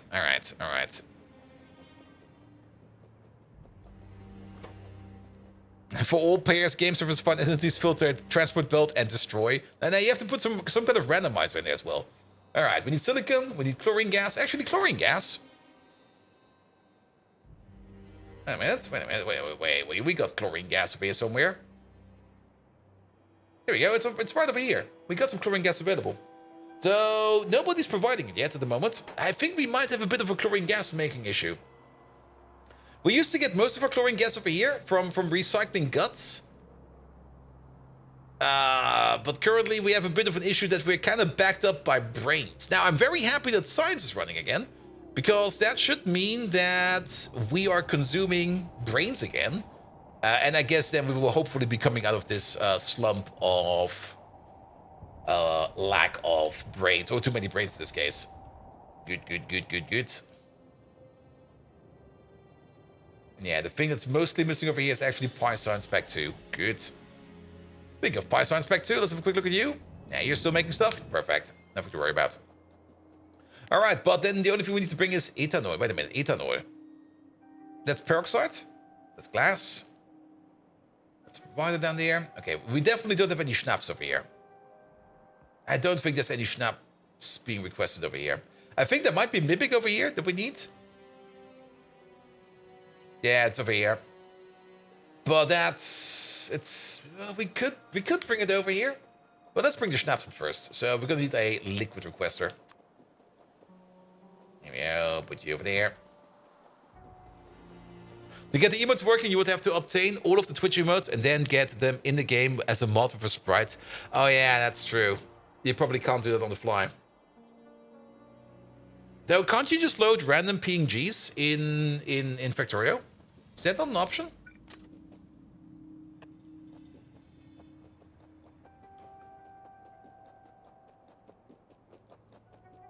You can make a sprite prototype in a mod.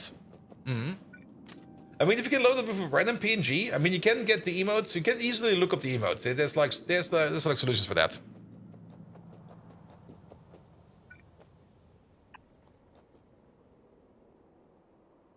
Yeah, we should also put on a robot builder. And we also need power over here. We need so much over here.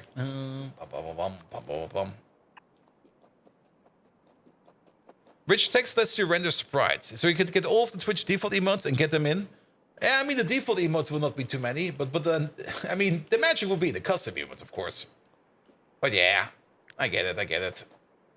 I mean, Factorio is also one of those games that are made quite well, and they do the thing that they do preload everything, and they never load anything on the fly. So that's pretty good. For example, yeah, the image item iron plate. Yeah, that could work. That could definitely work.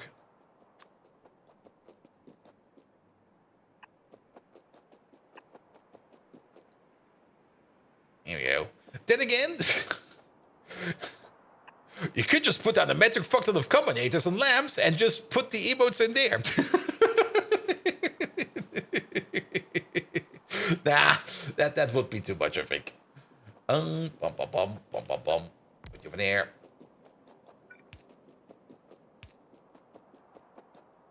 Here we go. You got the power. We also need something at the ass end over there.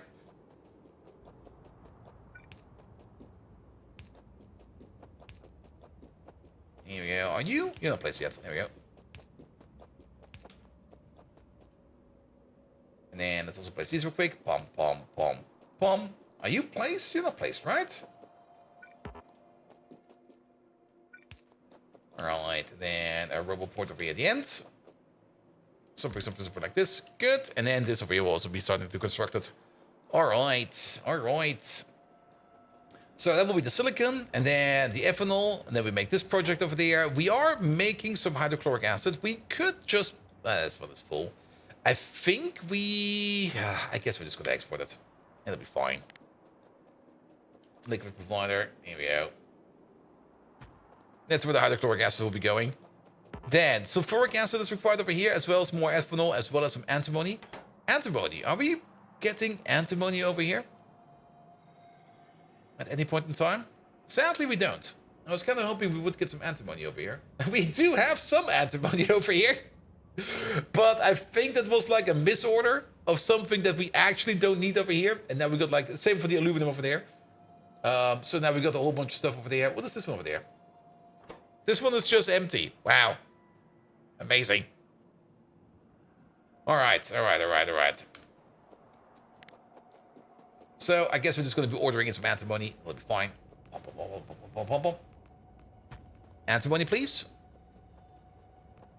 Good. And then sulfuric acid. I mean, there's sulfuric acid right over there. We're going to use that. So nothing to worry about that. Okay, that's this part done. Then filtration media. Filtration media is definitely going around over here somewhere. I can't imagine that there's no filtration media over here. It might be all the way over here. There it is. We're going to use this one. It'll be fine.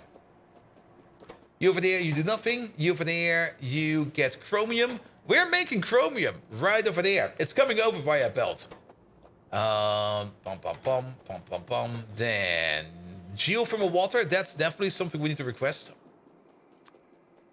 It's definitely something we do not have over here. Here we go. Put you over there. To get the geothermal water in for this process over here. We are, funnily enough, we're making plutonium over here. And guess what? We can store it right over there. It's such a good idea to put it over here. Then, Mibic and zinc chloride. Zinc chloride, I think, is definitely something that we do not have over here. So,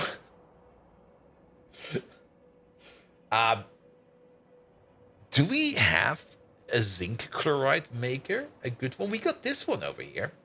Okay, we do have one. It seems we do have one over here.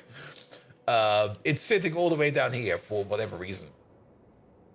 I guess we're going to use that one. I was kind of thinking that we could maybe bring in or make the zinc chloride on site yet again. But I think we're just going to bring it in like this. It'll be fine. So bring me some zinc chloride. It'll be fine. And then the Mibic. 2 options for the Mibic. I think we're just going to be piping it over because it's already like all the way over here. And then we're just going to pipe it over, pipe it up. Yeah, that'll be fine. That'll be fine. Good. Phosphoric acid and iron plates. Iron plates, we do get iron plates in here somewhere. Phosphoric acid is over there, so we already know that. Iron plates, there is definitely iron plates being brought in over here somewhere. Over there. Just so that we can make the sticks and stuff like that. That's kind of far away. It's just iron plates. Let's order some more. Iron plates are so fucking cheap. I don't really mind ordering in some more iron plates. So, iron plates. Oh, got hit with a 3-minute ad break. We're back now? Oh, sorry about that. Alright. There we go. And then nano crystalline cellulose. Are we actually making that stuff? I kind of doubt that we are actually making that stuff.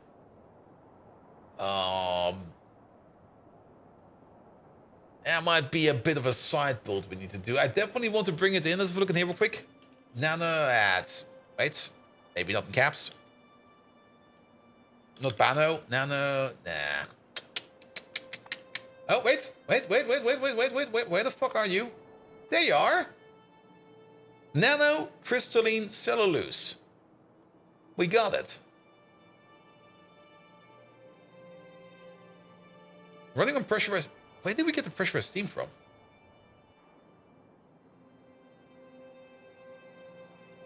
Do we have a train for that?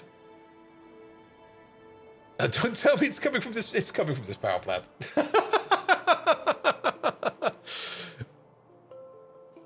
Is it the image on the Discord in your chat? Oh, cool. Let's have a look at that. Where's that?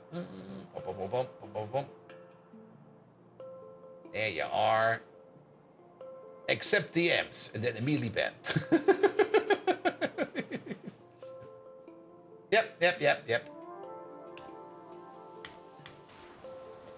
Yeah, and then, well, I mean, for the basic price, you could make that. Though it would still be a bit weird, because you would then still have to put that bracket around every emote. And also, it's... Ooh. I mean, the emotes are basically just text. Now, I mean, text processing and string processing is usually not that CPU intensive. But practically, you would need to figure out a way to scan every string dump for things that could be an emote.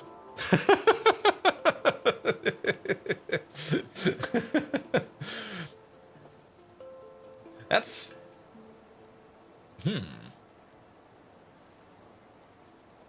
I mean, if you only do it for like the basic emotes, well, but the basic emotes don't have a prefix. Oh, that could be troublesome actually if you're not careful. You could do some text processing to turn emotes into rich text and end up with an easily read. So for a global map of all the emote names and do string matching, yeah, it should not be too bad. It should not be too bad, but it's definitely one of those more interesting programming programs, and it's also one of those problems that you will get when you get to the university quite often. Like, do some string processing. Like, how do you optimally process the string to search for emotes? I mean, there's definitely some good ways of doing that, but it's quite easy to implement that in a horrible way. Let's put it like that. It's easy to mess that up in such a way that you get like a horrible mess out of it. All right. There we go. That's going to be the crystalline stuff. Filtration media we already have. This thing does nothing. Sodium hydroxide. Do we have sodium hydroxide over here? Yep, right over there. Perfect. Oh. Really? How did this happen?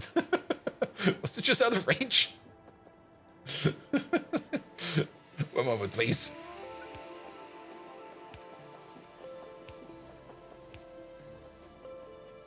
Isn't the current method just for AI added? That will not work. AI is terrible at pattern recognition. I tried that a couple times. But it's literally a waste of resources. All right, and then this video requires the coated containers. So the coated containers. Now that's a good question. What do we do with the coated containers? Do we make them on site and just bring in the coating?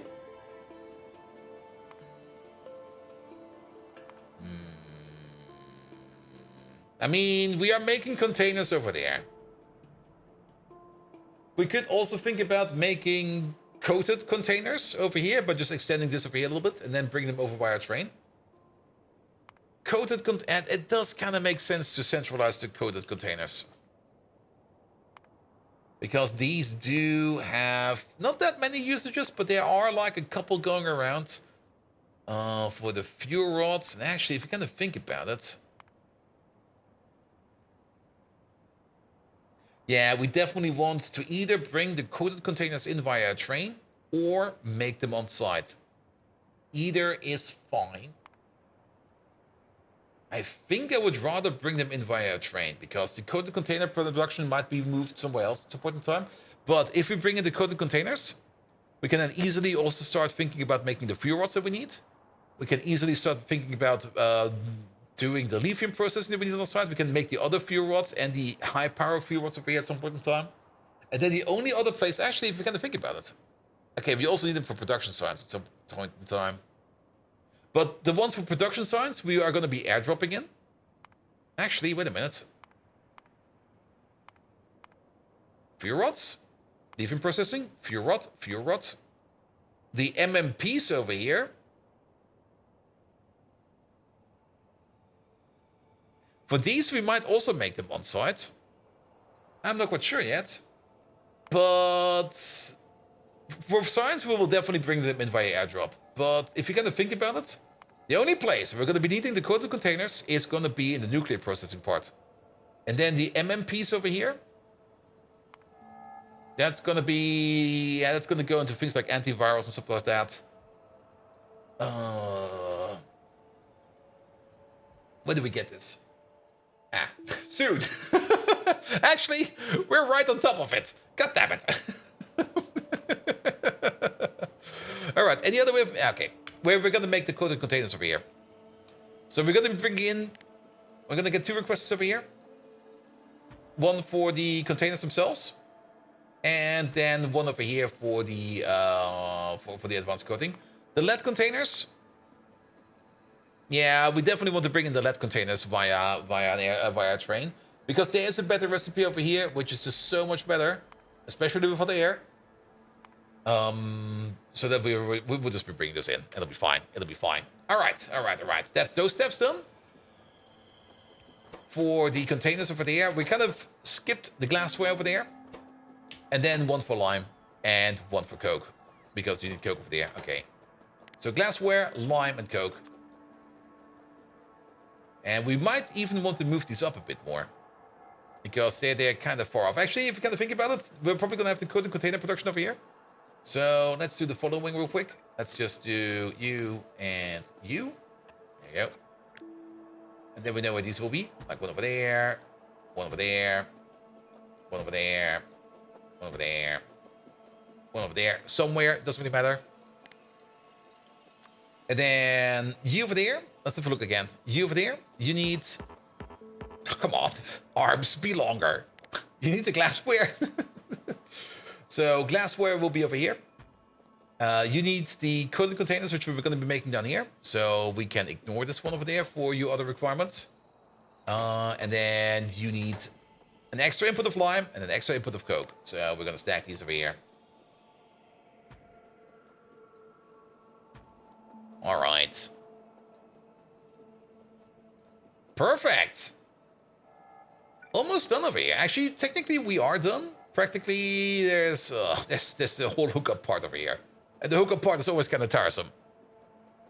Did we figure out what the issue was with the glass maker? Yes, the issue was quite easy. Hot air. And we came up with a good solution for the hot air. Instead of like making like any kind of big coal place out there, we're going to make a small coal place out there, or coke place out there. We're just going to be importing some coal, like some raw coal. We're going to be turning that into coke oven gas. I'm not quite sure what we're going to be doing with the coke. The coke can be turned into or used for anything. Maybe we export it. Maybe we do something with it. But the coke takes, for that production, like it's going to be something like as a byproduct. We're going to be ignoring that for mostly. I mean, if we can export it, perfect. But for most of it, we're just going to be ignoring it. And then based upon a singular, small outlet gas processor, like not a big one, just a really, really small one, we're gonna be making hot air out of that. Because that seems like a very good idea.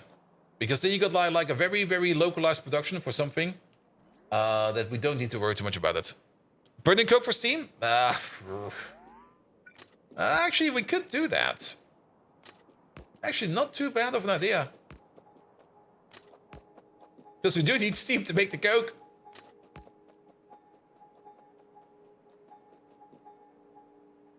Here we go. Yeah, there will be a small on-site thing, because we don't really need that much outlet gas to keep the thing running, because we can reheat the outlet gas. Actually, wait a minute. Now to think about it. We need to reheat the outlet gas. So all of that coke that we're going to be making is going to go into a coal power plant, which we're then going to be using to heat up molten salt, which we then can use in a heat exchanger to heat up the outlet gas. And then we got it all in one nice tiny loop. All right. And I kind of want to build it right now. That sounds like a very fun idea to do. Or at least sketch it out. We're probably not going to be fully building it, but I kind of want to sketch it out real quick. And then we don't really care about where our coal is coming from. It's going to be small. It's going to be really, really small. I mean, the hot air production at the end of it will probably be large. But overall, the precursor machine will be small. Can the coke power plant heat the molten salt to 2K? It can. A Mark II coal power plant does exactly that. So we're good over there. We are very good over there. All right. Yeah, let's get some parts for that. Because what do we need? We need the coal power plant. I think these are the coal power plants. Yeah, coal power plants. Yeah, one is enough. Then we're gonna need something like a basic oxygen furnace. There we go. Then we need to turn that all into outlet gas. There we go. Usage. Not this one. Not that one. There we go. So we're gonna need a filter. We have, I think, a filter in our pocket. Yeah, we do. That goes into outlet gas 1. A centrifuge. Oh, good God, these are expensive. Ah. Where are they? Over here. Then we're gonna turn that into a wet scrubber, I think. Yeah, in a wet scrubber. Where's the wet scrubber? Wet. There they are. And Mabius, this is crazy. Nah, this is pretty normal. Crazy is that we're doing it for a second time. And then we put it again into an outlet gas stage, into a wet scrub over here. And then we get the outlet gas over here. And then we need to reheat it over there in a heat exchanger, which is over here. Good. There we go. Perfect. I mean, come on. This is only a small base. Look at this thing. There's nothing crazy going on at all over here. All right. So... Oh, we still need to quench her. We still need to quench the stuff. Because we're making red hot coke. And the red hot coke needs to be quenched in one of these. Yeah.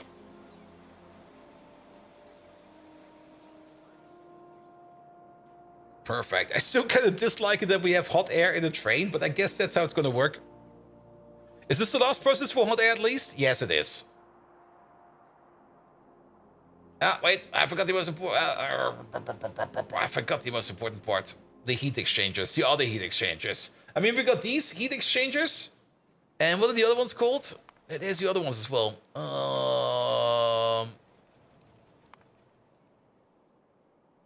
These over here, the regenerative heat exchangers. They're different. That's a completely different thing.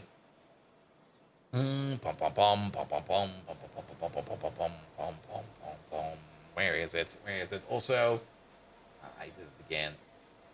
They're fine over there. I'm so bad at it. I will do better. Impressed by the effort in building the space and Factorio's performance? Yep. I mean, at the moment, we're running a little bit of an issue. The UPS over here are usually sitting at 60. But since I'm using CPU encoding, because the GPU encoding I have available at this moment in time is kind of shit, it makes the stream more horrible, to be perfectly honest. So we're using CPU encoding, and the CPU encoding is sadly also impacting the overall performance. We're working on a solution for that. I'm kind of waiting for the latest AMD chips to come out. There they are. I'm waiting for the latest AMD chips to come out. To see what I will take for an upgrade. And I'm kind of hoping that the X3Ds, the next generation for those, will be coming out hopefully soon. I mean, end of July, the new AMD chips will be coming out. And then hopefully like a couple months after that, the new X3D chips will be out. So that we can have like a little bit more performance in there. Then again, but we're still scraping by. I'm actually kind of still surprised that we're somewhat stable at 45. But we could do better over here. I might just throw in some kind of intermittent solution where we just unload, where I just make it like maybe a rudimentary dual stream setup over here. So that we can like get some more UPS in over here, at least during a stream. All right. We got all the parts over here. Let's make this a thing. All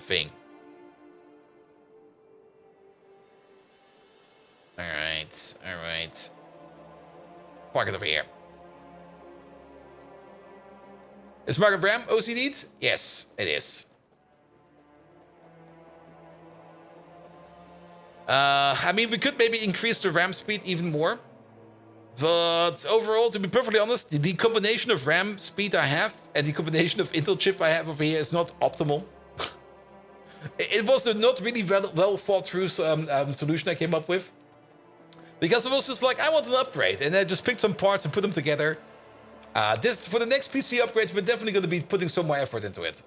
All right. We need a basic setup over here. We're going to start off with the... Where are they? There. Over there. You're going to make ourselves some red hot coke. There you go. And then... I don't really care too much about this ratio over here. This ratio over here I don't care. The important part over here is going to be the coke oven gas over here. That is the one that is going to be important over here. Coke oven gas is the one that I really, really want to have going on here. Then we turn that into outlet gas stage 1. We turn that into, in the centrifuge over there, into outlet gas stage 2. And then we're going to take ourselves some wet scrubbers. And they are.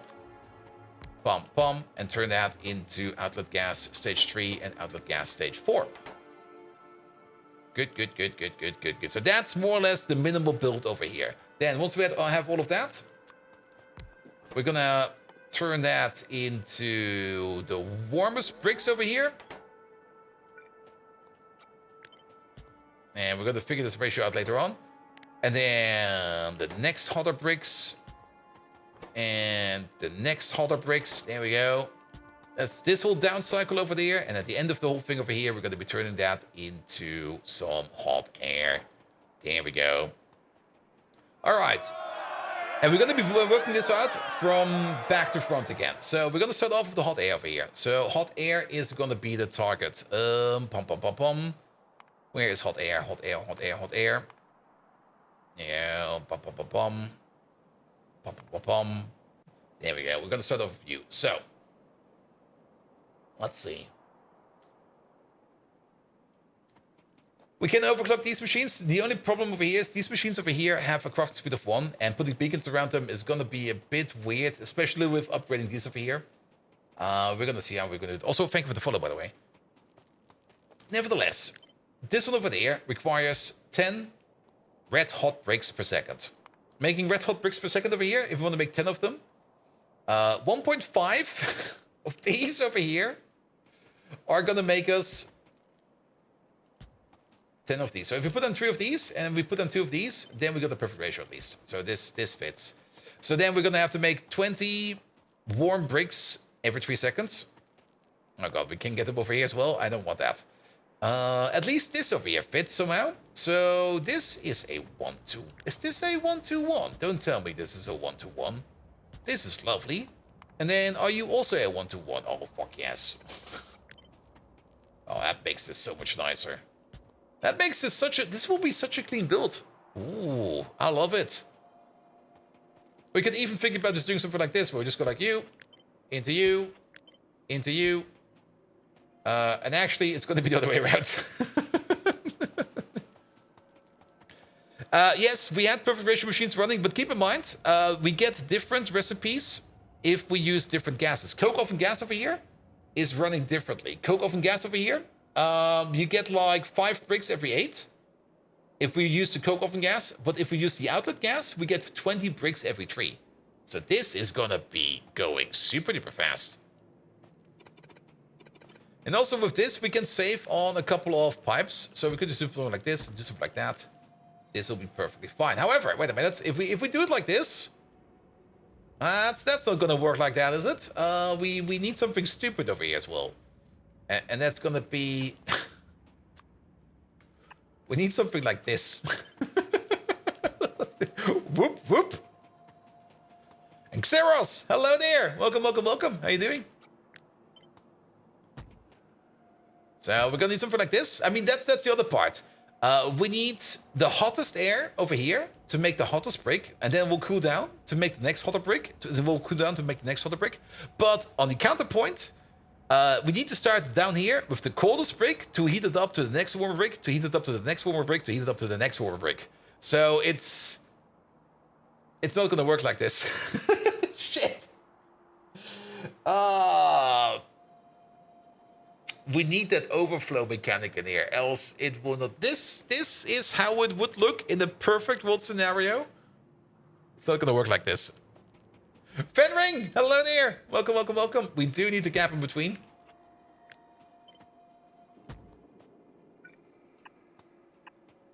Because we do need to top these up. You can make it work by putting in the hot bricks from another build, yes. But I kind of want something that regulates itself and sets itself up. That also gives us then the opportunity that over here we will have something that can just repair itself if something gets stuck and stuff like that. It's not going to be too bad. I mean, we can just connect these over here all together. It's actually going to be pretty fine if you kind of think about it. There we go. And just make a full connection like this. There we go. You over there. You over there. Bum, bum, bum. All right, and now all fully connected. We're gonna need like an underflow valve in a couple of these. Not over here though. Not over there. And actually also not over here. Because this thing over there is just gonna move over. And then we can get in over there. And we can get in over there. This way around, the pipes over here in the middle will always be topped up to 80%. But of course, at some point in time, we are going to be full enough that these over here can just keep on doing their own stuff. And there's only going to be like a couple of pipes. It should be fine. It should be fine. Also, why are you making hot breaks? Because we want to make some hot air. The whole process of making hot air in Pyanodons, for some reason, is the worst process ever. Like, literally, it's the worst. I've never seen anything more horrible like making hot breaks in Pyanodons. You can use the 1K outlet gas for all of them, are you sure? Yes. We can. Because that, yeah, we can check over here. It needs over here outlet gas that's at least of a temperature of higher than 500 degrees. If we start off over here with 1000 degrees, then it will also be true for this one. It will also be true for this one. And then, of course, once we start the process up, once the bricks start to cycle through, then we start to use, then we start to make over here the cooler gas, which is still going to be enough for over here. And then this process over here should take over. It might be a good idea to put a tank over here to regulate this a little bit more accurately, because that 80% underflow over here is actually a bit too much in my opinion. What we could do is maybe use a check valve and a pump for that. Can you just put a heating element and make a fan, make hot air? I mean, for some reason, making steam, you can just take an electrical boiler, you throw some water in it, and boom, you get steam. Hot air. No. Fuck that. Also, we're gonna have all of this in front of that as well. I mean, our old hot air maker is currently sitting over here. This whole thing over here, that whole thing over there, that's making hot air. This whole thing is our hot air making machine. Our current hot air making machine. We want to replace this with a more sophisticated, more advanced, more better, faster than before machine that will replace this entire thing over there. Use a 20k tank for a tank in each step. Yeah, maybe using a tank might be actually also a good idea.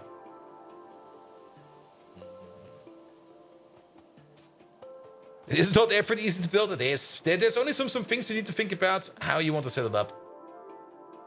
Especially with the topping up over here. Because if you do the topping up in a way, I don't really like the underflow wells. The underflow wells over here just fill the whole thing up a little bit too much in my opinion.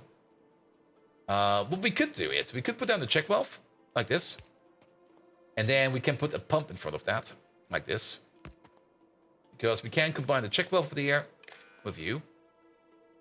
And then we're only going to open up this thing over there. I never used a check valve before. Is stuff going to sit in there? This is going to be terrible. This is going to be an open relay. If you kind of think about it. Because everything in there is going to flush into there. And then this valve will be empty. And then the pump will be like, oh, the valve is empty. Push more stuff in. No, this is horrible. This is shit. That is pure shit. I think we just need to put down a tank. And a singular tank will be fine. Like, just put like one of these over there. In between. With a pump in front of it. There you go. Good. And then we're just going to do something like here. If everything over there is less than, say, 500. It really needs not a lot. Then I'll be fine. There you go. You didn't mind with a direct connection from one exchange to the next step without connecting the pipes side by side. It works pretty well with fluid loss. Yeah, fluid loss is also a thing you need to think about a bit, because rounding errors, at least in Factorio 2.0, are still a thing. 1.0, I mean, or 1.1 is still a thing. In Factorio 2.0, rounding errors will no longer be an issue, but we still have to live with rounding errors. And rounding errors are gonna cost us. The rounding errors can break this build. That's the other reason why we want to be a little bit more careful over here. But we only want like one of these over here. So we're gonna do this and that. There we go. So this over there will be the buffer. This over here will just balance itself out. This will slowly fill up. So yes. So you have to use hot air to heat up bricks 3 times. Nah, it's a bit different. We're gonna be using outlet gas over here. So we got a coke machine over there. This machine over here takes in coal, steam, and turns it into red hot coke, as well as some coke oven gas. The red hot coke over there, we then turn into coke and some coal dust, as well as some steam. And then we take the outlet gas over there, and we turn that into, or the coke oven gas, we turn that into outlet gas stage 1. And then we turn the stage 1 into stage 2, stage 2 into stage 3, stage 3 into stage 4. Once we got outlet gas stage 4, which is also running at 1000 degrees Celsius, we take the outlet gas stage 4 and we put it in over here into these hot, these brick making machines. And that will be this recipe over here first. This one over here takes a warmer stone brick, an outlet gas stage 4 at least 1000 degrees, and turns that into a hot stone brick. It will also make you outlet gas stage 4 at a lower temperature. However, then you need to take, to make the warmer brick, you're gonna need to make a warm stone brick with at least outlet gas stage 4 at least 750 degrees Celsius to make the warmer stone bricks. But then you get outlet gas stage 4 at 500 degrees back, and you still need to make the warm stones. For the warm stones, there we go. You're gonna use over here outlet gas stage 4 at least 500 degrees, which you get from the previous process, to turn cold bricks or normal stone bricks into warm stone bricks, and then you get outlet gas stage 4 at 250 degrees Celsius. So basically, the outlet gas temperature over here goes down, the brick temperature over here goes up. So it's 2 processes that go against each other, which is fine. Let's also move you away for a bit. And once we get to the hottest brick over here, we then take the hottest bricks over here and we rush some cold air over them and we turn the cold air into hot air. And then at the end over here, the outlet gas that's sitting at 250 degrees Celsius, we're going to take that, we're going to put it in a heat exchanger, and we're going to reheat it. There's a recipe over here that takes 100 outlet gas stage 4 at less than 500 degrees. We get 250, so we're going to be fine over there. Combine it with some hot molten salt, and we get almost all of our outlet gas back at 1000 degrees, and we get all of our salt back. So this one over there will be reheating the outlet gas that we get over here at the end. And then we're going to be topping it up again at the top. Can you detect the liquid temperature? Sadly, we cannot. But this over here will be fine. This over here will do the trick. Also, temperatures will mix. So if you... I mean, detecting the temperature is one thing you can do, but temperatures will just mix. Yeah. I'm not quite sure if we still have something out here that is using mixed temperatures. I think we don't have that anymore. But temperatures will just mix. Here we go. Here we go. What the fuck went on over here? Oh, I see. Bum, bum, bum, bum, bum, bum.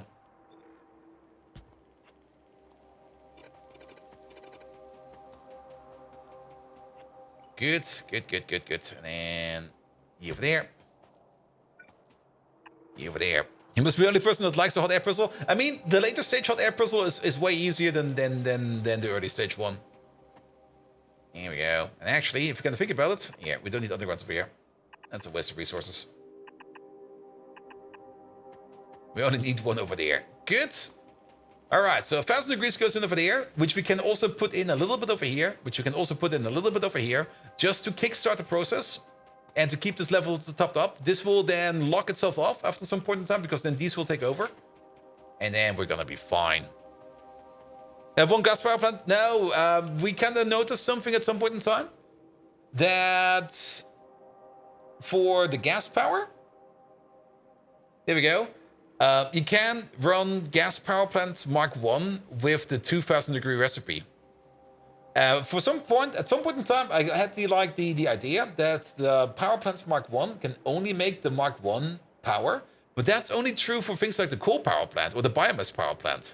The biomass power plant and the coal power plant both have like a recipe that's locked for their respective tier. The gas power plant as well as the oil power plant are available for every kind of power plant. It would be cool if you could detect the temperature. You could use the fluid mixing to achieve the desired temperature with some maths. Yeah, but you don't need that.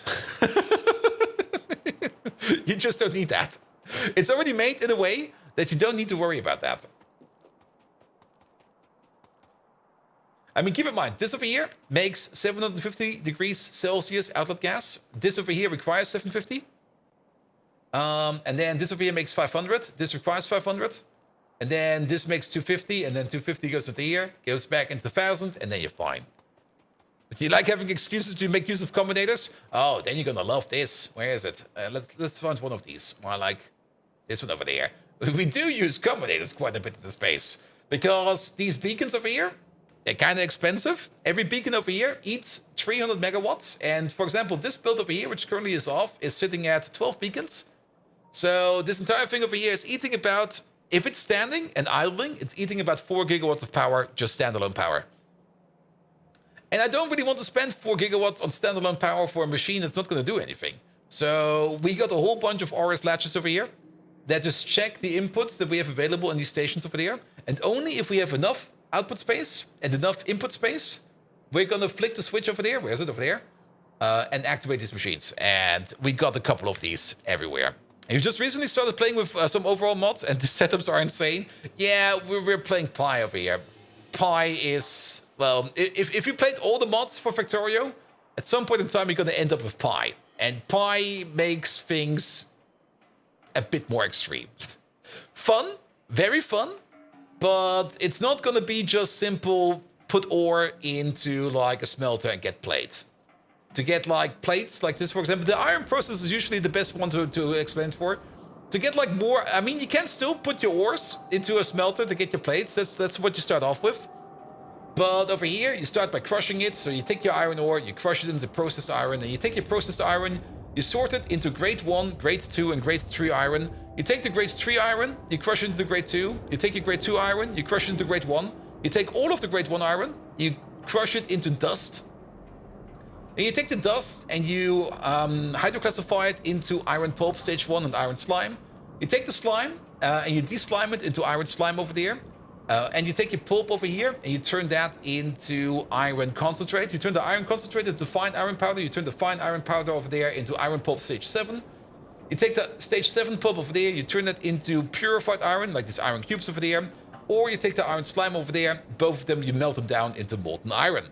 Then you take the molten iron, and you go all the way over here, where you can either cast it directly into iron plates, but I think we're backed up on iron plates, So we move on to the next machine over here, where we take our molten iron and we turn it into molten steel, which we can then cast into plates again, but I think we're also backed up on iron steel plates, we are.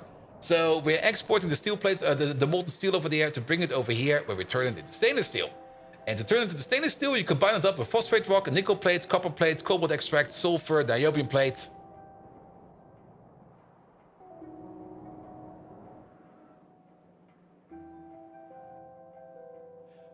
Ferrochrome? Why is ferrochrome not working? We're gonna have a look at that soon. And then you turn that into stainless steel. Then you can take your stainless steel again, your molten stainless steel, by the way, and turn that into stainless steel ingots, of which I think we also have enough. Let's have a look over here real quick. Where are they? There they are. Yeah, we got 69,000. Nice. Which means that the molten stainless steel over here can be moved over here, where we combine the molten stainless steel over here with titanium plate, vanadium pentoxide, cobalt oxide, I think it is, silicon, molybdenum plate, and niobium to turn that into super steel, molten super steel. And then we take the molten super steel over there, we combine it up again with aramid fiber, sand cast, hot air to turn that into super steel ingots. But super steel ingots, we got 43,000 over there as well. There we go. And you curious about the playtime? No worries. Where is it? Here we go. Just a small 1,500 hours.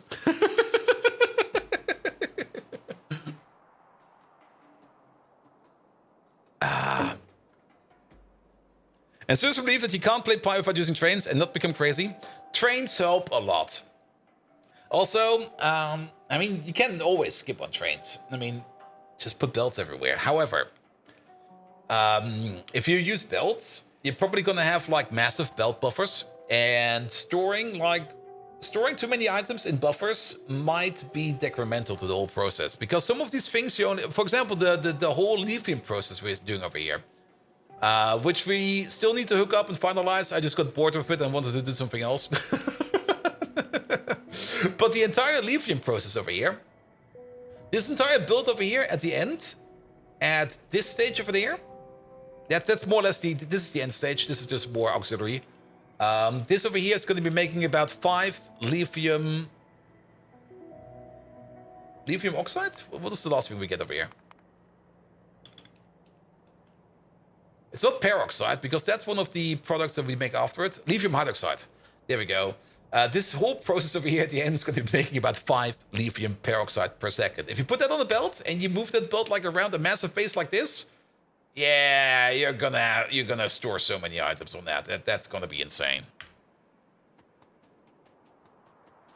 And with that super steel, you can make a burner inserter. You're gonna laugh, but how to put it? You're not gonna start off with splitters. To make splitters, you need to make a simple circuit. To make a simple circuit, you are going to have to make some copper zinc batteries, some ceramic capacitors, some air core inductors, some high power resistors, some printed circuit substrate tier 1, some vacuum tubes, and some solder. All of that does require a whole bunch of things like ceramic and tin plate, as well as copper cables and ceramics. Actually, I think you start off with these ones over here, with copper cables and iron sticks. Then you also have to make some coke, some glass, some tin plates. You need to make some formica, some copper, and some vacuum. So you have to make a suck machine somewhere. Then you also need some graphite, some glass, some copper, and some iron plates for the tubes.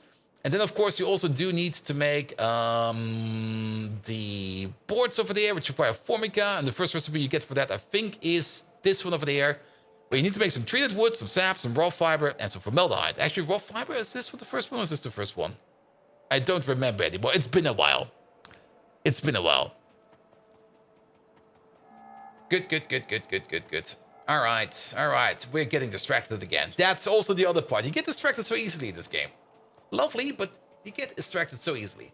All right, let's put these things on top. And let's maybe give them the same distance, so that these over here are equal. There you go.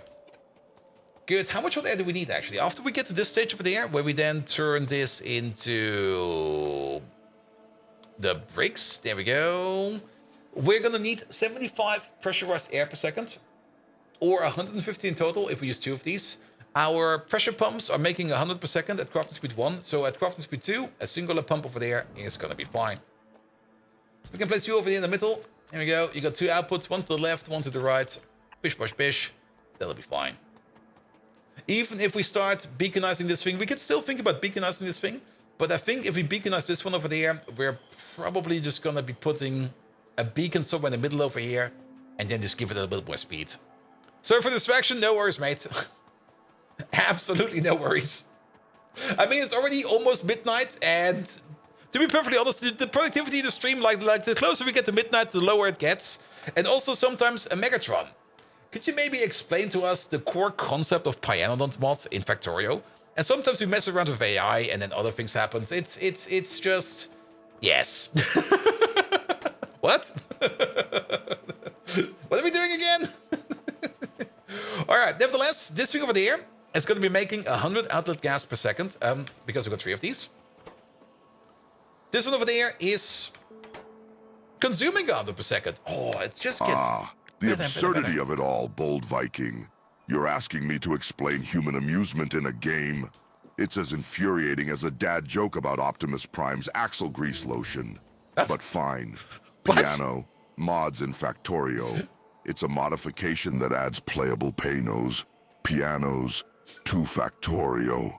There's not much to it. Dude, as much as I enjoy listening to heavy metal music festivals, the idea of lab coat-laced humans struggling to play Beethoven's symphony on a mechanical keyboard is amusing, I admit. Want to improve the experience? Add a crowd of Decepticons cheering as you desperately peck away at the keys, like a cybird with no rhythm circuit. Imagine the horrifying cacophony, the terror in the front row. Anyway, let's get back to commanding our ever-futile factories, you flip-flopping flanker. Less questions, more Factorioing. Failing is your one promising skill, Bold Viking. Also, he got kind of sneaky over there. He's turning into Batman. Oh, I've built kind of sweat in this suit. I've been working for days. But yeah, piano mods. All right, doesn't matter. This thing over there, equal split, 50-50, left, right. Nothing to worry about. What we could do over here, just because it is going to be a bit nicer, put down the filter over there that we don't lose any bricks. There we go. And then do the same thing over there. Here we go. Rotate you around. Poof, poof, poof. What is that voice? Is he smoking a pack of 6 a day? I'm more curious about Megatron's axle grease. Like, what the fuck, man? Megatron, what the fuck was that about the axle grease? Can you elaborate a bit? Do you think who created this mod was to say this? I don't know. I can ask him. I mean, not only did he make this mod, he also watches other people play this mod. There we go. There we go. All right. Nevertheless, we are going to need over here. Oh, bold Viking. Your obsession with Optimus Prime's axle grease lotion is hysterical. It's like a dad joke about a frog driving a car 50 because his lily pad got towed. Here's the intel. Our dear Optimus Prime likes to keep his joints lubricated with some high-grade axle grease. Apparently, it makes his transformation silky smooth. Ooh. But look! We're getting off track! I am Megatron, not some sleazy gutter tabloid. Enough of these worthless mech gossip. Back to the game before my indignation rivals the heat of a supernova. You, degenerate pumpkinhead, are as effective as using a hamster wheel to power Cybertron. Oh, yes. Now, attack! Decepticons, attack! All right. Every coal power plant over there makes 25 molten salt per second. It's 500 every 40 seconds, but crafting speed is 2, so 500 every 20 seconds. Divide 500 by 20, you get 25. So we're going to need exactly 2 of these to power up. This is going to be such a small, compact build already. I already fucking love it. So how about we place like you, say, over there, and you, say, over there. Because then we can do something like this. You go out like this. And then we do need a little bit more of a fancy build over there, but that's fine. We might also need to put in some kind of a top-up tank over here. We might do that over here, actually, if you gotta think about it. Actually, yes, let's do that right over here. But that is... We would need a top-up tank, actually, for the salt, because that is... Okay, no, that's fine, that's fine, that's fine. We just move you out by 1. We move you out by 1. And then we can put in the top-up tank right over there. And then you go into there like this. And then you just move over by 1. Here we go. We can still do this thing over there like this. And you over there like that. I kind of fudged that over there, but that's fine. Alright. And we can actually just use the exact same requirement as this one over there. There we go. Good. That will be the top-up for the molten salt. And then this over here is going to be making... This over here will be able to compensate or make at least the molten salt that we need to fire up this entire thing over here. And then the only thing that's missing over there is going to be your output over there. Which is going back all the way to the top. Into you. There we go. And we need to top this up as well. So we're going to put down a tank over there. There we go. And you guessed it. We're going to use this one again. Perfect. This... How much is this going to make? This thing over here is going to be making 500 hot air per second. As this smallish build over there. We do need to make the coke over there. And we do need to supply it still with coke oven gas over there. But then again, how much coke oven gas do we need to supply over here? We're going to need to top this thing up over here with 5 outlet gas per second. That's what we need to top this thing off. If we want to make outlet gas over here, we're going to be making it at the rate of... Well, more. To say the least. It's going to be more. Not only that, it's going to be making 500 hot air per second. If we compare that to this thing over there. This thing over there, this entire thing over there has 4 hot air makers of the previous tier. If we're going to put you down real quick. And we're going to go to hot air, which is going to be this thing over there. That entire thing over there is currently making 600. So this thing over here makes 500. Like, this over here is 500. This entire thing, 600.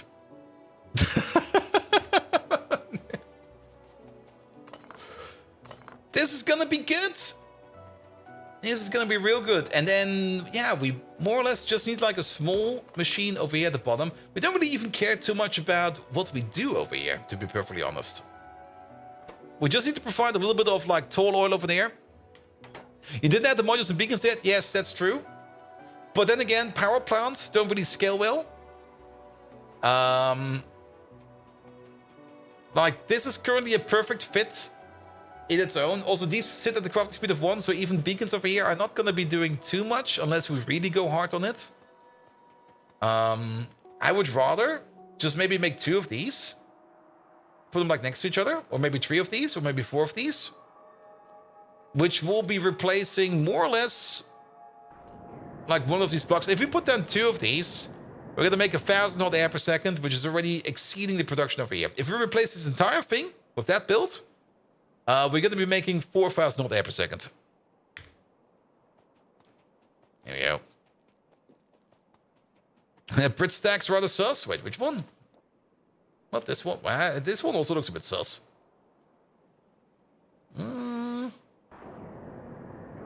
I don't see it. Maybe you see it. Good.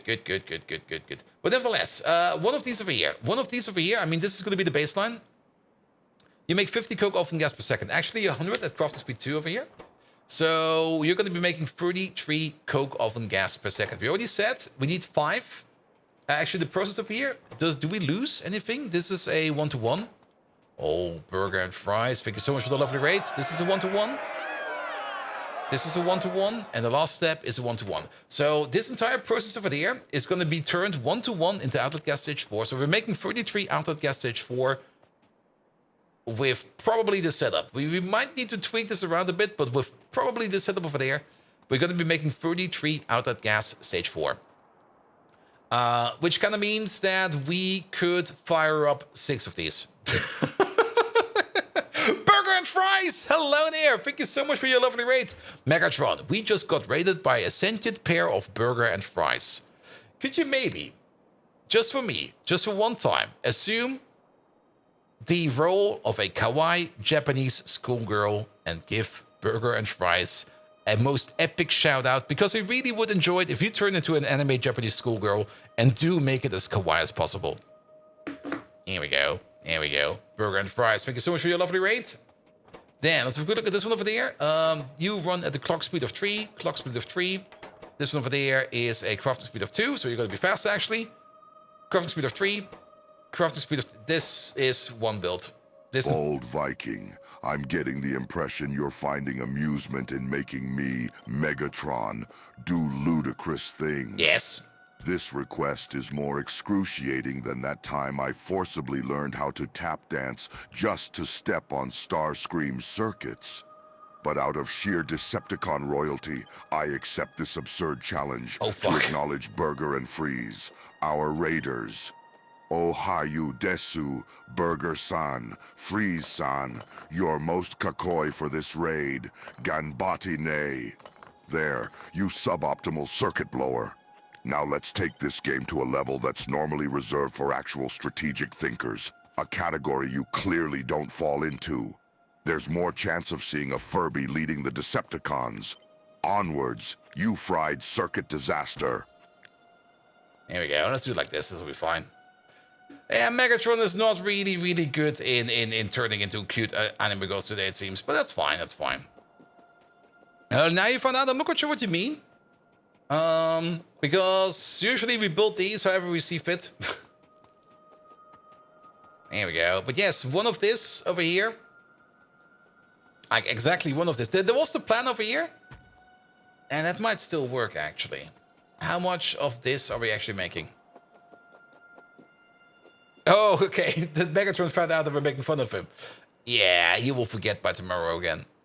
So, this thing over there, if we do manage to run a red hot coke machine over here at full speed, we're going to be making 6 coke per second. Currently, this thing over there requires 20 megawatts of fuel. However, we can turn it down to 4. Oh, this is gonna be good. I was kind of thinking that we will not. We are going. Okay, just add a bit of coke, coal. We're turning that into coke. You over there, you require 63.5, and you over there, you make 5 average free. It's a 1 to 1.5, if I remember correctly. It's been a while. Let's have a look over here. It's a 1 to 1.5. There we go. So we would need the second one of these going around somewhere. Doesn't really matter where. We can just place it over there. Turn all of that into coke, and the amount of coke that we get out of this, I might just put speed modules in you to make you faster, so that we only have one of these going around. Good. And maybe we even put you inline over there. You know, this feels a bit off, but if we put you inline over there, then we got this entire thing over there, which will be making stuff. Then we copy down you, make another one of you. There we go. And this thing over there is definitely going to make enough coke to fire up these, because we will need 4, 8, 12, 16 megawatts of power over here. We're definitely going to be turning all of the red hot coke over there into actual coke. That's going to be times 5. So we're going to be making 25 pieces of coke. No, wait. At the crafting speed of 2, we're going to be making 3.3 pieces of red hot coke per second times 5. That's going to be about 15. What, really? 15? That much? That makes sense. It's times 5 over here. We're making 10 every 3 seconds. That's 3.3333 per second. Times 5, that is, well, not really 15. It's more than 15, but I'm just going to go with 15. That's 15 pieces of coke per second. If we do manage to consume it all, which we should try to do, we might need to put a second one of these down over there. It doesn't matter. But still, 15 pieces of coke per second, that is something like 75 megawatts of energy. Yeah, you know what? Is it the 2 to 3 ratio? No, it's a 1 to 1.5 or 2 to 3. There we go. And we're going to take this entire thing over there. Wait. This entire thing over there. Flip you around. Hot air. Just add coal. Hot air. Actually, add a little bit more than that. There's quite a bit of basic ingredients over here that we need to put in there. Because to get through the whole outlet gas production over here, we need copper cable, nickel plate, tar, organic solvent. We are going to make sulfur on the side. We're going to need acid gas. We're going to make even more sulfur on the side. Toll oil. And we're going to make aromatics on the side. All right. And then this thing over there is going to be making 2,000 hot air per second. Which is, if we're very generous, the same size as this thing over there. All right. Also, we need to add salt. That's also still missing over there. But that's going to be a thing we're going to be adding next time around. Or I might do it tomorrow on my day off if I do some more Factorio work tomorrow. Good. Yeah, this is going to be fun. This is going to be great. At least this will solve our hot air problems for a while. And also we can distribute these a bit. We can like place maybe one in every corner over here. Like maybe one over there, maybe one over there, maybe one over there, maybe one over there. And then hot air will never ever be an issue anymore. Good. Perfect. But it's past midnight over here. So I think it's time for me to go. So there we go. All right. Let's have a quick look at who we're going to rate. I see Aussie over there. Aussie. Flanker is doing some ready or not. I should not join him. I might just end up joining him. I do kind of want to play some ready or not. But we're definitely going to be raiding Aussie nuts. And I'm only going to play until 1 a.m. There we go. I do got like that final part of the job interview tomorrow. All right. Aussie Nuts. There we go. Thank you so much for today. Thank you so much for all the lovely follows. Burger and Fries. Thank you so much for the lovely raid. Guys, if you have not checked out Burger and Fries yet, get over there. Check out Burger and Fries for yourself. He's absolutely amazing. So go over there, leave him a follow, and be amazed. A whole bunch of people followed. Thank you so much for that. Smeagol. Not only did you resubscribe at tier 3, you only gave out 10 gifted subs today, as well as Fallen Angel, or was it yesterday? That was yesterday. Fallen Angel gave out the follows yesterday. But Smeagol, thank you so much for 10 gifted subs as well. Those are highly, highly, highly appreciated. Good. Then more follows, a whole bunch of follows. Thank you so much for those as well. We had a bit of a hype train at the beginning. Thanks to Wily, Coyote, and Kintaru. Thank you so much for that. Also, a whole bunch of people threw some bits in there. Thank you so much for that. Wally did. And there was somebody else in there as well. Cracker Lacking also put some in there. Thank you so much for those as well. Good. And then a whole bunch of follows, even in between streams. Nevertheless, I'll be back on Thursday with some more Factorio. Tomorrow will be a day off because I got some admin stuff to do.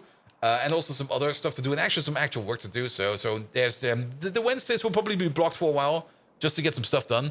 But I'll be back on Thursday with more Factorio, and on Friday we're going to be continuing our adventure in Greg Tech New Horizons. Nevertheless, we're going over to Aussie Nuts. Aussie is also an absolutely amazing content creator. He's probably playing, what is he currently playing? He's playing some Once Human. So let's check that out over there. But without further ado, I wish you all an amazing evening, and until next time, see you around!